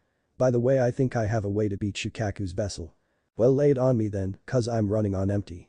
If you can heat that sand armor on his skin to the point it turns to glass and infuse it with my yokai, it will trap him inside. Only problem is I don't have a fire jutsu and I don't know if there are any fire jutsu that would be powerful enough to do that. Don't worry, that's where I come in. I'll give you some of my yokai, then just direct it to your arms and I'll take care of the rest. Right, I have no clue what you're planning, but I always liked flying by the seat of my pants anyway. Makes things exciting. He heard a giggle in his mind and turned his attention back to the outside world. He smirked at Gaara's surprised expression. Now then, I hope you're ready to receive your beating. Rather than get angry or scared, Gaara began to smile, then he began to laugh. Yes. Yes, Uzumaki. I knew there was something different about you. Mother wants your blood. Sand began flying towards the blonde who disappeared in a burst of speed. Yeah, well, you can tell your mother to suck my cock. Cause that's the closest thing she's getting to my blood. Hit me, Kyuubi. Right. Naruto felt Kyuubi's yokai coming and did his best to direct it to his hands, causing them to become covered in a red layer of yokai. Then his hands burst into flames, white flames that felt like they were hotter than the fires of Amaterasu. Sand tendrils shot towards Naruto, but he merely swatted at them, turning the sand into glass and shattering it. Grinning, Naruto appeared right next to a shocked Gaara and thrust his hands out. The area was bathed in a large explosion that covered the two ninja. Naruto-kun. Tenten and a few of the Konoha genin shouted at seeing the large white flames. Gaara. Tamari yelled in shock and worry. Sure, her brother may have been a psychopathic killer, but he was still her brother. When the flames cleared and revealed another shock. Naruto was standing there, looking no worse for wear, except a few new burns that covered his body. However, the real shock was Gaara, who was completely encased in glass that had red energy forming over his form that was coming from the hand Naruto had placed on it. He's not dead yet, Naruto rasped out, feeling like he had just run a marathon on top of getting his crushed by the Hokage monument. However, if you don't proclaim me the victor soon, he will run out of oxygen, because you can bet your ass I'm not letting him out until then. Sarutobi coughed, getting Heiei to snap out of his shock. Alright, shouted Uzumaki Naruto. For several seconds there was absolute silence as people tried to comprehend what happened. I don't believe it, Kankuro broke the silence. He beat Gaara. Tamari choked, unable to believe her eyes. Finally the others realized what had happened and some of the other genin began to cheer. Hell yeah, Naruto. You showed him. Sakura yelled out, unable to actually contain her excitement at seeing such an amazing reversal. Excellent job, Naruto. Kakashi shouted, surprising many of the other jonin since he had never been known to show that much emotion, but he didn't care at the moment and was too excited to see his student beat such a powerful opponent. That's showing him, Naruto-kun. Tenten shouted as she cupped her hands to project her voice. Attaboy, Gaki. Anko yelled, feeling ridiculously proud of the blonde who had come so far and managed to take on someone like Gaara. Man, that battle was totally troublesome, Shikamaru murmured, though he still clapped with the others. I know man, Chaoji agreed, I wonder what that powerful chakra was. So do I. Shikamaru narrowed his eyes, troublesome, now I might actually have to investigate something. Man, that was a scary battle, Asuma commented, wiping some sweat from his brow before he lit his cigarette. I know, Kurenai agreed even as she clapped. I can't believe he was able to use that chakra and to such a degree. I've never heard of regrowing lost limbs. Asuma chuckled, well, Pops always told me that boy would surprise us. And I thought I was surprised when he started asking questions about elemental manipulation. Kurenai looked over at Asuma in surprise but did not comment, mainly because she did not know what to say. Sarutobi clapped enthusiastically, proud of how far his surrogate grandson had come. To think he beat a known Jinchuriki after only 6 months of real training. And the amount of control he had over the Kyuubi's chakra. I've never even heard of it being able to regrow lost limbs. I'm not even sure Mito-sama had been able to do that. Granted she never used much of its chakra but still. Unbelievable. Yujito thought as she also found herself clapping, that was an incredible match. I think even Karabi would have been impressed with that. I didn't realize he was so strong. I have to agree kitten, not many humans his age can be that strong. The large two-tailed cat paused for a moment and Yujito could almost feel it smirk, you know with the way you're acting right now, one would almost think you're attracted to him. Nibi. Now is not the time to be thinking about such things. Besides, he's what, 5 years younger than me? I can't date someone younger than me. Ah. 5 years isn't that much of an age difference kitten. Besides you're a ninja, aren't you? Old enough to kill, old enough to have hot passionate sex or something like that. Damn it Nibi. Shut up. He may be strong. Hell, he might even be just a little below my own level of strength and I won't deny Heshinsum. But he's still just a 13-year kid. All Yujito got from her tenant was a perverse giggle, which sounded so completely wrong its demonic tone. Seriously, why, out of all the Bijuu, did she have to get the perverted one? It's like the damn thing got a kick out of taunting her with its stupid remarks, I know it just acts like that to torture me. Why couldn't she have just gotten one like Karabi's? Mellow and uncaring, she was sure that she and Hachibi would have gotten along so much better, at least if what Karabi told her about his Bijuu was to be believed. Of course I would have had to actually fight it in order to subdue it, so maybe I would be better off with a snarky one. You can deny your attraction all you want kitten. But remember, I live inside of you so I feel what's going on. You can't deny that seeing that young man's strength didn't turn you on at least a little. Yujito blushed heavily at that comment.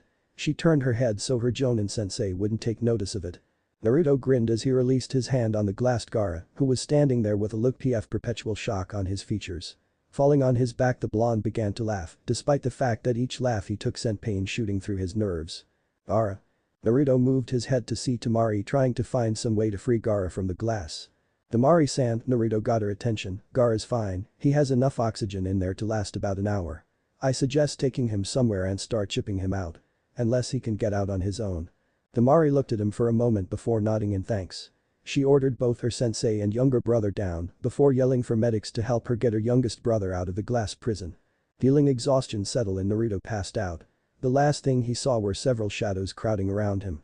Peyton, rotation, this jutsu utilizes the chakra control gained through gentle fist training to release a huge amount of chakra from all the chakra points on the user's body. The released chakra blocks any possible attack on the user.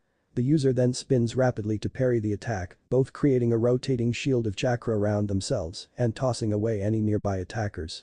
The user can also actively control the size and power of the sphere to suit the situation. This jutsu is only effective when rotating, since the chakra itself is not enough to stop a physical attack, thus if they cannot rotate, the user becomes vulnerable. Tenten said that the 8 trigrams palm's heavenly spin is more powerful than any defense, including Gaara's sand. This technique also compensates for the blind spot in the Byakugan's vision. Raiden. John, lightning release. False darkness Kakuzu's lightning element mask emits lightning in the shape of a spear from its mouth, which then pierces the enemy. Its destructive power is great enough to even pierce through rock. Meaning it has a high killing potential. The user can increase the number of spears to attack multiple enemies. This makes it nearly impossible to evade. Raiden. Raibakufu, lightning blast, a jutsu where the user places several sparks of lightning on an opponent's limbs, which then explode causing mass amounts of damage. Raiden. Tenrai Dejeki, celestial shock, sends a decently powerful burst of electricity along the ground, shocking any opponent foolish enough to remain in its path. Raiden. Kusari no Raiku, chains of lightning, create several chains of lightning that shoot from the ground to ensnare and shock an opponent. Raiden. Ryari, lightning release. Lightning spear, creates a spear of lightning that the user can throw. Raiden. Hinoko, sparks, creates powerful sparks, used in conjunction with throwing weapons, often paralyzes opponents if hit. Amitachi no Jutsu, Wind Scythe Jutsu. This bold move is Tamari's specialty. By freely manipulating the gale brought forth by her giant folding fan, the many air currents collide and create vacuum pockets. The person enveloped by this gale is assaulted by countless invisible blades, carving up their body. Also, the strong wind power will blow away all incoming projectile weapons and will even make the opponent unable to stay on their feet. Tamari has also shown the ability to manipulate the form of the gale, creating a tornado to envelop and lift her opponent while also cutting him several times. She is also skilled enough to cut away the armor of a samurai without injuring the wearer. Chapter 20. The Oddest Things. Opening his eyes, Naruto had to blink several times as he saw the by now familiar red eyes of Kyuubi staring at him. He opened his mouth, but it took a moment for him to actually speak. Mourning Kyuubi, he trailed off as he realized he had just greeted the woman whom mere days ago he had hated with a passion and in some ways still felt resentment for what she had done to him. Kyuubi saw the flickering emotion and lingering resentment in his eyes and felt the odd urge to flinch away from them. For a moment she was unsure what to do as this necessity of being nice was completely foreign waters to her and regardless of the fact that it would benefit her to be nice, it went against her nature. However, she was able to pull herself back together and tried her best at making light of the situation. Actually, I think it's night right now. Though since you've been out of it for a while I can't be too sure. So how badly was I injured then? Asked Naruto, closing his eyes for a moment as he relaxed into the bed that Kyuubi had in the mindscape.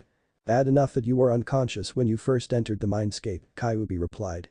You have extensive damage to your body, aside from internal bleeding, you have several fractured ribs, several pieces of those fractured ribs stuck in your muscle and severe head trauma. Kyuubi gave him a cheeky grin and attempted another joke, altogether not very good. Yeah well, considering I was fighting another Jinchuriki, a psychotic one at that, I'll take a victory of attrition over death any day. Naruto looked up at her and favored her with a rare smile. I have you to thank for that victory, Kyuubi. Kyuubi looked away from him as he thanked her, a light hint of pink on her cheeks. She had never had these kinds of interactions before and so it was leaving her rather flustered. Not that she would let Naruto in on that, actually that battle was almost all you. I just helped at the end as well as re-grew your entire arm. Naruto grimaced as phantom pain hit his arm. I don't ever want to experience that again. Then you'll need to get stronger because there are tons of people stronger than Gaara out there. She gave Naruto a pointed look. To be honest, you can consider yourself extremely lucky to have even beaten him at all. Had he used his Bijuu's chakra I doubt you would have won. I know, Naruto sighed. He could not deny that his win was a combination of luck and sheer stubborn determination. He looked at Kyuubi. You still up for helping me? I'd better be, Kyuubi replied with something akin to a half smirk half smile. My continued survival depends on you, so if I don't make you as strong as possible then that leaves me in a dangerous situation. She looked away from Naruto with a small frown. Despite the fact that I am stuck in here I have no desire to die. Naruto rolled his eyes. Well thanks I guess, even though you're doing this for selfish reasons, it will at least still make me strong. He watched her eyes shift and noticed a small flicker of emotion. For a second she had looked oddly vulnerable. It was gone a moment later, but he had managed to catch it and remembered that he had been going to at least try and make an attempt at being cordial. I do appreciate your help. Kyuubi looked back at him and he gave her a tired smile. With your help I'll be kicking ass and taking names in no time. Kyuubi watched Naruto as his eyes closed, his breathing evened out and he eventually went back to sleep. She stared at him for several minutes before tentatively scooting closer to where the blonde lay. It was several more minutes after that before she reached out with a hand and began to gently run it through the blonde's hair. It's surprisingly soft, Kyuubi thought with an odd sense of wonder. When she had said she never touched a human before, well it may have been an exaggeration, she had been partly truthful. Prior to the first several years of her life when she had first created the body she was in now, she had never allowed a human to touch her. However, his hair felt oddly different from that of other humans she had touched. To sate her curiosity of the creatures when she had first awoken, it feels a lot like my fur. She stopped for a moment and withdrew her hand, fearing she had woken him when Naruto sucked in a breath. However, after several seconds he released it and his breathing evened out. Sighing in relief, she went back to her ministration of gently combing her hand through his hair. The Yondaime Kazuki had stood at the designated meeting place where he listened to a report given by one of Orochimaru's henchmen. As much as it disgusted him to side with that snake, he knew that he could not beat Konoha on his own. And so he allied himself with Orochimaru and suffered through the reports he received as well as the snake Sannin himself, constantly berating and insulting him with that silver tongue of his. However, as he listened the last part of the report he became startled. You mean to tell me Gaara lost? To a genin? The one who was speaking to him, a young teen with white hair, brown eyes and 2 red dots on his forehead nodded. It seems this boy, one Uzumaki Naruto, managed to surprise your son and use a powerful Kaiten jutsu of some kind of turn his sand armor into glass. It trapped him inside and allowed the boy to win in the preliminaries. The Kazekage scowled as he thought of what this would. If Gaara lost, then I doubt there is any hope for us to defeat Konoha, especially if he was defeated by a mere genin. The plan would also be ruined now, the Kazekage realized. The whole plan had hindered on Gaara being in the finals and turning into his Shukaku form to give a surprise attack in the middle of the exams, smashing Konoha's main force before his and Orochimaru's men even got there, with Gaara no longer in the finals. Orochimaru-sama has ensured me that your son's defeat was a mere fluke. A matter of surprise and luck, nothing more. And yet, without Gaara in the finals all of our plans are ruined, the Kazekage frowned. There is no way for us to defeat Konoha without having Gaara in their walls to strike them by surprise. The young teen bowed his head. Orochimaru-sama has come up with another plan to defeat Konoha. One he believes is better than the previous one we had. And one that will no doubt lead to more of my shinobi's deaths. Well, the Kazekage saw everyone and everything as either a tool or worthless. He did understand the value of good soldiers and the need to keep them alive. And he knew that any plan that snake of a man created would put his shinobi on the front to take more damage than the man's Odo forces. No, with our original plan null and void, I will not support a campaign against Konoha unless I feel the time is right. I see. The teen said slowly, that's too bad. It happened too fast for the Kazekage to see. A flash of light and that was it before he, along with the 4 Anbu he had brought to guard him, died. Fukuku Orochimaru chuckled as he appeared behind the fallen Kazekage, his hand holding onto the Kusanagi blade as it dripped with the blood of the Kazekage. It's too bad he didn't agree to my new proposition. If he had, he may have lived. Still, I feel it's better this way. He looked over at his most fanatically loyal servant. How are you holding up, Kimimaro-kun? I am feeling fine, Orochimaru-sama, Kimimaro replied. Kabuto-san has assured me that I would be able to take part in the coming battle. Good. I am pleased to see your disease is being kept in check for now. I have great need of you, Orochimaru licked his lips. Naruto awoke to see the white-tiled ceiling of a hospital. He blinked a few times as he registered where he was before scowling. Great, I wake up only to find myself stuck in a nightmare of bland ceilings, white walls, and that commie damn smell of antiseptics. Well, I do apologize, Naruto-kun, however it was necessary for you to come here so you could be healed. Hearing the familiar voice, Naruto turned around to see Sarutobi sitting on a chair next to his bed. I'm pleased to see you're awake, you gave us quite the scare with your performance, you know. Ajisen, Naruto yawned as he pushed himself into a sitting position. Be careful not to move too much. The doctor said you were extremely badly damaged, Sarutobi said. Naruto looked up and grinned, oh. You worry too much, Ajisen. The blonde ignored the protests of Sarutobi as he stood up and began to stretch. I'm definitely sore, it feels a lot like someone decided to smash me with the Hokage monument. He looked over at the Hokage. How long have I been out? About 2 days. Sarutobi answered, watching as Naruto took off the bandages he had on. Do you really have to take those off? You might still be injured. Naruto chuckled, yeah, I'm sure, I don't want to look like a mummy while I walk around Konoha. And I'm perfectly fine, a tad tender is all. Sarutobi sighed and shook his head in exasperation, but knew that trying to stop the blonde was pointless and there were other things they needed to talk about. Naruto-kun, I believe there are some things you and I need to discuss. You mock. What kind of things did you want to talk about, Ajisen? Naruto decided to play innocent. Though he had a fairly good idea on what this was about. Sarutobi gave him a deadpan look. I believe you know what I want to talk about, Naruto-kun. I know you are more intelligent than you sometimes let on. Naruto sighed as he sat back down on the bed. You want to talk about me using Kyuubi's Yaki, right? Sarutobi nodded, yes I would. I would like to know when you learned to use that chakra. Well, I wouldn't say I learned to use it, Naruto tapped his chin, wondering how best to broach the subject. In the end he just decided to be honest. The old Hokage had always been understanding and he was sure he would be with this too. My beatdown of Gaara was in fact the first time I had used it since Nami, wait, that's not quite true, since I had also used it against Orochimaru in the forest though, this was the first time I used it willingly and stayed myself while using it. I see, Sarutobi wished he could smoke his pipe right now, but not even he could get away with smoking in a hospital. And how were you able to channel its chakra? Kyuubi gave it to me, Naruto shrugged. Upon seeing the Hokage's incredulous expression, Naruto blinked. What? She did, Kyuubi and I are all cool now.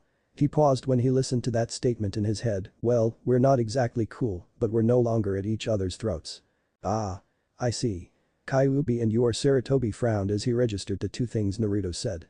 The first, Naruto said he and Kyuubi were friends now. The second, did you say she? as in the Kyuubi no Kitsune is a girl.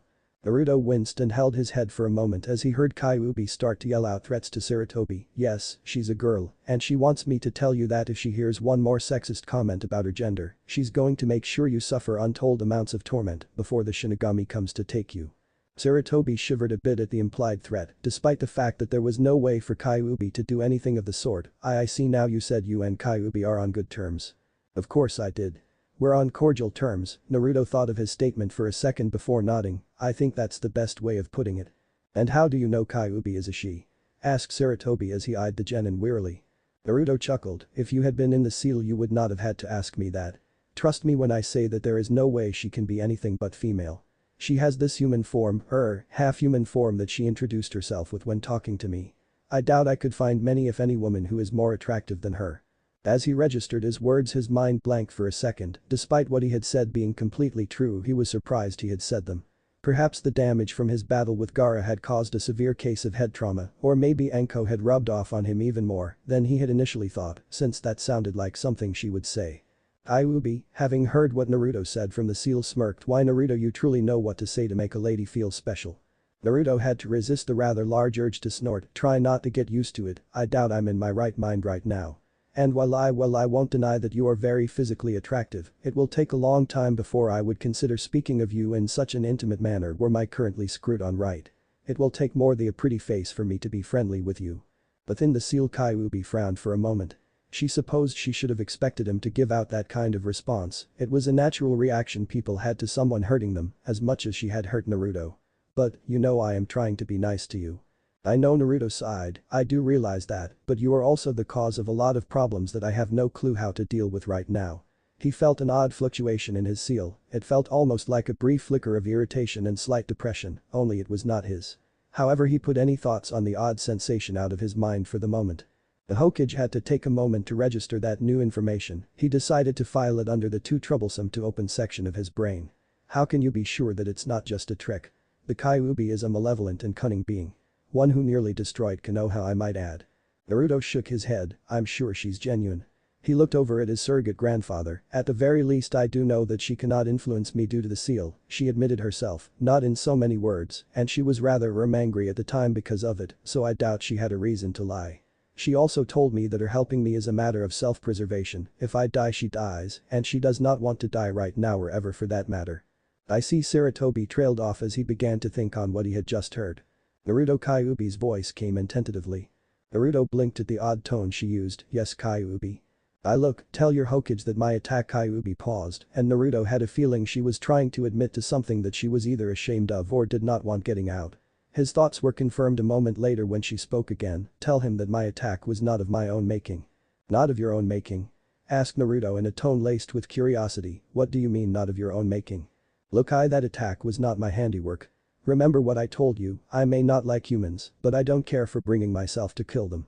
It's simply beneath me to even bother with such a thing. So you're saying someone else attacked Konoha? Naruto asked incredulously, and what, you just happened to be there and knocked over a few buildings, killed a few hundred people. Kyuubi growled at the blonde, look. It wasn't my fault. I was under a Naruto heard a sigh from the mindscape before the redhead started in a softer voice, I was not in control of my actions at the time okay. There was someone who was capable of casting a high-level genjutsu that controlled my actions. Naruto put a thoughtful frown on his face as he listened to Kyuubi's defense about her actions. It took him a minute to formulate a response, and when he did his answer surprised him, I believe you. You do? Asked Kyuubi who was also surprised, even more so than the blonde who said it. Yes, Naruto thought about his reasoning before giving out more information, honestly your attack never really made sense.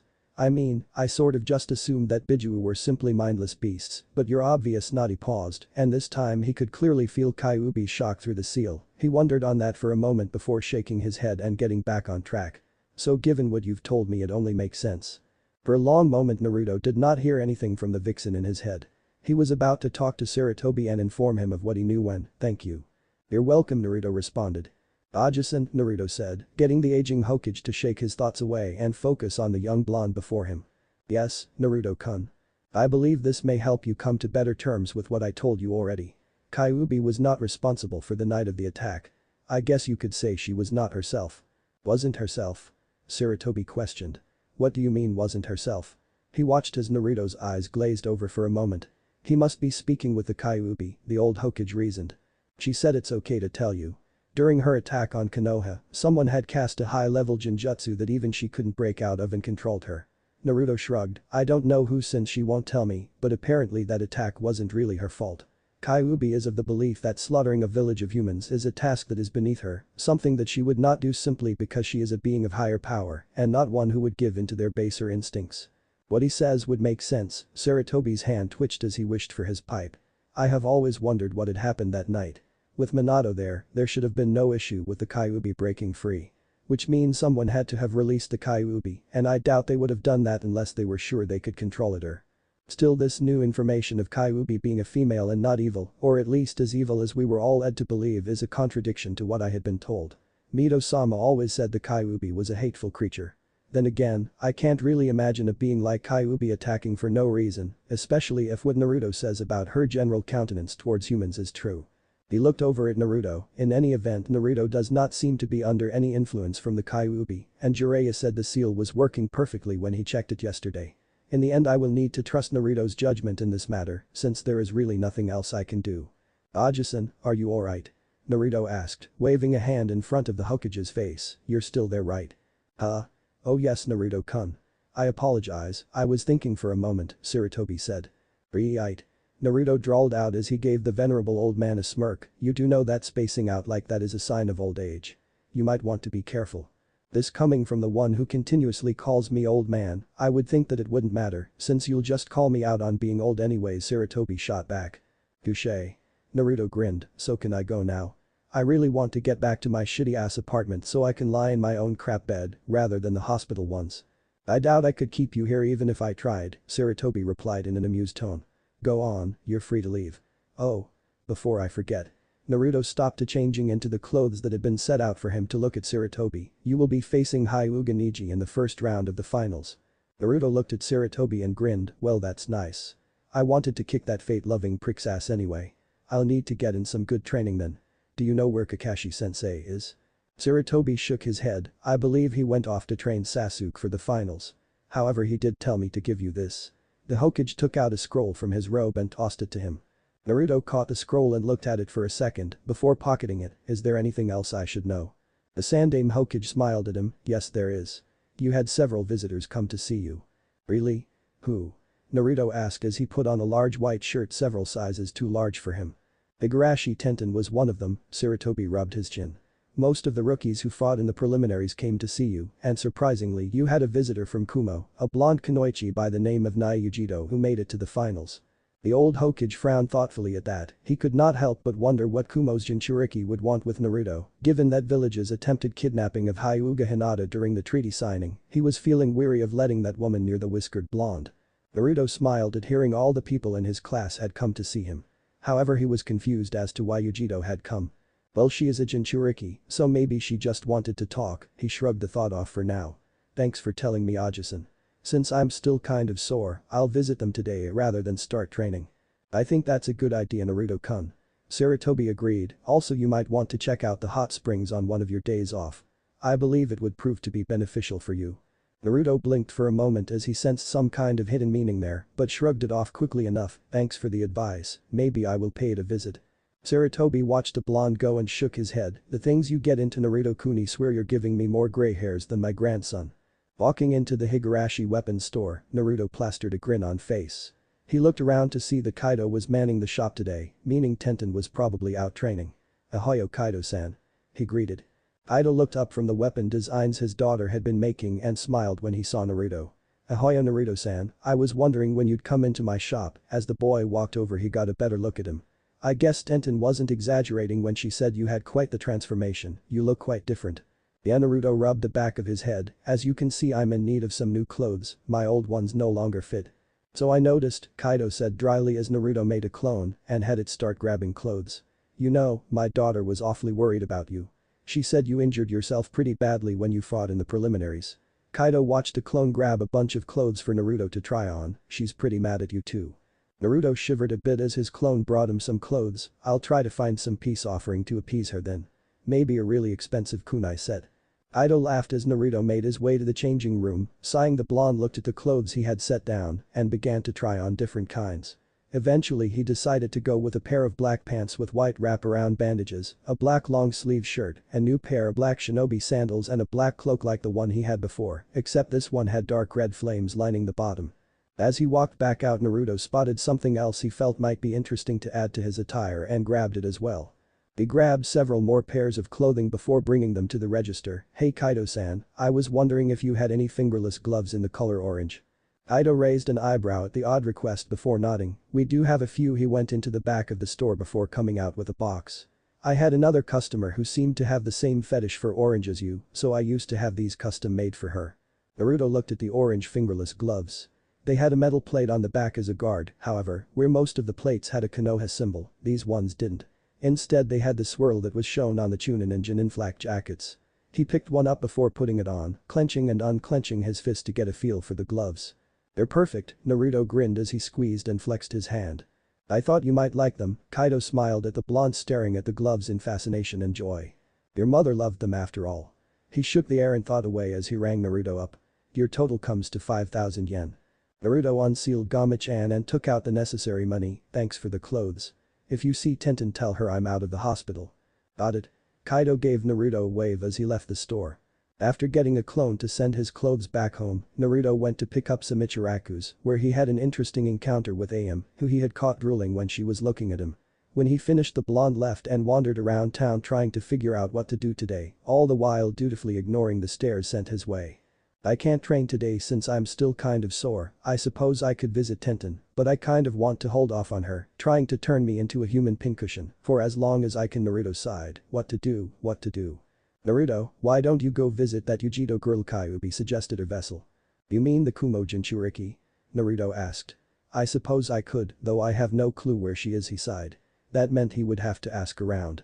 He walked into an alley and created a few clones which immediately hinged into random villagers. Already knowing what Naruto wanted, they immediately set off and began searching the area. Hopping onto the roof, the blonde took off towards his apartment where he could rest until his clones told him where Yujito was. While Naruto was out searching for Kumo's Jinchuriki, things were nowhere near as pleasant with one Rock Lee, who was being used as target practice by a very angry weapons user. "Tenten-san. Must you be so angry and unyouthful?" Lee squeaked out as he dodged more kunai that the bun-haired girl sent at him. It had been like this since the end to the preliminaries. After Naruto's battle with Gaara, Tenten had been doing one of two things, visiting Naruto at the hospital or using Lee and Neji for target practice. "Grrr. That jerk. Does he even know how worried I was?" Tenten showered the area Lee was in with kunai and shuriken, forcing the bowl cut boy to dodge and run even more. "He keeps taking so many risks. Does he know how much it freaked me out when he lost that arm? Stupid men and their pig-headedness. Tenten-san, I know you dodges several dozen shuriken are upset with our backflip several times to avoid a dozen kunai, most youthful comrade Naruto.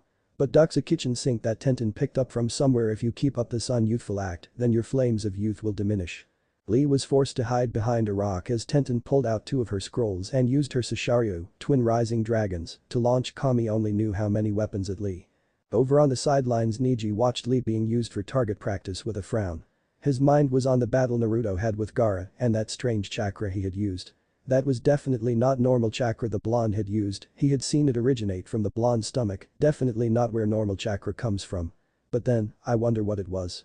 "Tenten-san, you must cease this action before your flames of youth die out." Neji sighed as he stood up. He was fighting Naruto in the finals first, even if he did not want to admit it, he needed to start training. Naruto walked down the hall of the hotel that he had heard Yujito was staying in, stopping at room 209 where he knocked on the door. He heard some feet shuffling as well as a bang and a muffled curse, causing him to snicker a bit. The door opened and Yujito stepped out wearing nothing but a set of robes, with her hair still wet from having obviously just come out of the shower a few minutes ago. The two stared at each other for a second and Naruto let his eyes wander up and down her form for a moment. Following the perfect curves and contours of Yujito's body that was lithe with a thin waist and toned stomach, yet managed to retain the full form of a woman, which was easily noticeable by her nice-sized and firm hips, as well as her seated D-cup chest. Naruto was beginning to get the feeling that this body type was something all high-level kunoichi possessed. It was then that he realized what he was doing, making him blush and look away. Is this a bad time?" Yujito blinked before she recognized who was in the doorway. She noticed his eyes wandering her body and looked down to see that her robe did little to hide her figure, yet to Naruto's surprise, she just smiled and gestured for him to come in. "Not at all, Naruto-kun, why don't you come on in?" I was just about to make some tea. Naruto-kun. The spiky-haired blonde asked himself in confusion, didn't I just meet her in the exams? Hell, I don't even think I've spoken with her, except that one time during the first test. Shaking the thought off, the spiky-haired blonde walked into the hotel room and took a look around. It was a standard 2-bedroom living space, with a kitchen-living room combo and a single door leading to the bedroom. It was fairly bland, but Naruto did not expect it to really have any kinds of home furnishings, since she did not really live there. Why don't you go sit on the couch while I finished getting dressed and make us some tea? Yujito suggested, not at all bothered by the fact that she was in nothing more than a robe. A robe that does so little to hide her figure. Naruto gulped as he responded with, why yeah, okay. He walked further into the apartment and sat down on the leather sofa while Yujito left to get dressed. He closed his eyes for a while and attempted to work on some breathing exercises while he waited in the hopes that it would help keep away his hormone-induced thoughts. Here you go. Naruto opened his eyes several minutes later to see Yujito wearing a pair of loose-fitting pants and a shirt, holding a cup of hot tea out to him with a small smile. He gave her a smile in return as he accepted the drink, thank you. He took a sip of the tea, knowing that even if it was poisoned it wouldn't work on him. So how are you feeling? Yujito asked as she sat down on the sofa next to him, surprising Naruto when she sat close enough that their arms were lightly touching. You were pretty injured from your battle with Gaara. Naruto grinned as he set the cup down, it will take far more than something like that to bring me down. He paused for a moment and grimaced, though I really hope I don't lose an arm like that again. He paused when he heard Yujito giggle, I heard you visited me in the hospital. Yujito blushed a tad but nodded, hi, I did. After seeing your battle I wanted to make sure you were alright, especially after you helped my friend Ayako after her battle. Had you not, that Hyuga genin would have probably killed her. There's no need to thank me for something like that, Naruto gave an offhanded shrug. I could never really stand Neji, or his attitude, or those 10-foot metal poles he has shoved up his ass. He grinned when Yujito let out a soft giggle, and seeing him willing to go so far to injure another person in what should be a friendly competition really set me off. I could never stand people who were willing to hold some kind of prejudice against others just because they come from another village, even if it's one that we had been enemies with at one point. Yujito smiled at him, well I thank you all the same. You strike me as a very kind person. I guess Naruto shrugged, he had never really thought himself as kind. He just did what he thought was right. He looked at her for a moment, so was that the only reason you visited me? Because I helped your friend. Yujito shook her head as her smile widened, not at all. Actually I wanted to get to know you better, especially after seeing your fight with Gaara. Naruto blinked for a few seconds as he processed what she was saying, you want to get to know me? At her nod he said, I don't think you'll find anything very interesting about me. And I've never been that good with people. That wasn't the first impression I got of you, Yujito gave him an amused grin. Not many people I know are willing to make an enemy out of everyone by threatening to beat them up in the first stage of such an important exam. Nor would they so blatantly insult one of said exam's proctors. Haha, Naruto scratched the back of his head as he grinned, I suppose that's true. But. Yujito shook her head, you know, despite that overconfident attitude of yours, you're actually very modest. I can tell just from your battle with Gaara that you're fairly strong, especially for your age. Not only that but you're a very kind person, not many people would protect a complete stranger from another village like you did just because it's the right thing to do. Plus the fact that you're a Jinchuriki makes you even more interesting. I think it's only natural that I want to get to know you better. Naruto chuckled, I should have figured you'd know I was a Jinchuriki, seeing as you hold the Nibi. He noticed Yujito grin, so did you want to know? I really just want to know more about you, Yujito replied with a soft smile. It's never easy growing up as a Jinchuriki. Even in Kumo where we're now held in reverence as guardians it has been and in some ways still is hard. Naruto's smile faded a bit as he tilted his head at the blonde woman, that's true. I suppose I can tell you a bit about myself. A mischievous smile came to his face, however you have to tell me about yourself as well. Yujito returned his grin with a smile, I was planning on it. Naruto had spent nearly the rest of the day with Yujito, just sitting and conversing with her about their lives.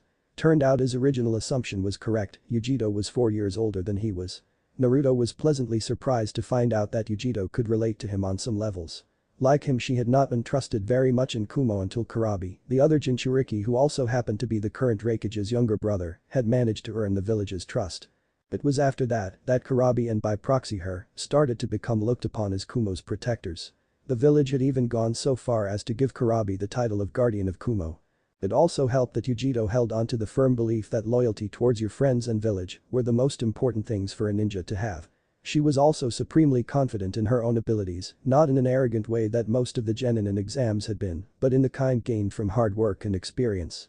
He also could not help but smile when Yujiro told him not to give up on the village, believing that he could change the people's minds and hearts about him the same way Kurabi did.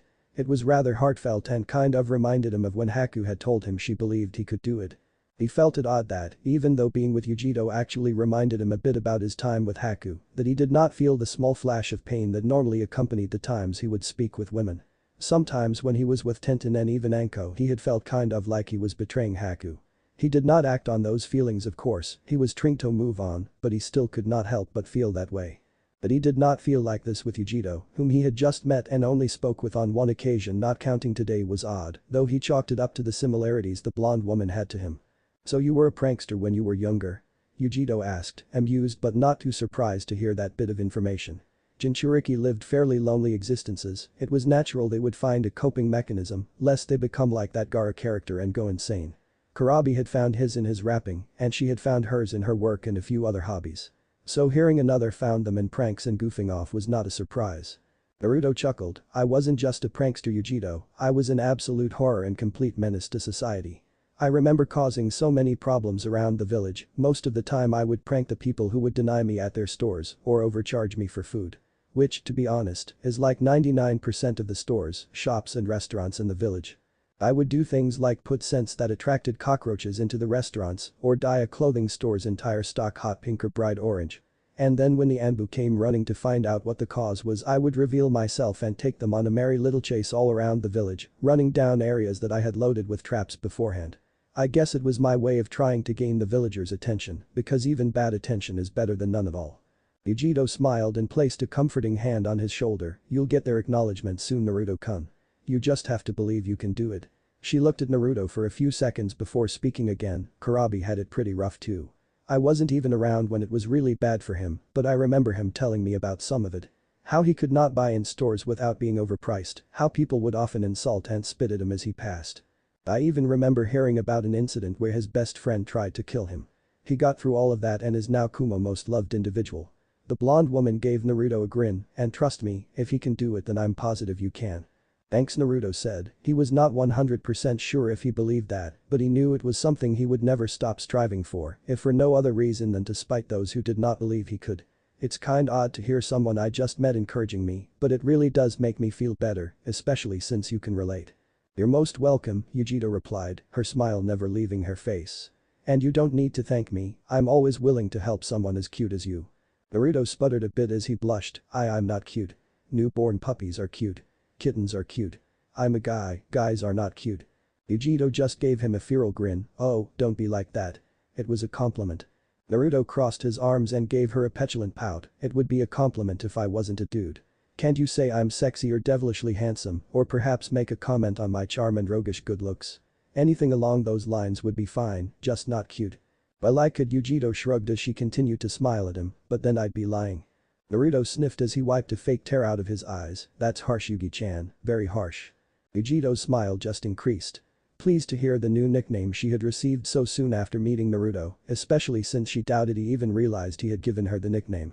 She had a feeling that he would bond with her quickly. Naruto, she had realized was not only a nice person, but was also lonely, and so he would always want to make new friends.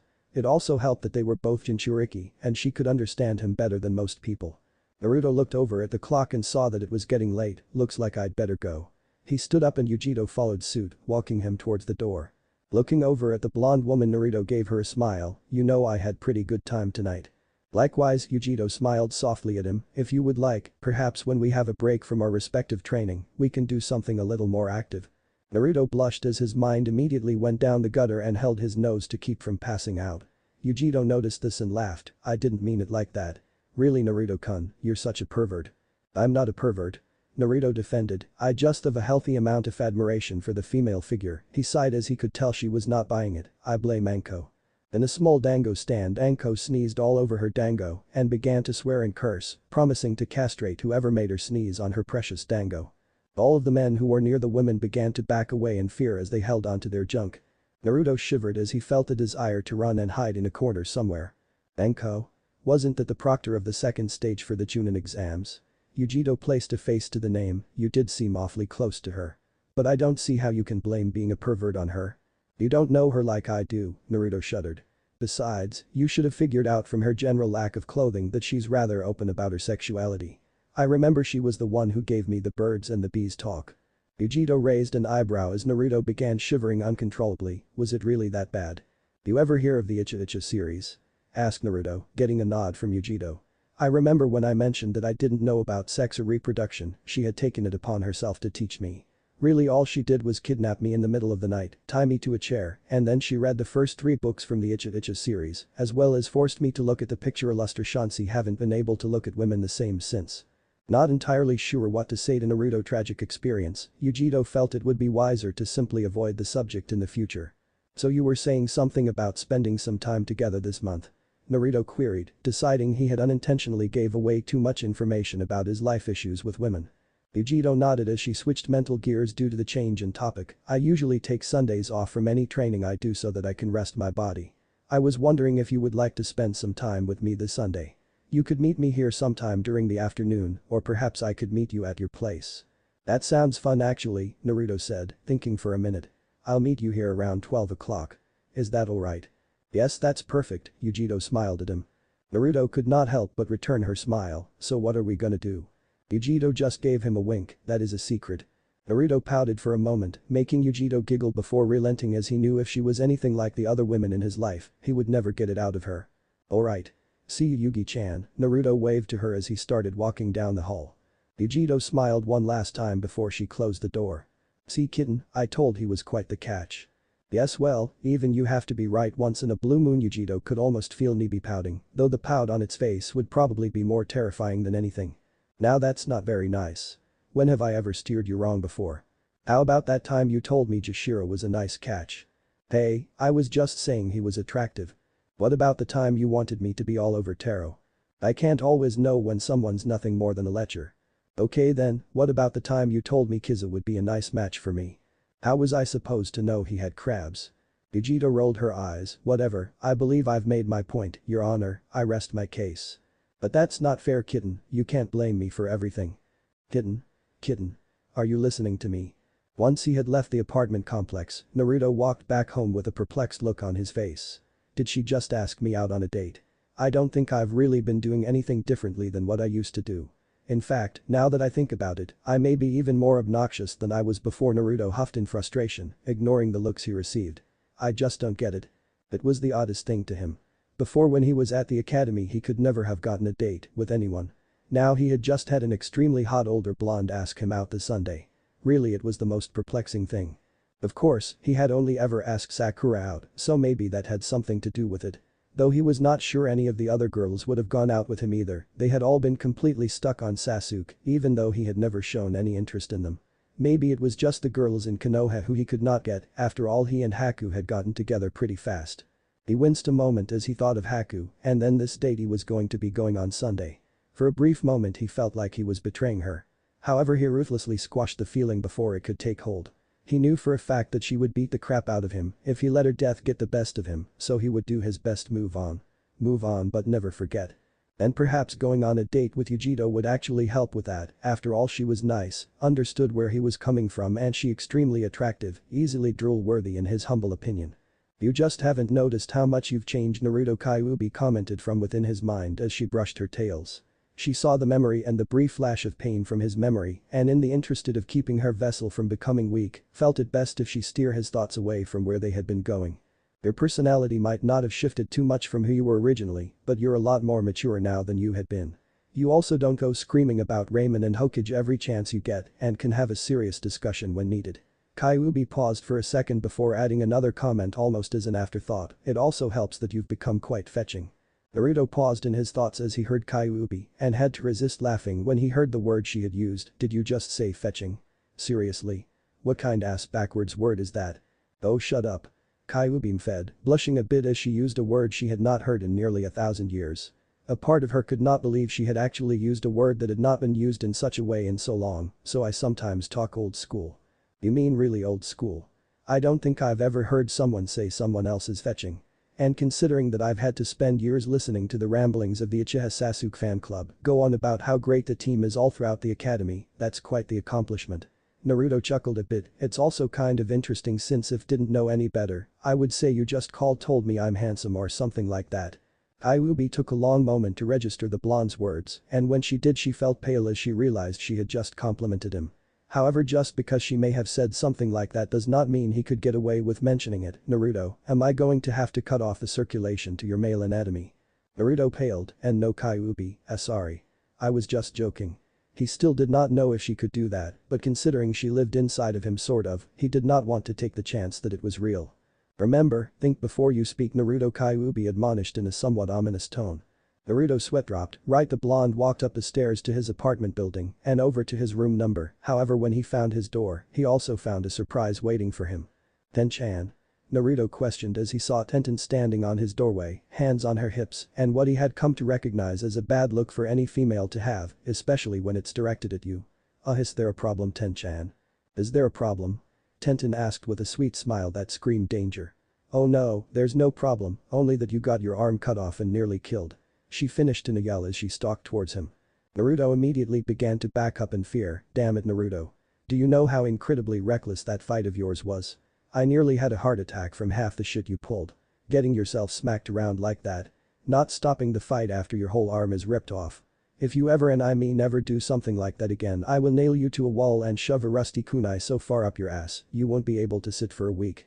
By this point Naruto was cowering from the bun-haired girl who seemed to have fire surrounding her and several demonic figures standing behind her, glowering at him. Ten-chan, I couldn't just back down from a fight. So you battle until you get your arm ripped off. Tenten's eyes twitched. Do you know how stupid that sounds? You nearly died. Yeah, but I didn't, Naruto defended himself. Look, I know you were worried about me, and I am sorry for worrying you. But you can't just tell me to quit when shit hits the fan. I'm not the kind of person to do that. I know that, but Tenten bit her lower lip. I can't help but worry about you, Naruto-kun. You were so reckless back there. The next time you might not be as lucky and just lose an arm, you could die. Wow, you're calling losing an arm lucky, Naruto grinned as he tried to lighten the situation. It dropped a second later when he saw that she looked ready to actually follow through with her threat. I doubt losing an arm could be considered lucky. I don't think anyone else would have been able to survive after something like that, at least not with their shinobi career still intact. That's definitely true. Tenten snorted before looking at him curiously. Just how did you regrow your arm anyway? Naruto wagged a finger back and forth chidingly. That's a trade secret, my dear. Can't have other shinobi taking my special techniques now, can I? Not that they'd be able to even if they knew how it was done. Kyuubi piped up, and it's my technique, not yours. Yeah, but she doesn't know about you. You can't expect me to just come out and say, well, you see, it's all because I have the most powerful demon sealed in my gut, you know, the one who nearly destroyed Konoha. But don't worry, she's actually not half bad, in fact you might like her. Can you? Kyuubi fed, well, I suppose you do have a valid point. Of course I do. Then he remembered that Kyuubi was trying to get along with him and added, but don't worry, I know just how much you do for me, and you know I appreciate it. Naruto felt an odd warmth originating from his seal. You're such a charmer, Naruto-kun.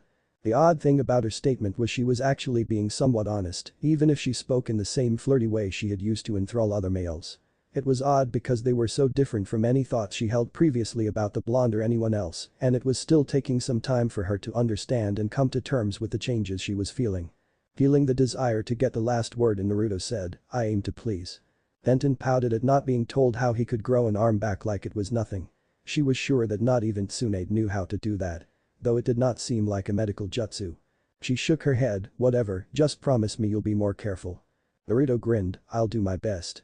She narrowed her eyes at him, and he immediately sought to placate her. Look, I can't make that promise, sometimes risks have to be taken to accomplish goals or complete missions. However, I promise to do my best not to take too many risks. I suppose that's all I can hope for, Tenten sighed. Sorry, Naruto apologized, not liking seeing one of his precious people hurt, but knowing it was better than making a promise he could not keep. I know it's not what you wanted, he gave her a smile. Though I am grateful to know that you care about me so much. Tenten blushed, oh of course I care about you, Baka. If I didn't, who would? Of course, Naruto chuckled. He stopped and looked at her. Is there anything else you wanted to talk to me about, besides chewing my ass out for being a danger to myself and an in general ass for not taking the feelings of you and others into consideration? Tenten glared at him for chewing out comment before shaking her head, nah, that's all I wanted to talk to you about. Naruto frowned for a moment before smiling, okay then, it's getting pretty late, so I'll see you later, Ten-chan. Okay. Tenten watched as Naruto unlocked the door to his apartment and bit her lip. Wait. Naruto turned around to see Tenten staring at him, her face extremely red. Yes. Are you okay, Ten-chan? Your face is really red. Tenten eeped as Naruto leaned in to look at her face, coming so close their noses were almost touching. I am fine, she backed away a bit. If you say so, Naruto shrugged after looking at her for a few moments, so you had something else you wanted to say. Well, was just wondering if Naruto frowned as Tenten began to stutter, he had never seen her look so unsure of herself before. Are you sure you're okay? You seem really out of it, Naruto said as he looked at her with concern. Tenten couldn't but squirm a bit under Naruto's gaze. Yes, I'm fine. I just wanted to ask you something. Oh, well, ask away. Naruto gave the bun-haired girl a smile. You know you can always talk to me about stuff. So what did you want to ask me? I wanted to ask, Tenten sighed as she worked up her courage. She had never done what she was about to do before, so it was rather difficult. It also didn't help that she had first thought she would be asking Niji to do this with her, not someone she had met 6 months ago. Taking a deep breath she plunged on, I wanted to ask if you wanted to go out to dinner with me. Dinner? As in a date? Asked Naruto, blinking a few times as he tried to understand what she was saying. Oh, of course not. I mean, it doesn't have to be. Tenten hurried to say, I mean it can just be a dinner between two friends. I mean dating as you have. Tenten, Naruto interrupted the girl. Seriously, how did this happen? This is like 2 dates in one night. Am I really that much more desirable now than I was in the academy? He frowned for a moment as he thought about what he should do. It's not that he didn't want to go on a date with her, but there were a few things that prevented him from outright accepting. The first excuse was Haku, of course, but he could keep thoughts of her from interfering with his daily life and knew if it was just that he would not have a problem. No, the main problem was that he was unsure if any of the restaurants would let him eat at their establishment. However, as he looked at her worried face, he knew that he would not be able to turn her down. I would be more than happy to take you out to dinner, he gave her a soft smile.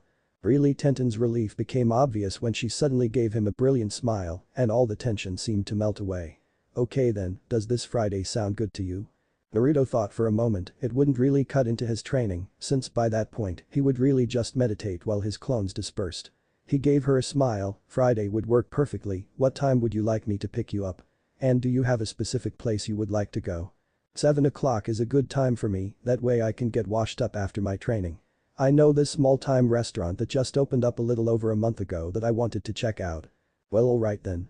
It's a date. Naruto gave her a grin so large his eyes squinted, making him look like a fox. Okay, date, Tenten smiled before her eyes widened. Oh no. I left the shop unmanned. Oh. Tusen's gonna kill me. I'll see you later, Naruto-kun. Naruto watched as the bun-haired girl ran off. He shook his head a few times before he smiled. Things are definitely getting interesting around here. 2 dates in one day, what the fuck? Entering his house, Naruto got ready for bed, brushing his teeth, getting out of the hospital clothes before finally passing out on his bed, knowing he would need all the rest he could get for the coming month. The birds and the bees with Anko. Anko snickered as she picked the lock for Naruto's apartment, grinning in satisfaction when she heard it click open. Using the stealth skills only a Kunoichi at her level had, she snuck into the blonde's bedroom. Anko made her way over to the bed, where Naruto was sleeping, mumbling about swimming in a pool of ramen. The snake mistress shook her head. This kid had the oddest dreams. She leaned down to pick him up, however Naruto must have heard her, because his eyes suddenly opened. What the hell, he couldn't finish his sentence since Anko hit him in the back of the neck, knocking him unconscious. Grinning like a mad woman, she hefted him over her shoulder and left the apartment. Naruto awoke with a slight groan. Smacking his lips, he lifted his arms over his head to stretch the odd soreness out of his neck. Or at least he tried to. When he felt his arms being strained against something, he snapped his eyes open. Naruto looked down and saw that he was tied to a chair. No wonder I've got this friggin' creak in my neck. He looked around and noticed the unfamiliar room. How the hell did I get here? His wonderings were cut off when the door to his left opened. Good morning, Gaki. Anko greeted with a cheerful smile as she walked in, munching on some dango with one hand while holding a small orange book in the other. Anko-ni-chan? Naruto questioned, what the hell? You're the one who tied me up? Oh, don't be like that, Gaki, Anko pouted a bit. I'm only doing this to help you. How does tying me up help me? Naruto shouted as he struggled and tried to escape. Anko grinned as she pulled up a chair and sat next to him. Well, I figured I would give you a special lesson today, and I don't want you running away from me. Naruto stopped and looked at her wearily. Anything that she called special was usually something to be avoided at all costs. It was simply safer that way, less painful too. A special lesson? That's right. The Takabetsu Jonin chirped, today you're going to learn about the birds and the bees, Anko style. Birds? Bees? Naruto tilted his head to the side with a frown. Why the hell would I want to learn about a couple of animals? Anko groaned, you really are clueless Gaki. I mean sex. Sex? Naruto squeaked, his face taking on the hue of a tomato. Yup. Sex, I even brought a special book to help me. Well Severalbit we'll be going through this one first. Ankapin the book, which Naruto now recognized as the perverted literature that Kakashi and Sarutobi read. He immediately began to struggle, trying to free himself from his bonds. Anko noticed this and grinned as she stuffed his mouth with a sock so he could not speak and then turned to her favorite scene. Oh Namako we can't do this. It's forbidden. Cried Kanisha. I know it's forbidden Kanisha-chan, but that just makes me want you even more. Namako said as he pressed her against the wall. Kanisha tried to wiggle out of his grasp but stopped when one of her breasts was snuggled firmly between Namako's hands as he began to knead her flesh. Soon her restraints crashed down and she began to moan as. For the next 10 hours, Naruto was subject to all of Anko's favorite sex scenes in the Icha Icha novels, irrevocably changing and corrupting Naruto's perspective on women. It would be a month before he could look Anko in the eyes after that. Thanks for watching, Shinobi Squad. If you enjoyed this what if, hit that like button, subscribe, and ring the bell so you never miss the next twist. Drop your theories in the comments, I'm always reading. Want more Naruto heat? Check out the other videos on the channel. Stay sharp, stay awesome, and remember even shadow clones need love. Peace out, Shinobi.